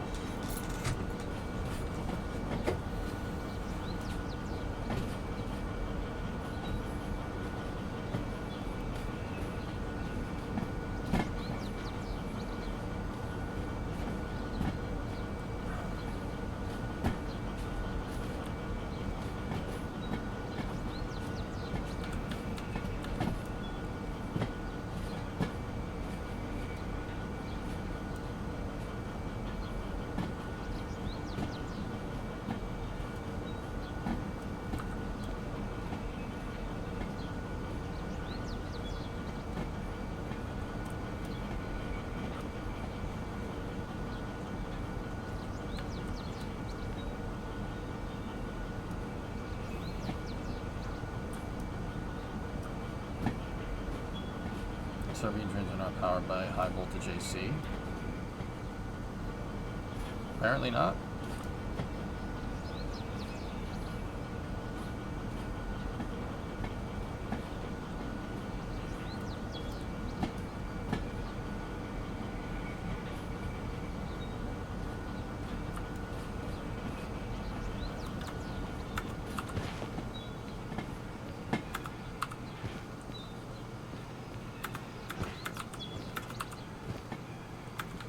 Tubes.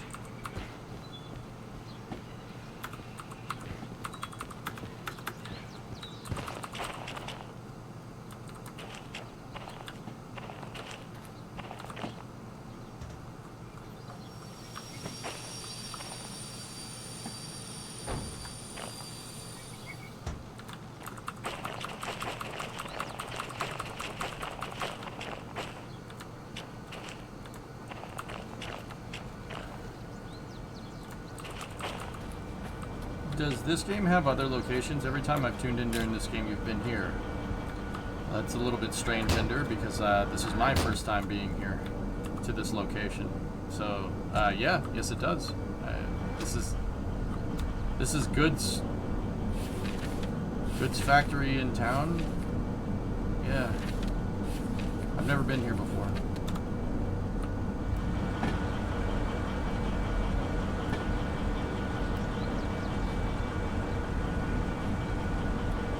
Yeah, there are other locations. These are all the locations on the map.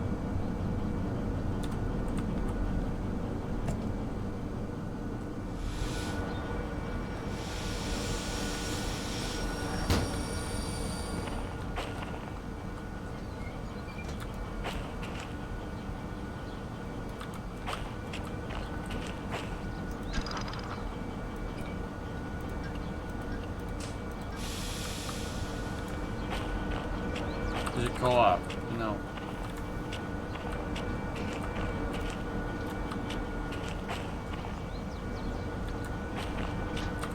No, it's just single right now, but there are multiplayer mods, dudes.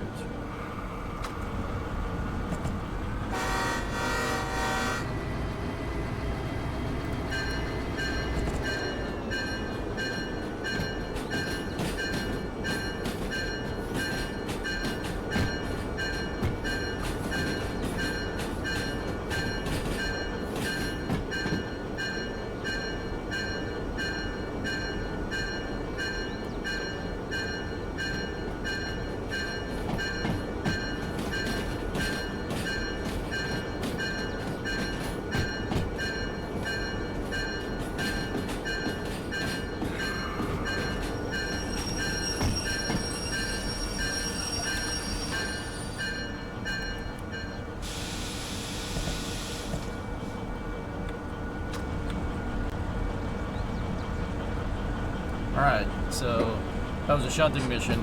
I don't generally think shunting in a DE6 is kind of a good idea, but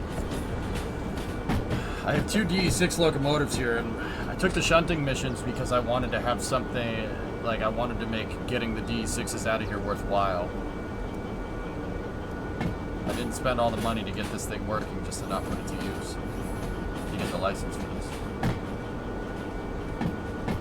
The DH4, I hate that thing though.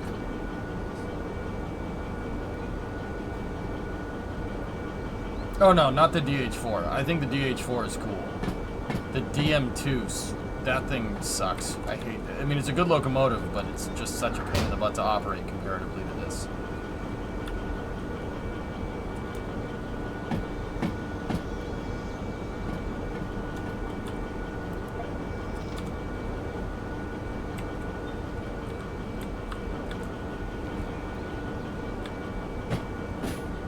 DM3, yeah, that's the one.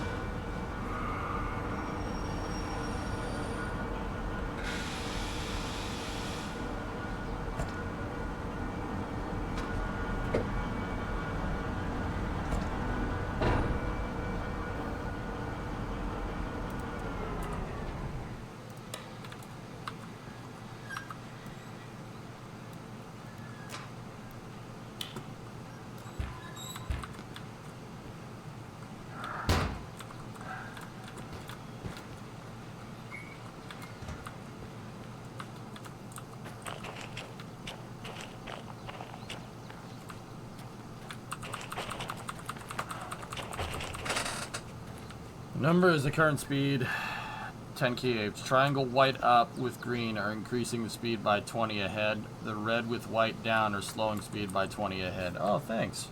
I knew what the speedometer one was, King, but I didn't know that the triangles represent a an increase. That's cool.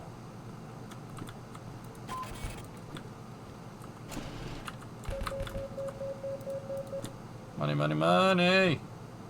Money!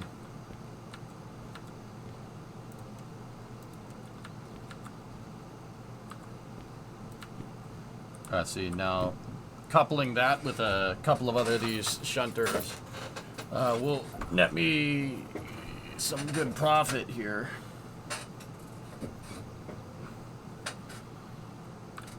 I think it's you, millionaire. I think that was 100,000, but yeah, sweet. Is there a maximum length to the train? Only as far as you can pull the dang thing.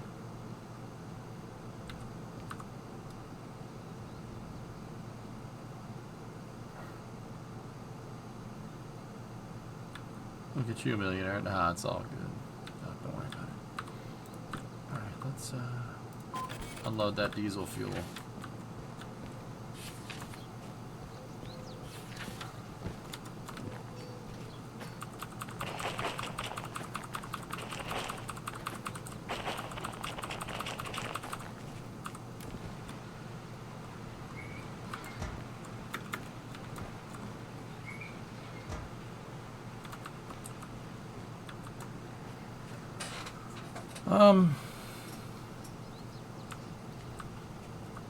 Maybe we should use the shunters for this. The maintenance costs will be less. So, Volkswagen.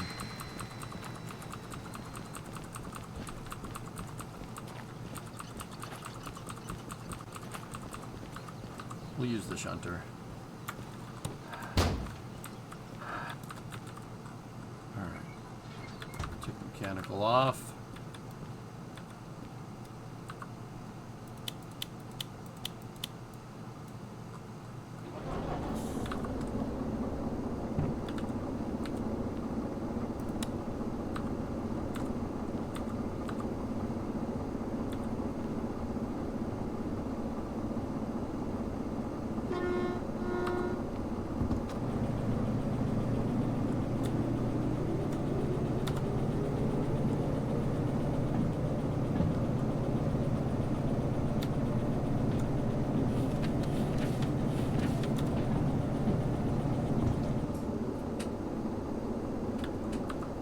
The click to run is so irritating. I won't do it anymore, dude. That's just me using the VR controls that I'm not necessarily here to.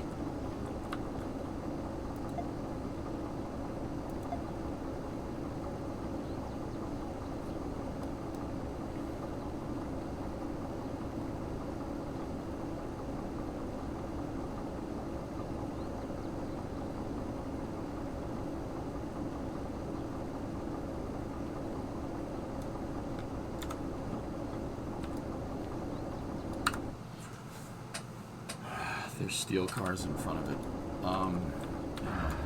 Let me kill two birds with one stone. Let me go get the shunting mission for those steel cars and see if we can nail this all in one shot. Confirmation: for the past 3 weeks, radio astronomers were listening to some weird frequencies from the satellite. Viasat 3 America suffers antenna deployment anomaly. Ooh.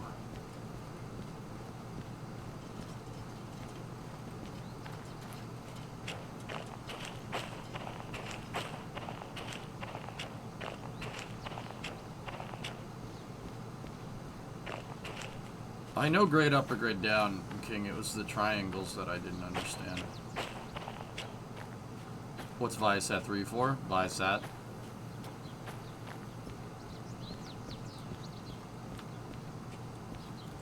Problem with the big mesh antenna. Oof.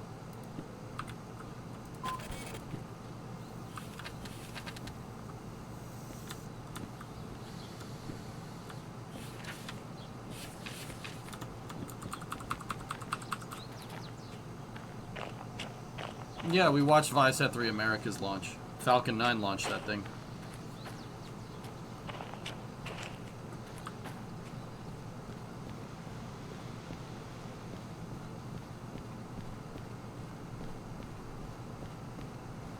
It was a heavy, yeah.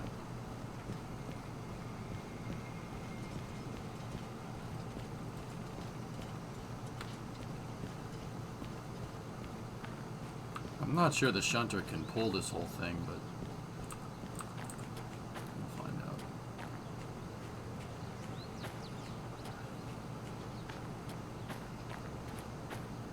That sucks. For Viasat. How are you precise placing things? How am I precisely placing things?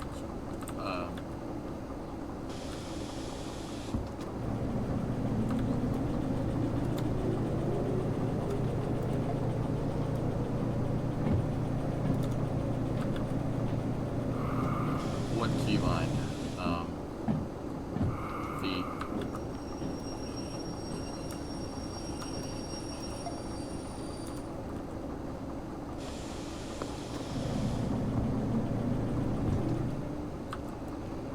Flat movement shouldn't be an issue. Yeah, that's fair. If it's not V, it's R.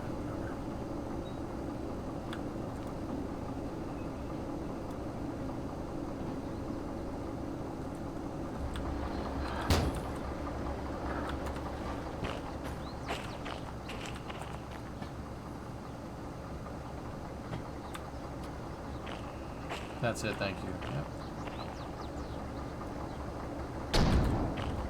That probably wasn't good for it.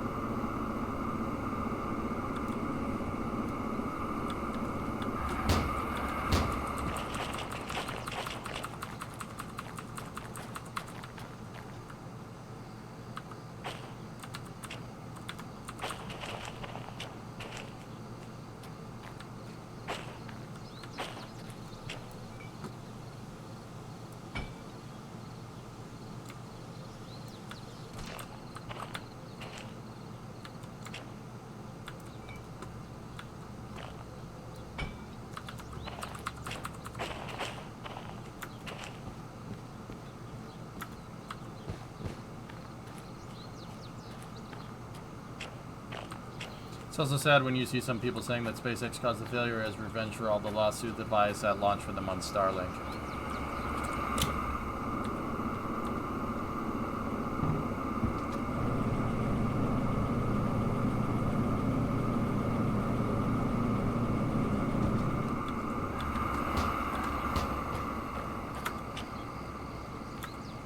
Who's saying that, Forge?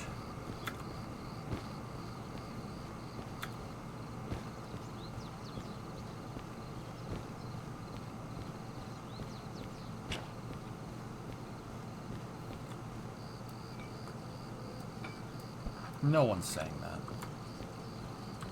No, that didn't happen. I'll take things that didn't happen for 300.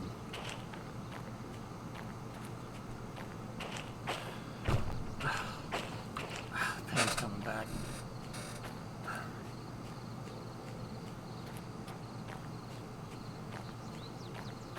Yeah, man, you freaking ain't kidding, man.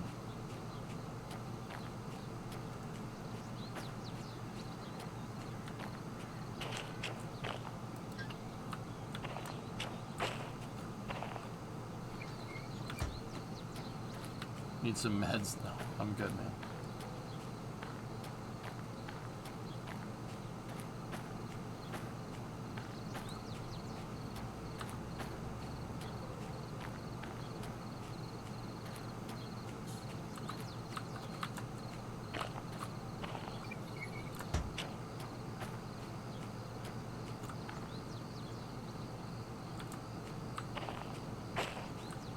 I don't know if he knows, maybe. The engineering behind all this is so interesting. Yeah, I'm working on the pneumatics. The pneumatic valve at the other end of the train was open, so I couldn't disengage the brake lines. I couldn't release the brakes. You can't release the brakes on train cars without pneumatic pressure. That's what that gauge indicates, and if that light's going off, it indicates there's a leak. But see, now The pneumatic pressure is the red bar in the locomotive, which means the locomotive's brakes aren't on. And the black needle is for the pneumatics on the train cars. They are showing that they have pressure because they need pressure for the brakes to release. So if the black needle's up here and the red needle's down there, that means the train has no brakes on. If I pull the train brakes, right, the brakes for the entire train, those needles should come together like that. See? Now all the train brakes are on. But since the cars use a fail-safe mechanism, they need positive pressure for the brakes to release. They'll diverge when the brakes are off.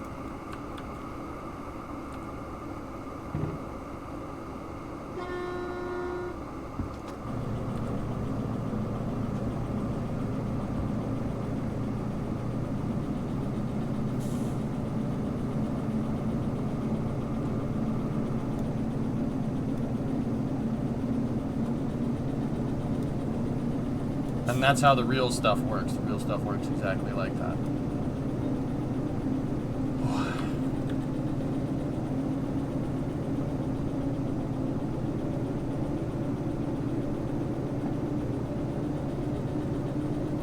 Does the game make you pay for and manage fuel as well? Not only fuel, Astro, oil for the locomotive. Oil for the locomotive. Wear on the brakes, wear on the drivetrain, physical damage to the locomotive. Yeah, so it pays to be smooth here. Have you tried the steam engine yet? No.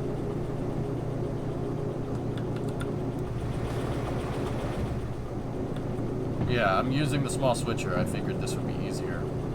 But then I realized that in order to get at the tanker cars, I needed to get these steel cars out of the way. So now just using the DE6 would have been easier.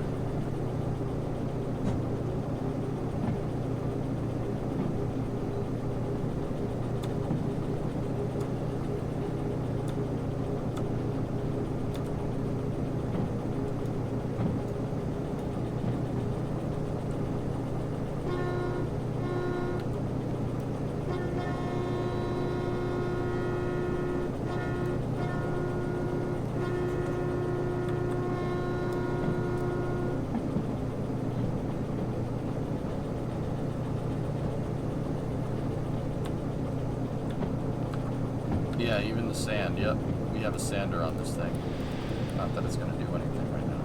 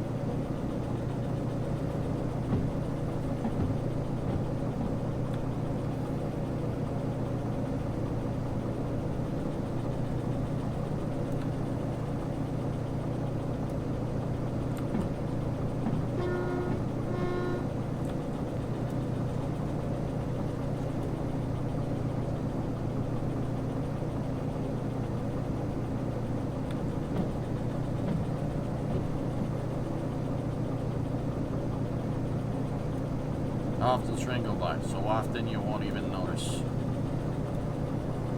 Hey, you sleaze, my bed. Okay, if you set an engine into notch 2 and let it go, then you realize you forgot a second engine to help push it up a hill, the other end of the run. So you go back to the yard for a second engine to catch up with it. It's good times. I've never done that, King. No. How robust is the car pneumatic system? Like, the leaks a recurring issue in real life?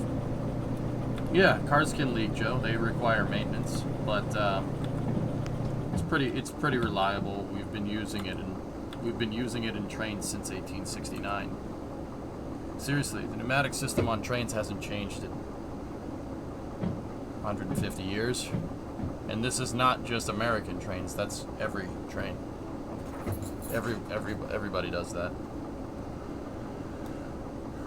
It's one of the inventions from George Westinghouse. Very smart dude. Is this a mission from God? It's 106 miles to Chicago. We got a full tank of gas, half a pack of cigarettes. It's dark out, and we're wearing sunglasses. Hit it. The failsafe, yep. It's an excellent design, yeah. Westinghouse, George Westinghouse is the guy that came up with that patent.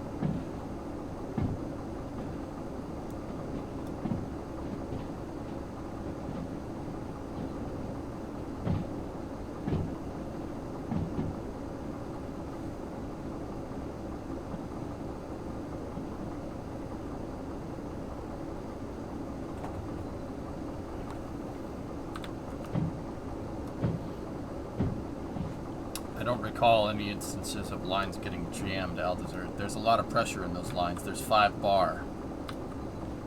I don't think that would do that.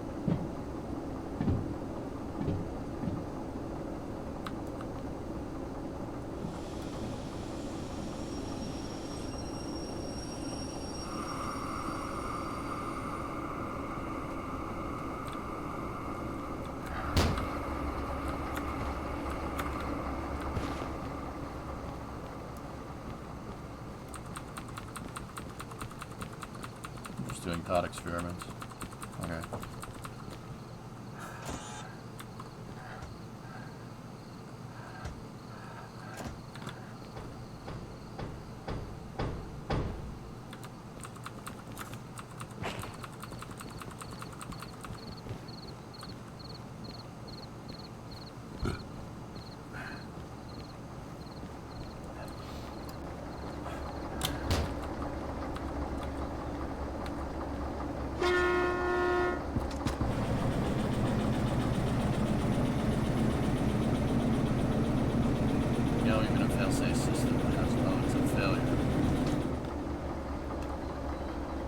I can't think of one off the top of my head, dude, but I'm sure it's happened.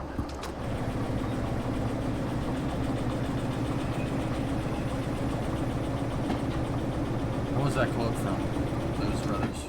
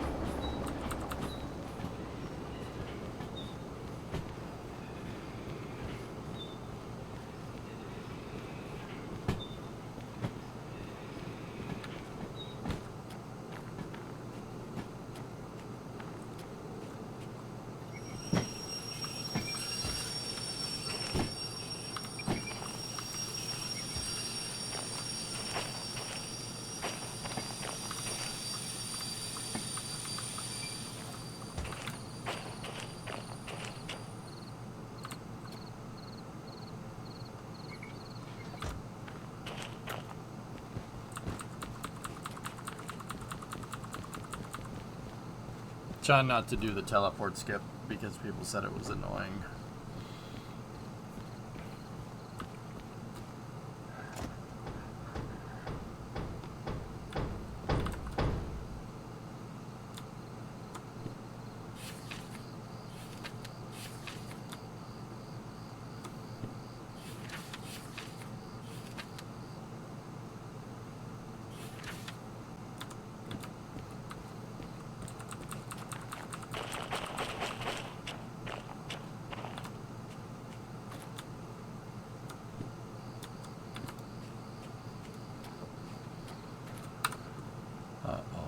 What's that, Phil? Was this about Visat? Yeah, that sucks.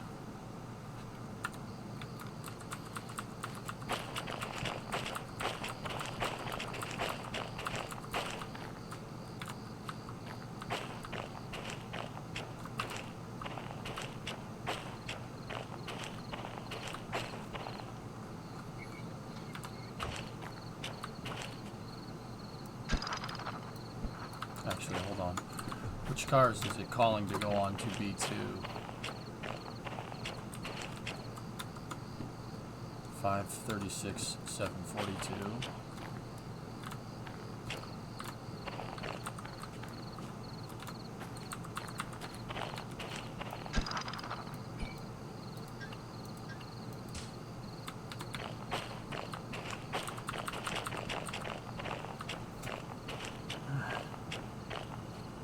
Yeah, the pneumatic systems will eventually leak out. You have to maintain the pressure. They're kind of designed to do that, so you don't have cars sitting in a yard just rolls.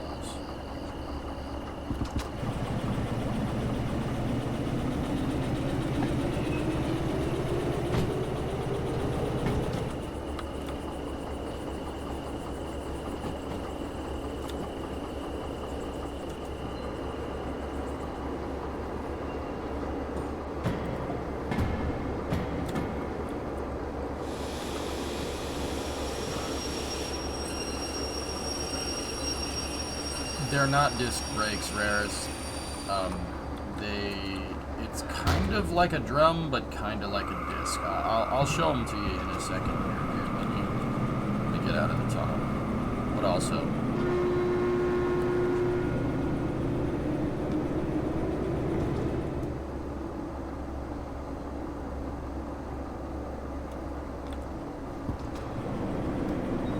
it's looking to drop those two cars, 536 and 742, on B2S, which is that line right there. I'm just doing that because it's here, it's closer, and it's more efficient doing this. Imagine if we had some sort of routine space access vehicle, like a space truck, that we could go up and fix the stat with. Just imagine that. Wouldn't that be awesome? Yeah, it'd be really cool. Yeah, you know, I think that would be super useful.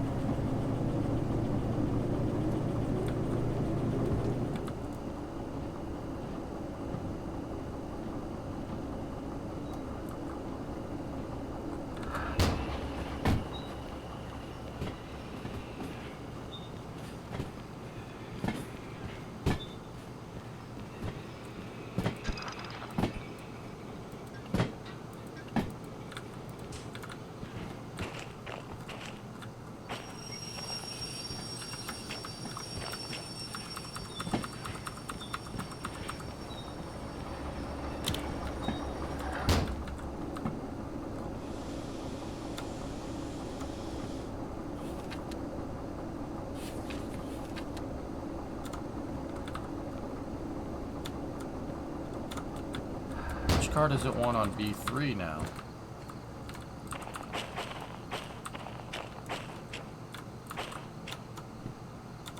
.602.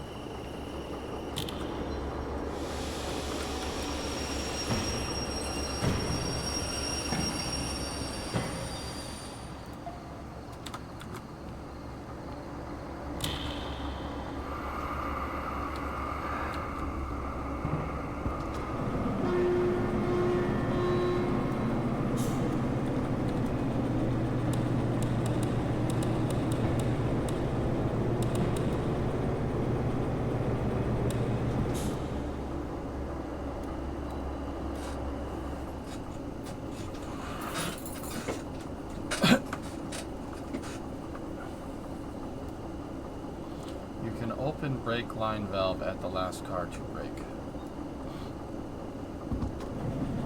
Yeah.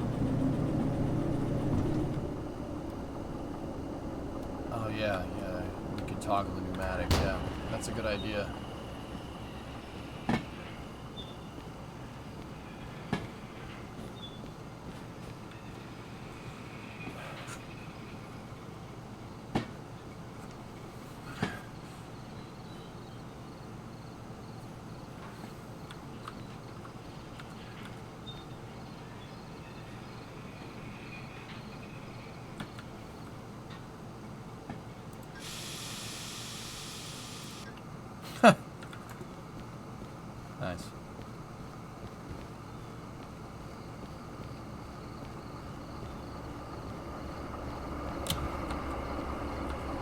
Cool. Depressurizing that triggered all the car's brakes or force.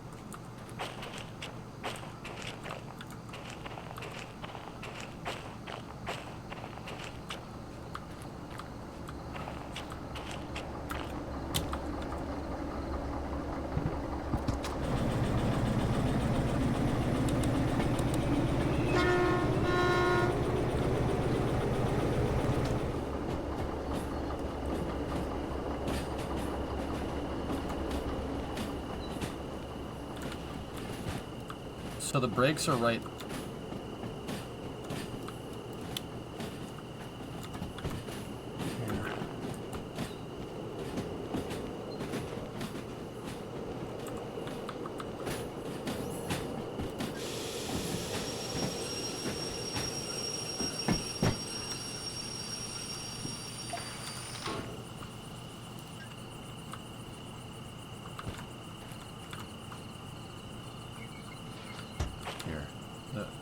You guys wanted to see the brakes. That's the brake right there. You got a brake shoe, kind of like a drum brake, but the wheel is the disc. See that?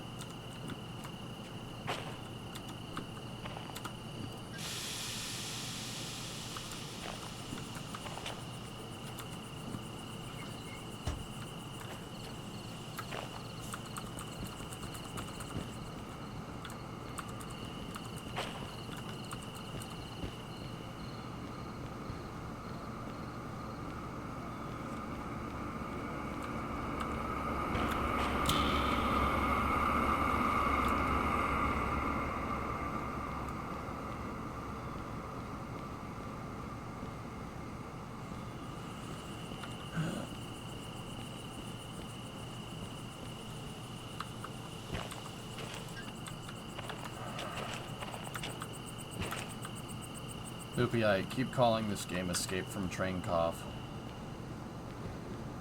Because for some reason, maybe it's just because it's like Baltic themed.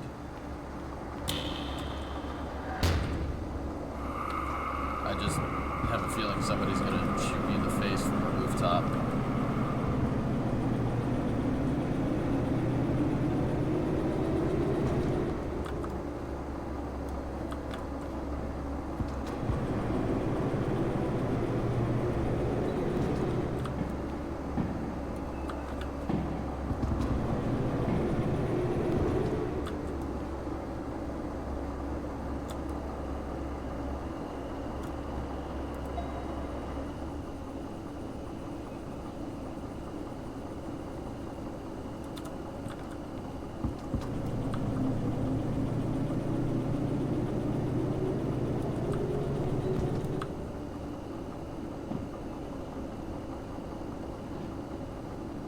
This is diesel electric. It's just a switcher locomotive.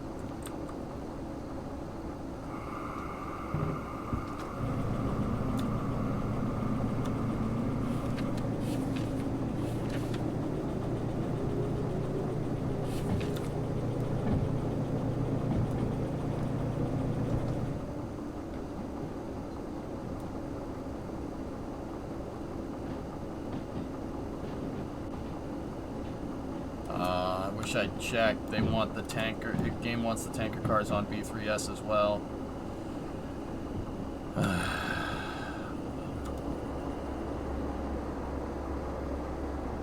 I could have saved myself some time.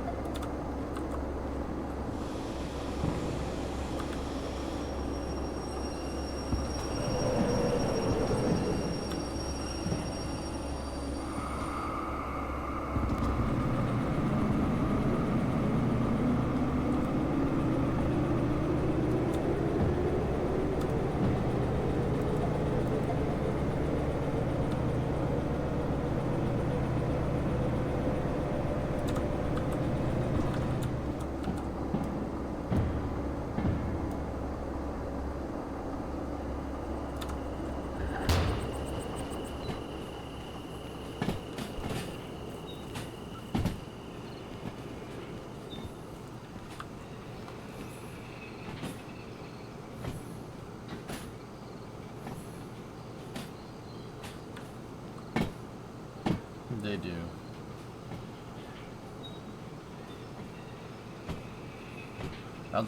It's very easy to overcome train brakes. That's why they squeal.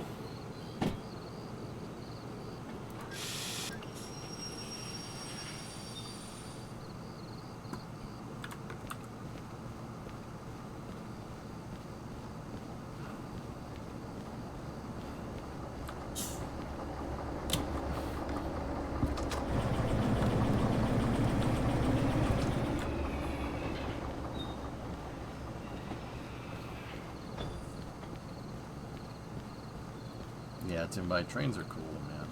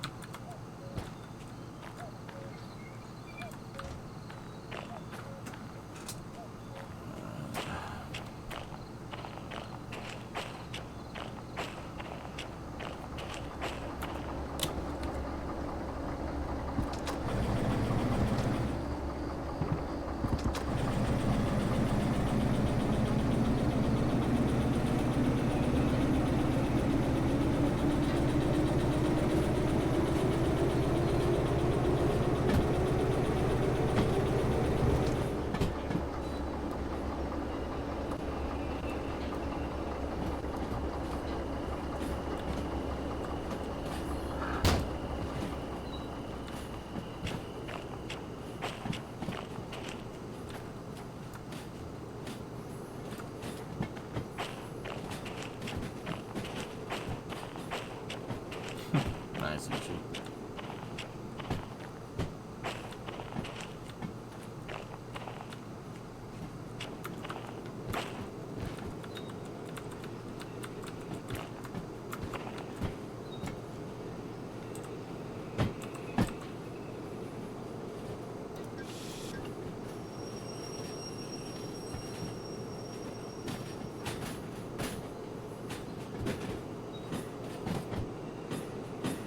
Hey, Source, what's going on, man?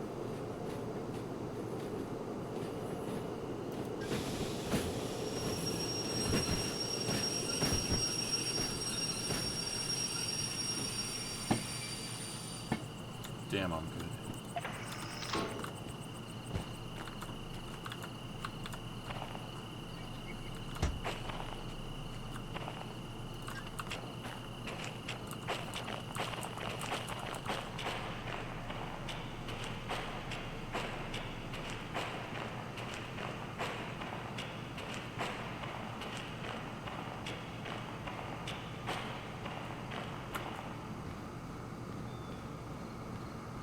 Gonna be some hard work to do with the tunnel here. It's hard to see where the yard is.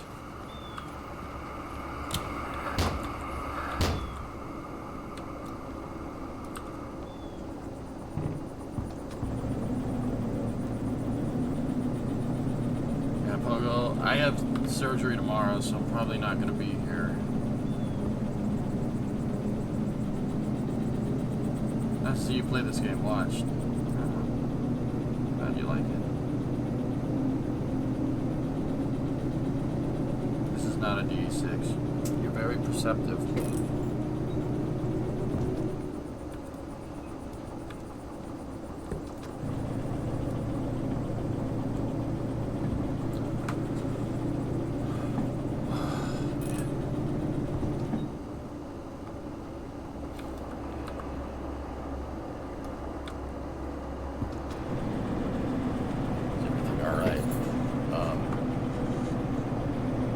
infected tooth would be like cracked a molar in half, like splitting logs, summer car style.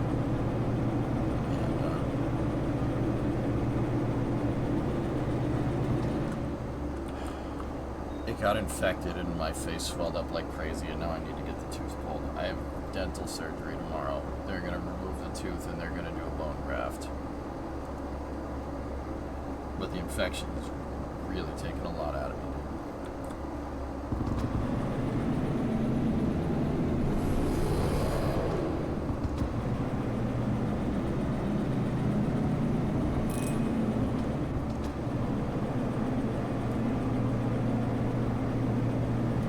Stop eating ball bearings. Yeah, sorry, man.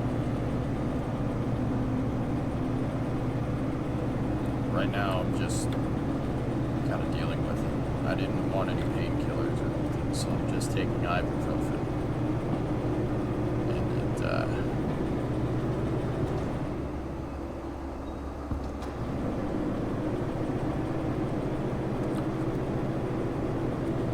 yeah, I'm having fun.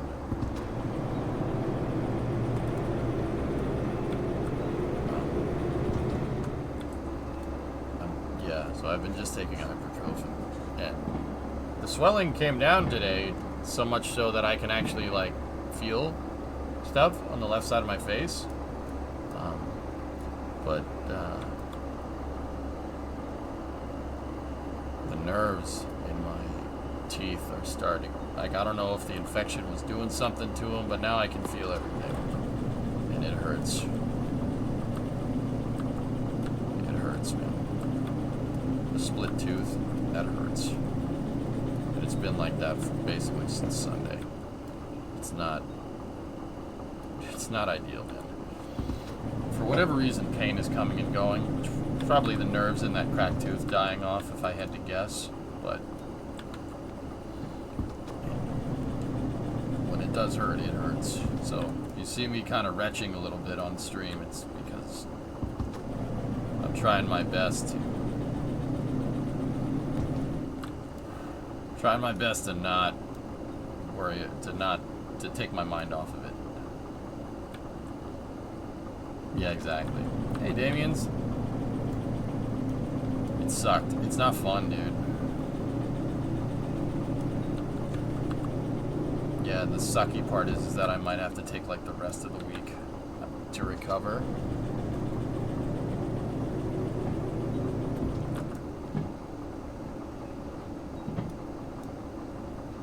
So yeah, that's just another week that I'm not here, and it's really starting to piss me off. I've been away from the stream way too much, in my opinion. I don't like it.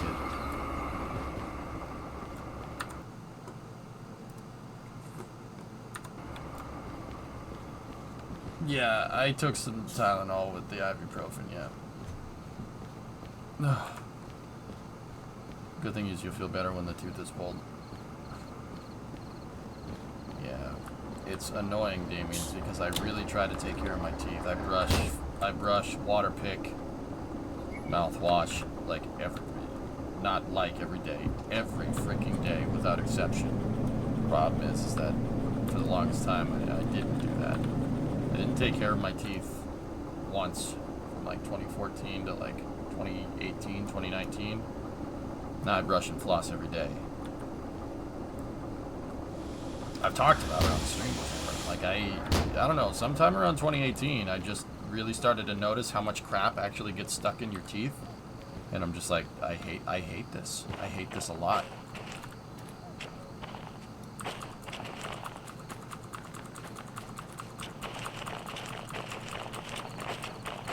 So I started like religiously brushing my teeth.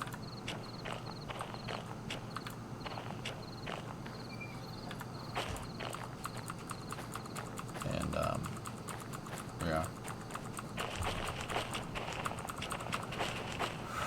But yeah, this is the byproduct of not doing that for the longest time. Some teeth just cannot be saved. What you're saying is eating ice is a no-go. What? Yeah, I wouldn't do that.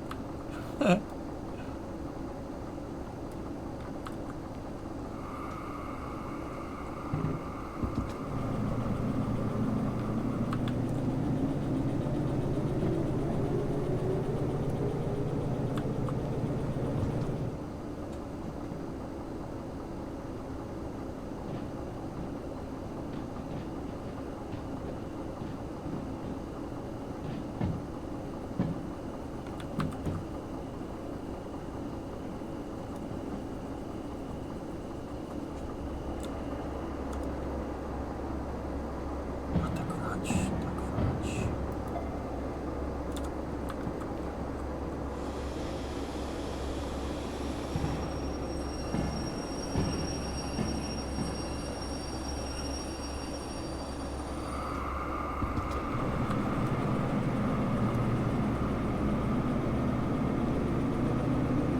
It's cold on the face out.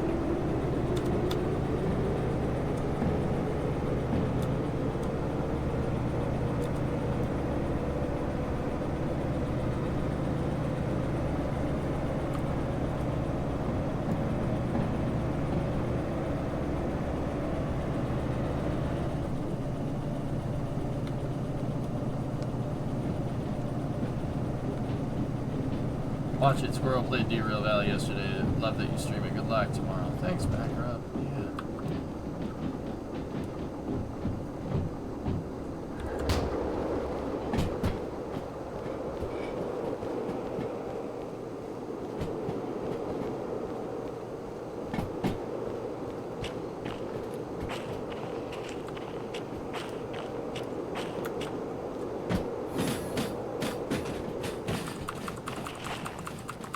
I need to use teleport to do this right.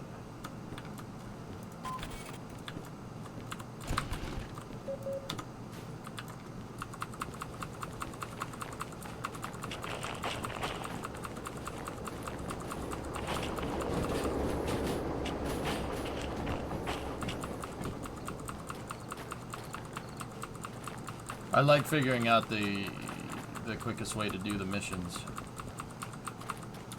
That's fun for me.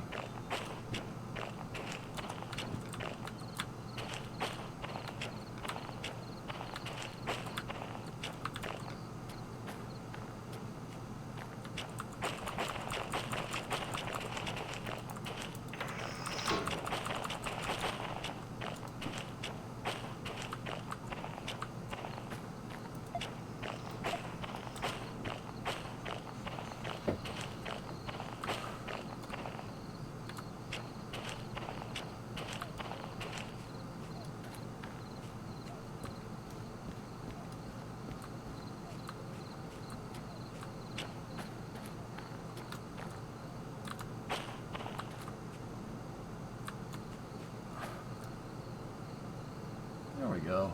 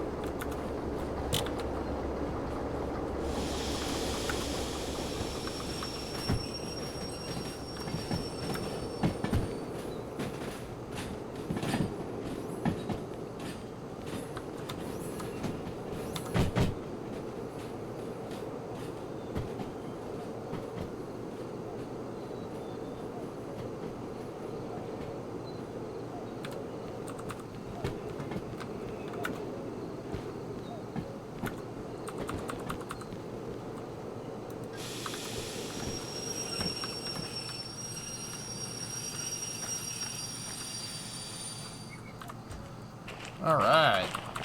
Sweet. It's got the summer car cuckoo.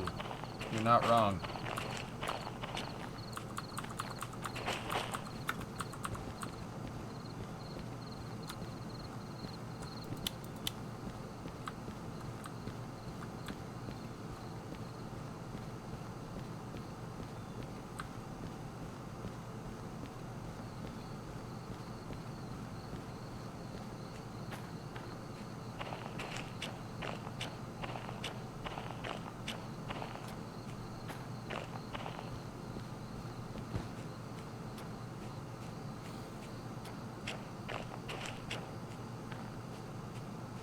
I don't like fast traveling, Alex.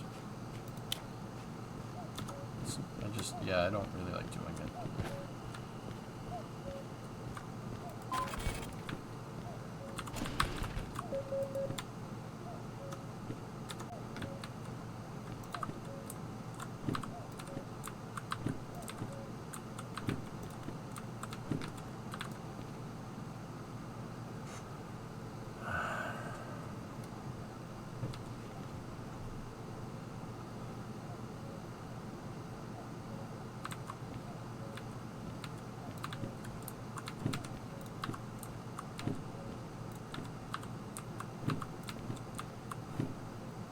Thinking do that shunting mission and then grab all these. All of these are going back to the harbor, and they're all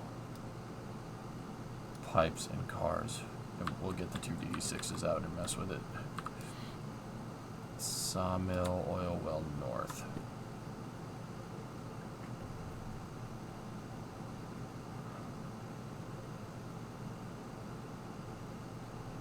Oil well north is not too far from here. Haba, excuse me. What's up, buddy? So I'd stopped for the day 3 hours ago. My body was straight up like, yeah, you're gonna sleep now. How goes it? It's going alright.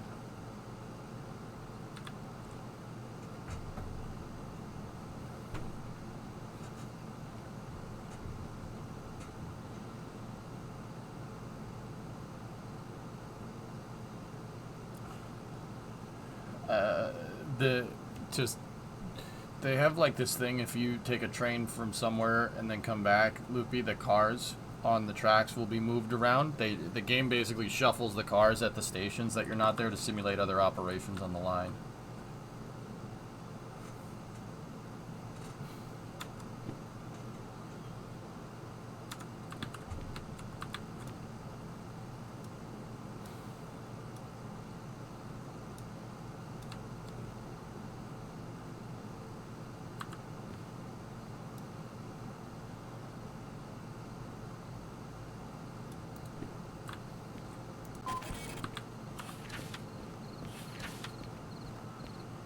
D5 to B1L to D1S.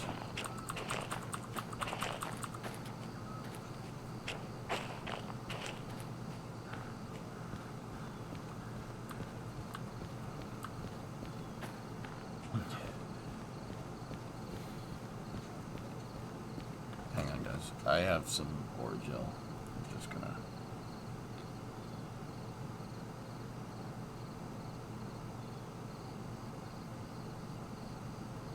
It looks like I'm doing something else. It looks like we're dipping. Much better. This hurts. Yeah. Really sucks.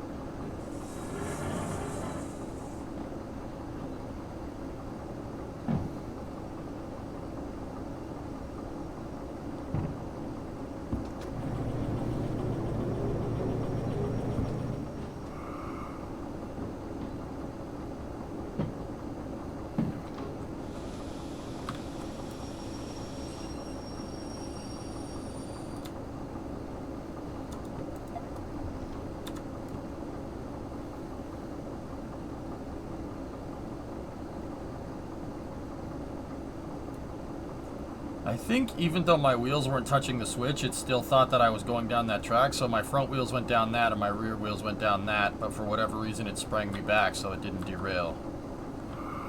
I'm not going to ask questions, I'm just going to nod and smile.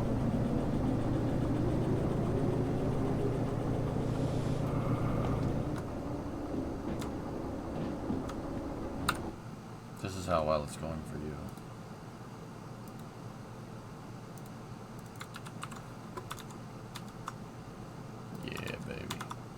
I was explaining those.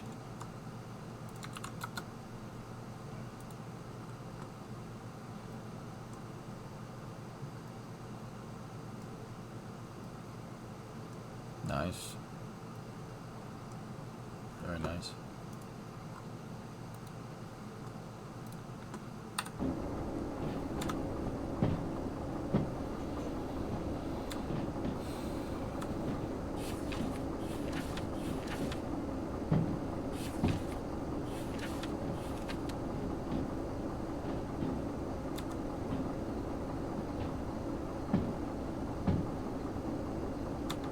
What car is it looking for? A2 659. Okay.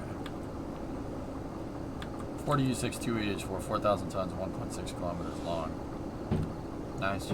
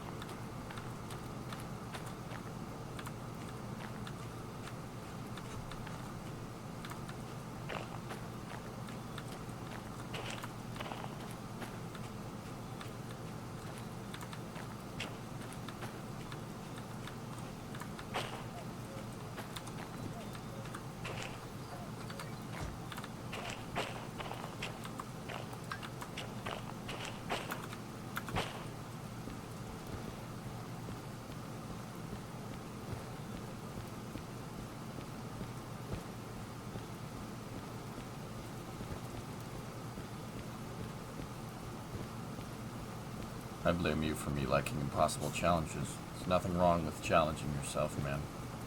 There's nothing wrong with that.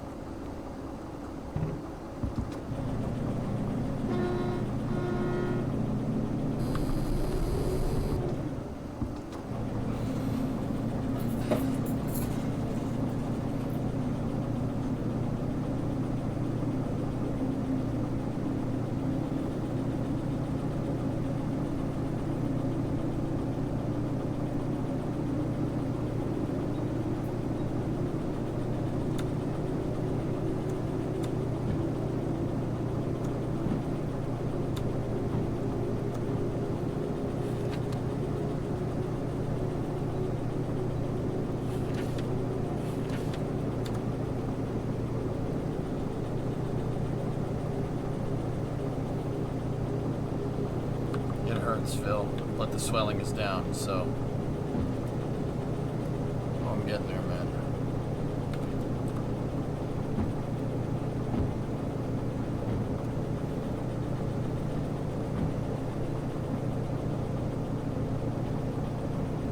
Chat, I need EJ to call me.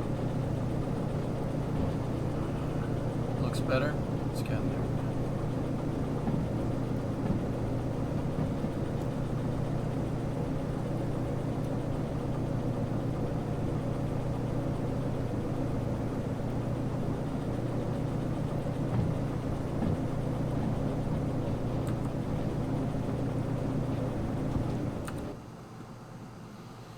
I'll be right back. I gotta call Brima.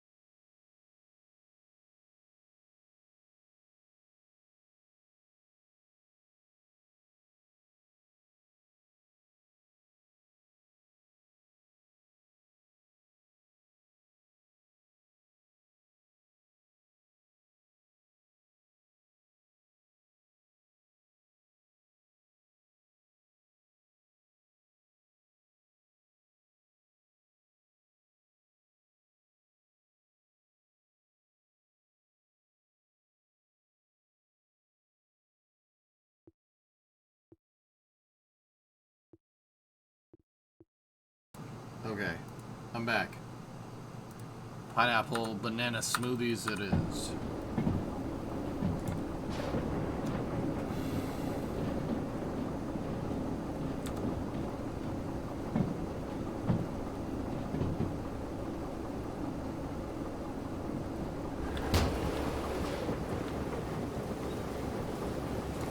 You guys want to see something fun?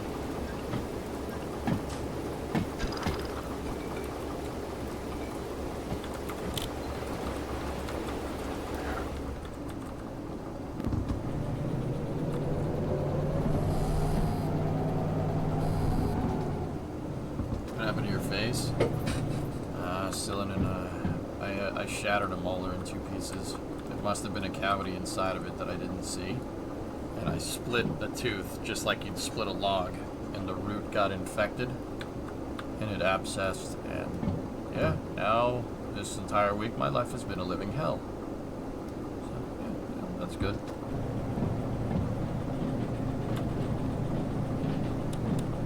So the swelling in my face is the infection.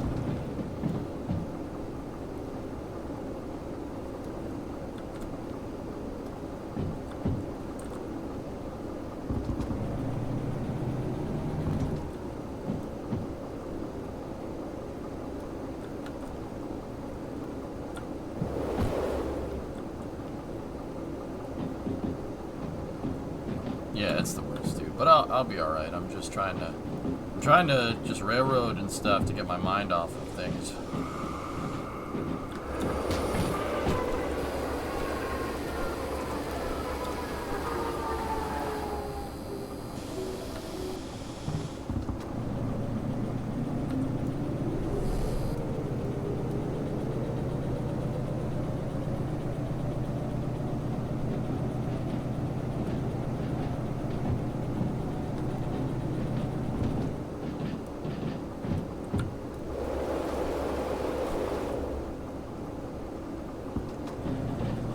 This ain't no DE6.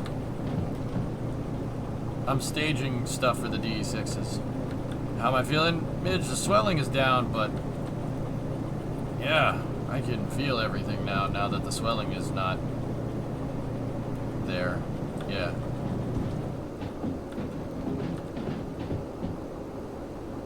Kind of loopy.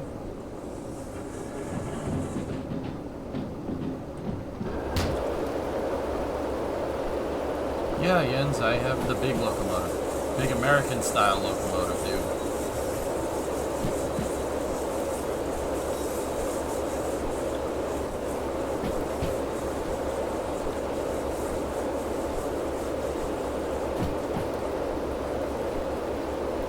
All the best for your health. Thanks, Alex. I appreciate it, man. I'll be alright.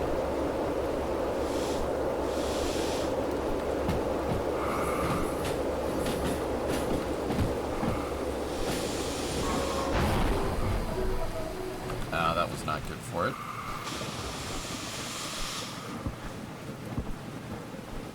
Stupid water.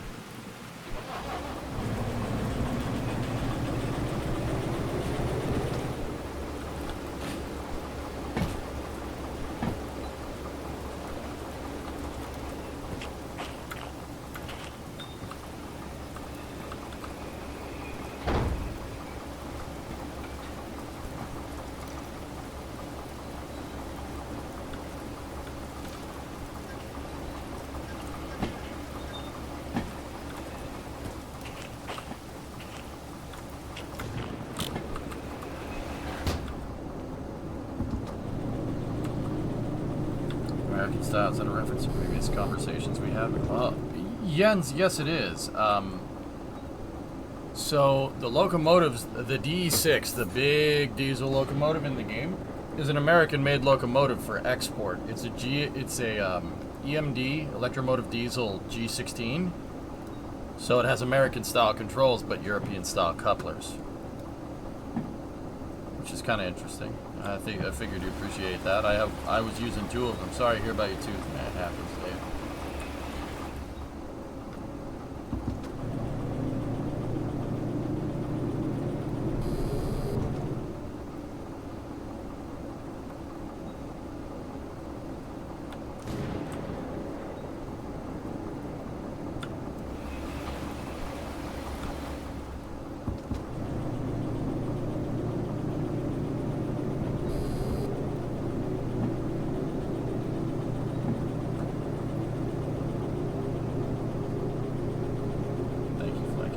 I'm coming around. I can actually move that side of my face now.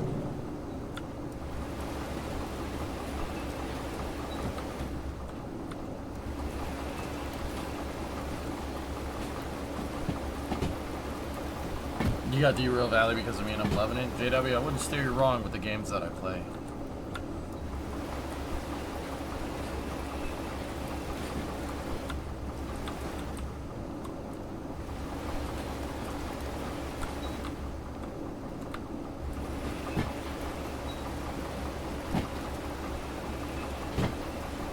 Dave, you got good news. You bought your first house. You're a homeowner. Oh, that's awesome, man. That's awesome. Congratulations.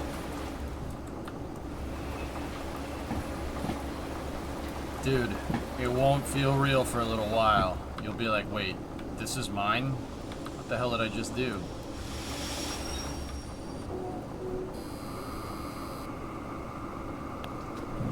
Is this game multiplayer? There's a multiplayer mod for it, but it's not multi right now. Maybe it's a good game, though. Derail is a great train simulator.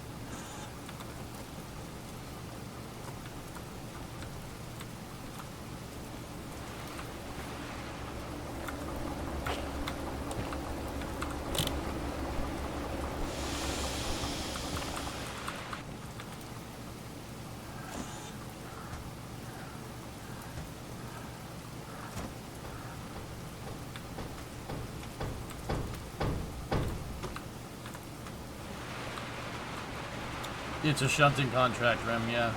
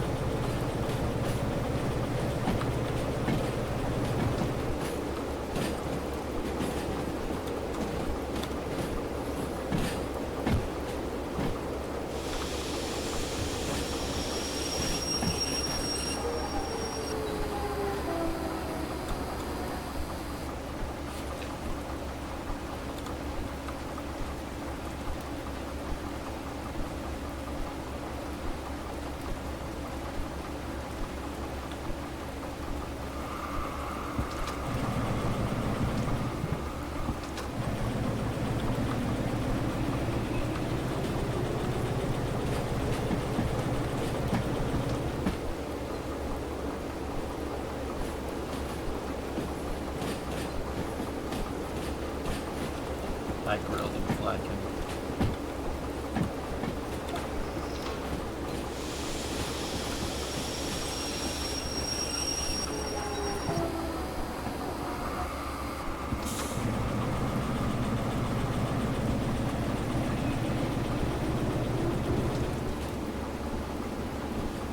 Will the junction switchers always be on the right side of the track you're on? Question. No, it depends on the yard.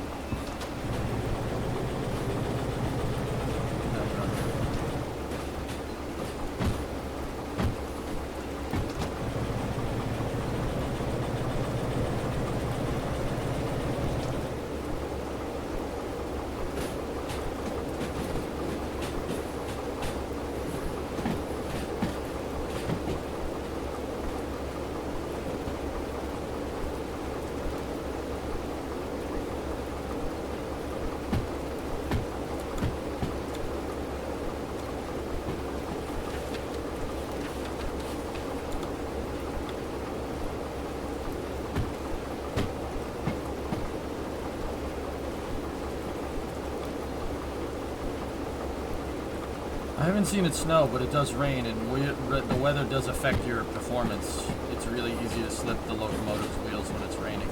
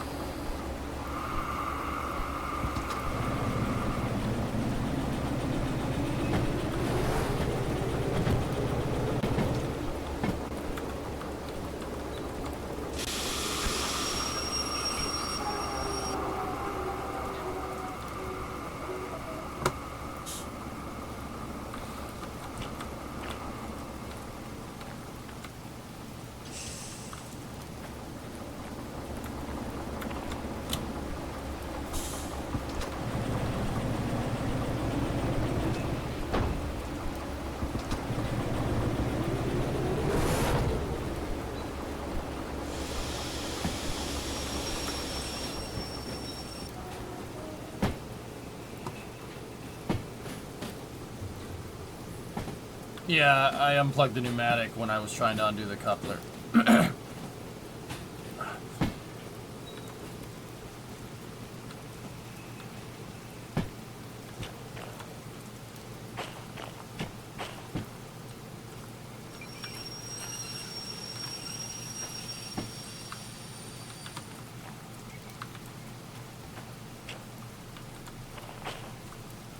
Please tell me that's in the threshold.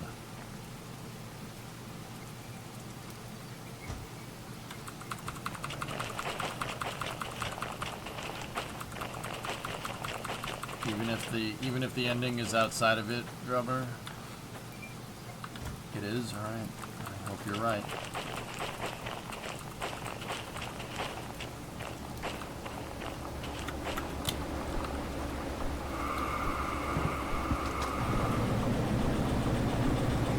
I'm fine.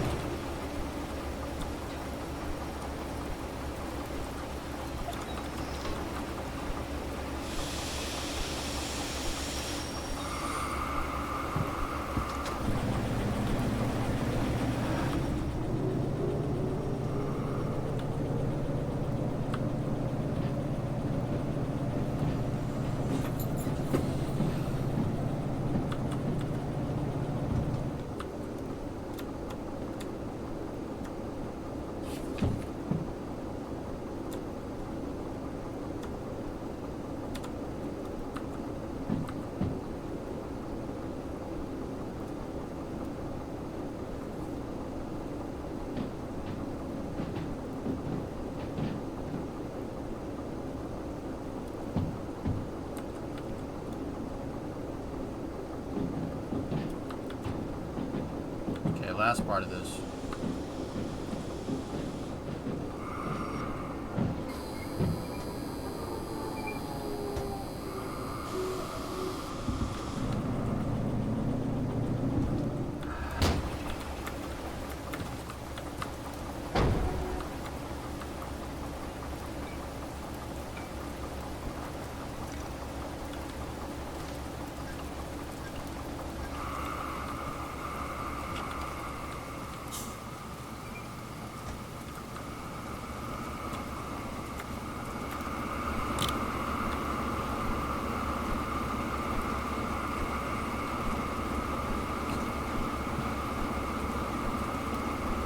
think he pulled the tricks. He's getting across the track and breaking sand.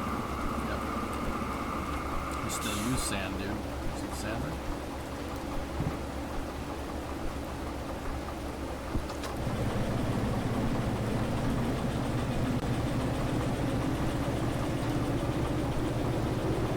Yeah, we'll finish doing this and then we should have enough to do a nice hauling mission.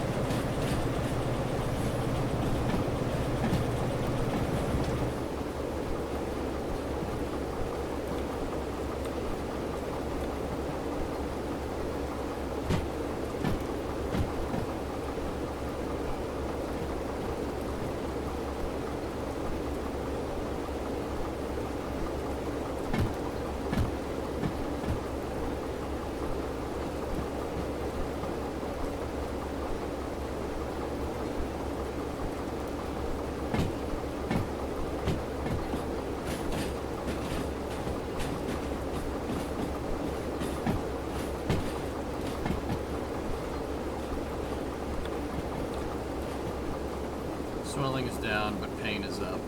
It's up. It's more like American Truck Simulator with summer cars sprinkled on top of it.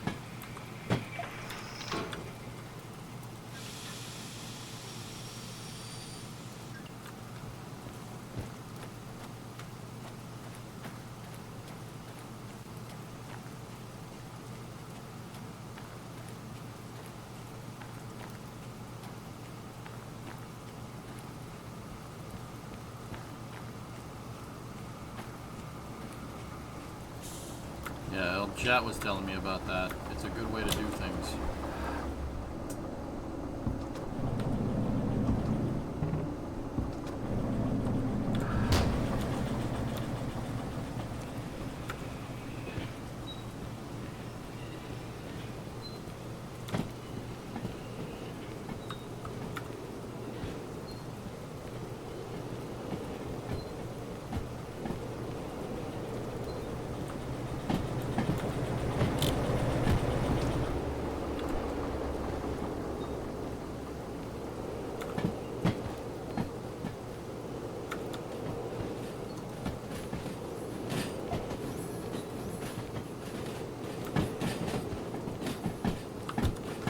We're gonna crash.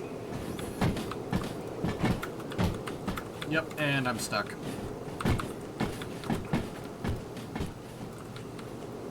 Unless I can break a hydraulic line.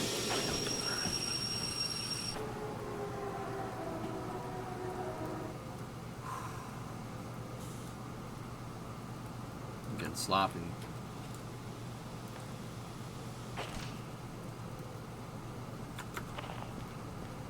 Sloppy. Sloppy.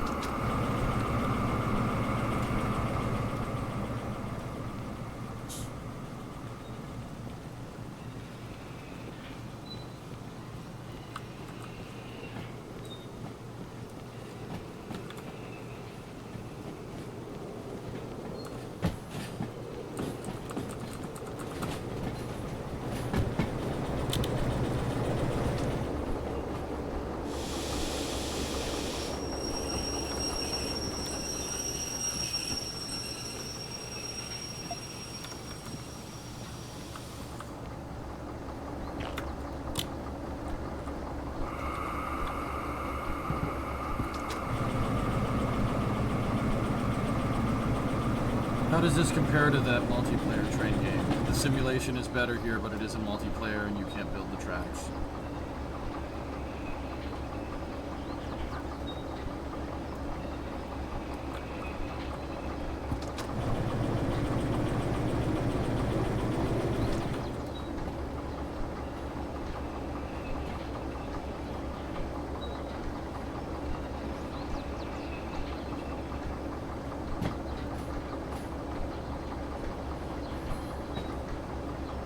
You cannot build tracks in this game. The simulation's better in this game, and there's no multiplayer in this game.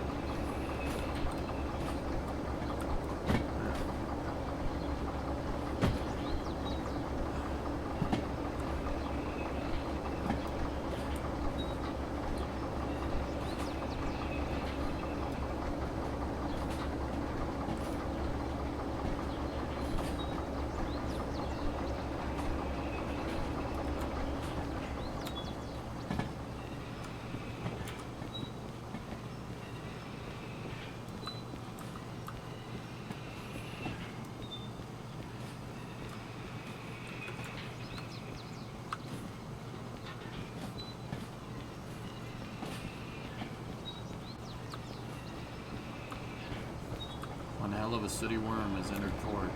1058 did 16 missions over the weekend, dudes. It's pretty damn impressive.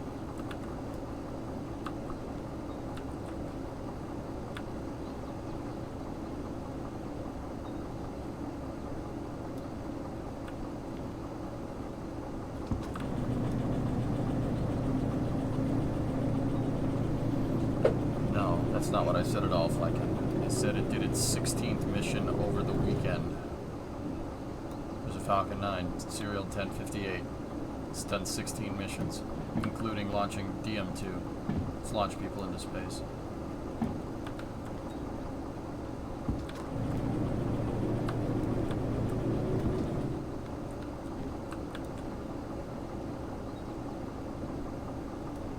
It's all good, man.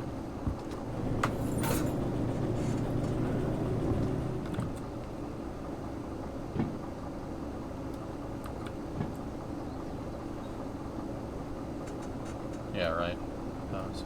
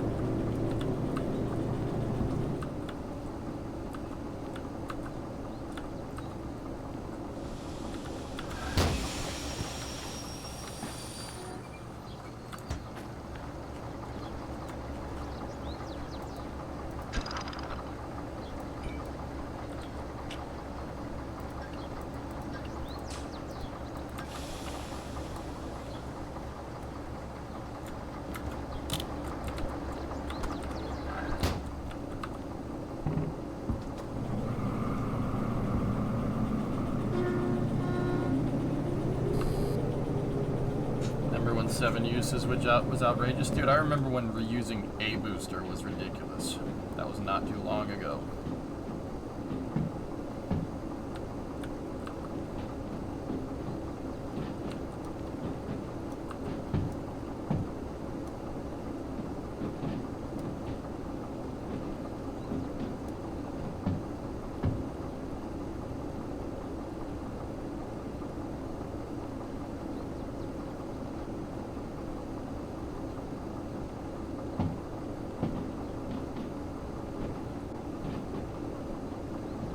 Discovery, go and throttle up. Remember when they said it would never work? Yeah.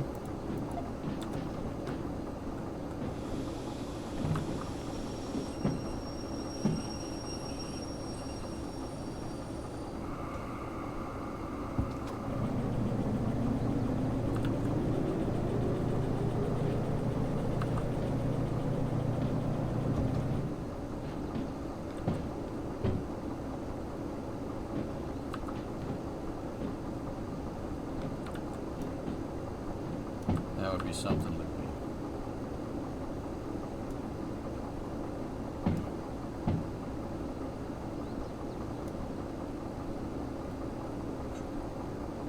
I lost track of them, Thomas. I've missed a lot of Falcon 9s in the past, like, month and a half, dude.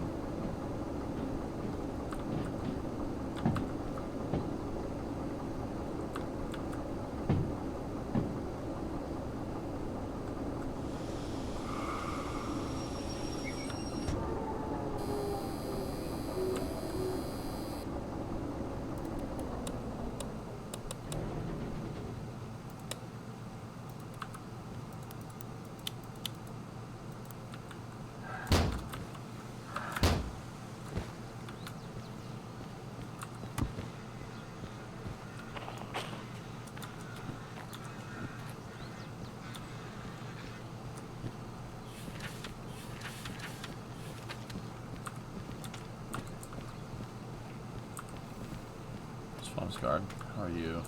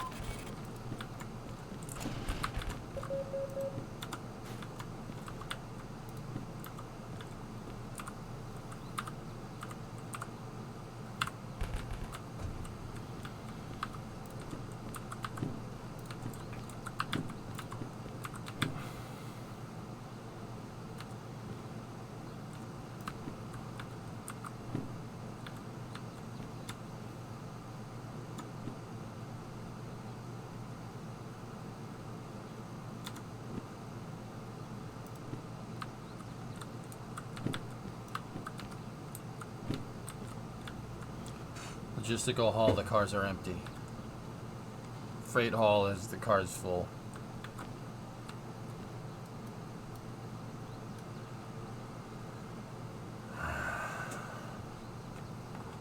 Alright. Let's see if we can get the D's to do all of this. So 385 plus 220 plus 22 plus 51 plus 153 plus 33 is 864.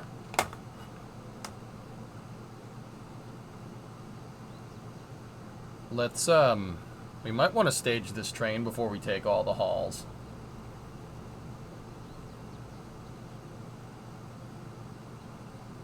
How many cars is it?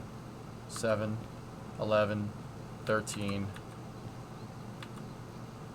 16,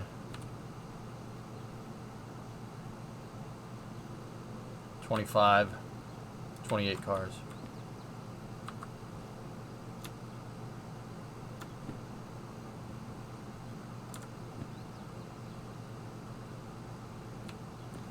Yeah, 1D6 could do all this.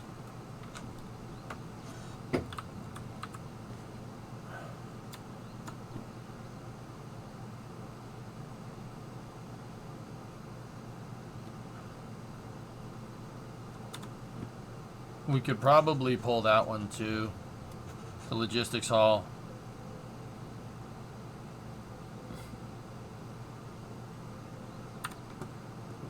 The balloon Taurus pod for, oh, neat. One more vessel will join Port Canaveral. Two is, see, Loopy, I have a theory that operating two D2s is going to end up being less expensive because you don't put as much wear on the locomotives.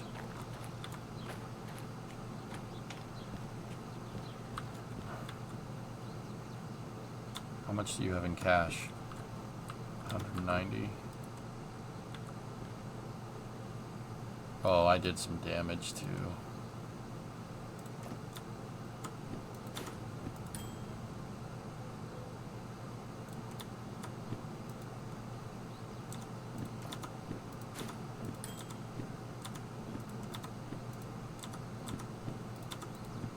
I don't feel like maintaining it. I did some damage there. We have 150 Gs.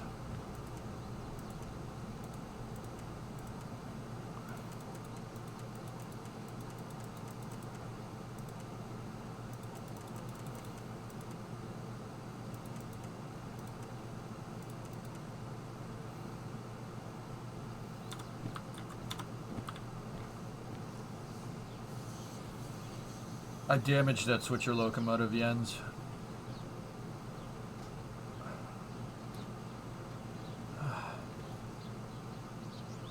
Okay.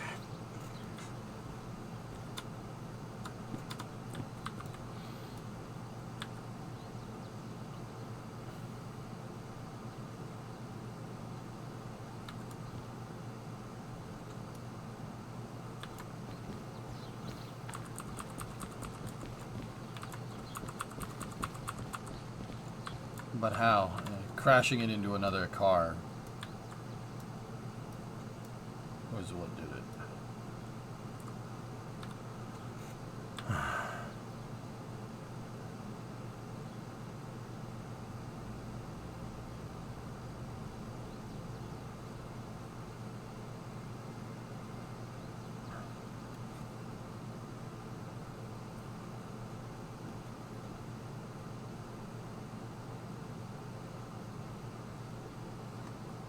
Sorry. This is getting bad. It's getting bad, dudes.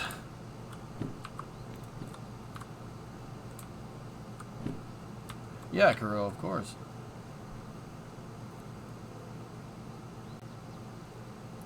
Could you split smaller locus and then just unhook smaller locus ahead in each yard? Yeah, that would complicate things. Just pull them to the yard. It's the oil loop is not going to be hard to unload cars because OWN, that's the oil well north. It's just a loop. So we could even throw oil well north in there and haul those empty cars. Does it heal on its own? No. I need to have surgery tomorrow, Neon.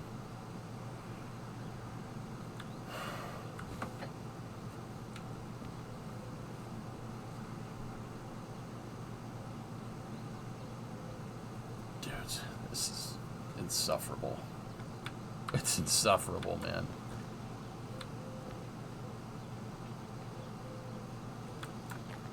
No. Alright, fine. You know what? Let me just get up and walk around, dude. Maybe that'll help.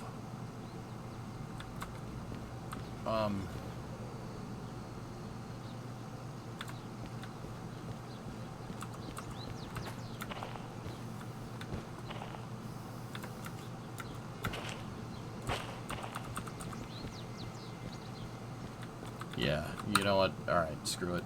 I might be back later. I gotta stop. And this is just, it's getting too much. The swelling is going down, which is good. I'm just... Ugh. It's so distracting, dude. Feels like someone's jamming a screwdriver, like, up like that. It hurts.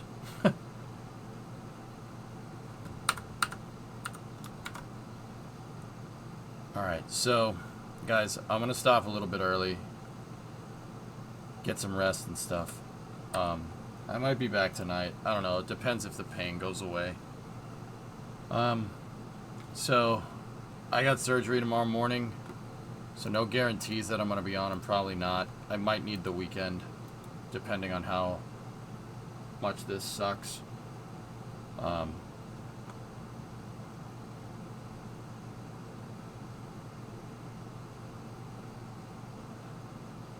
Yeah.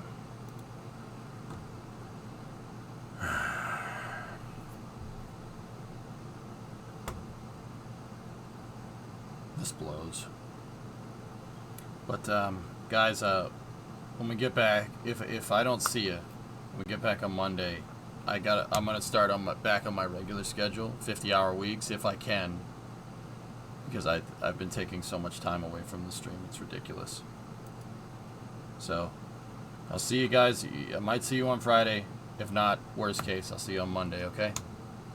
Thank you very much for watching, everybody, and have a good rest of your day. Once again, I know you guys are gonna say, but I don't like being away from the stream this much. I haven't been streaming a lot since the wedding, so.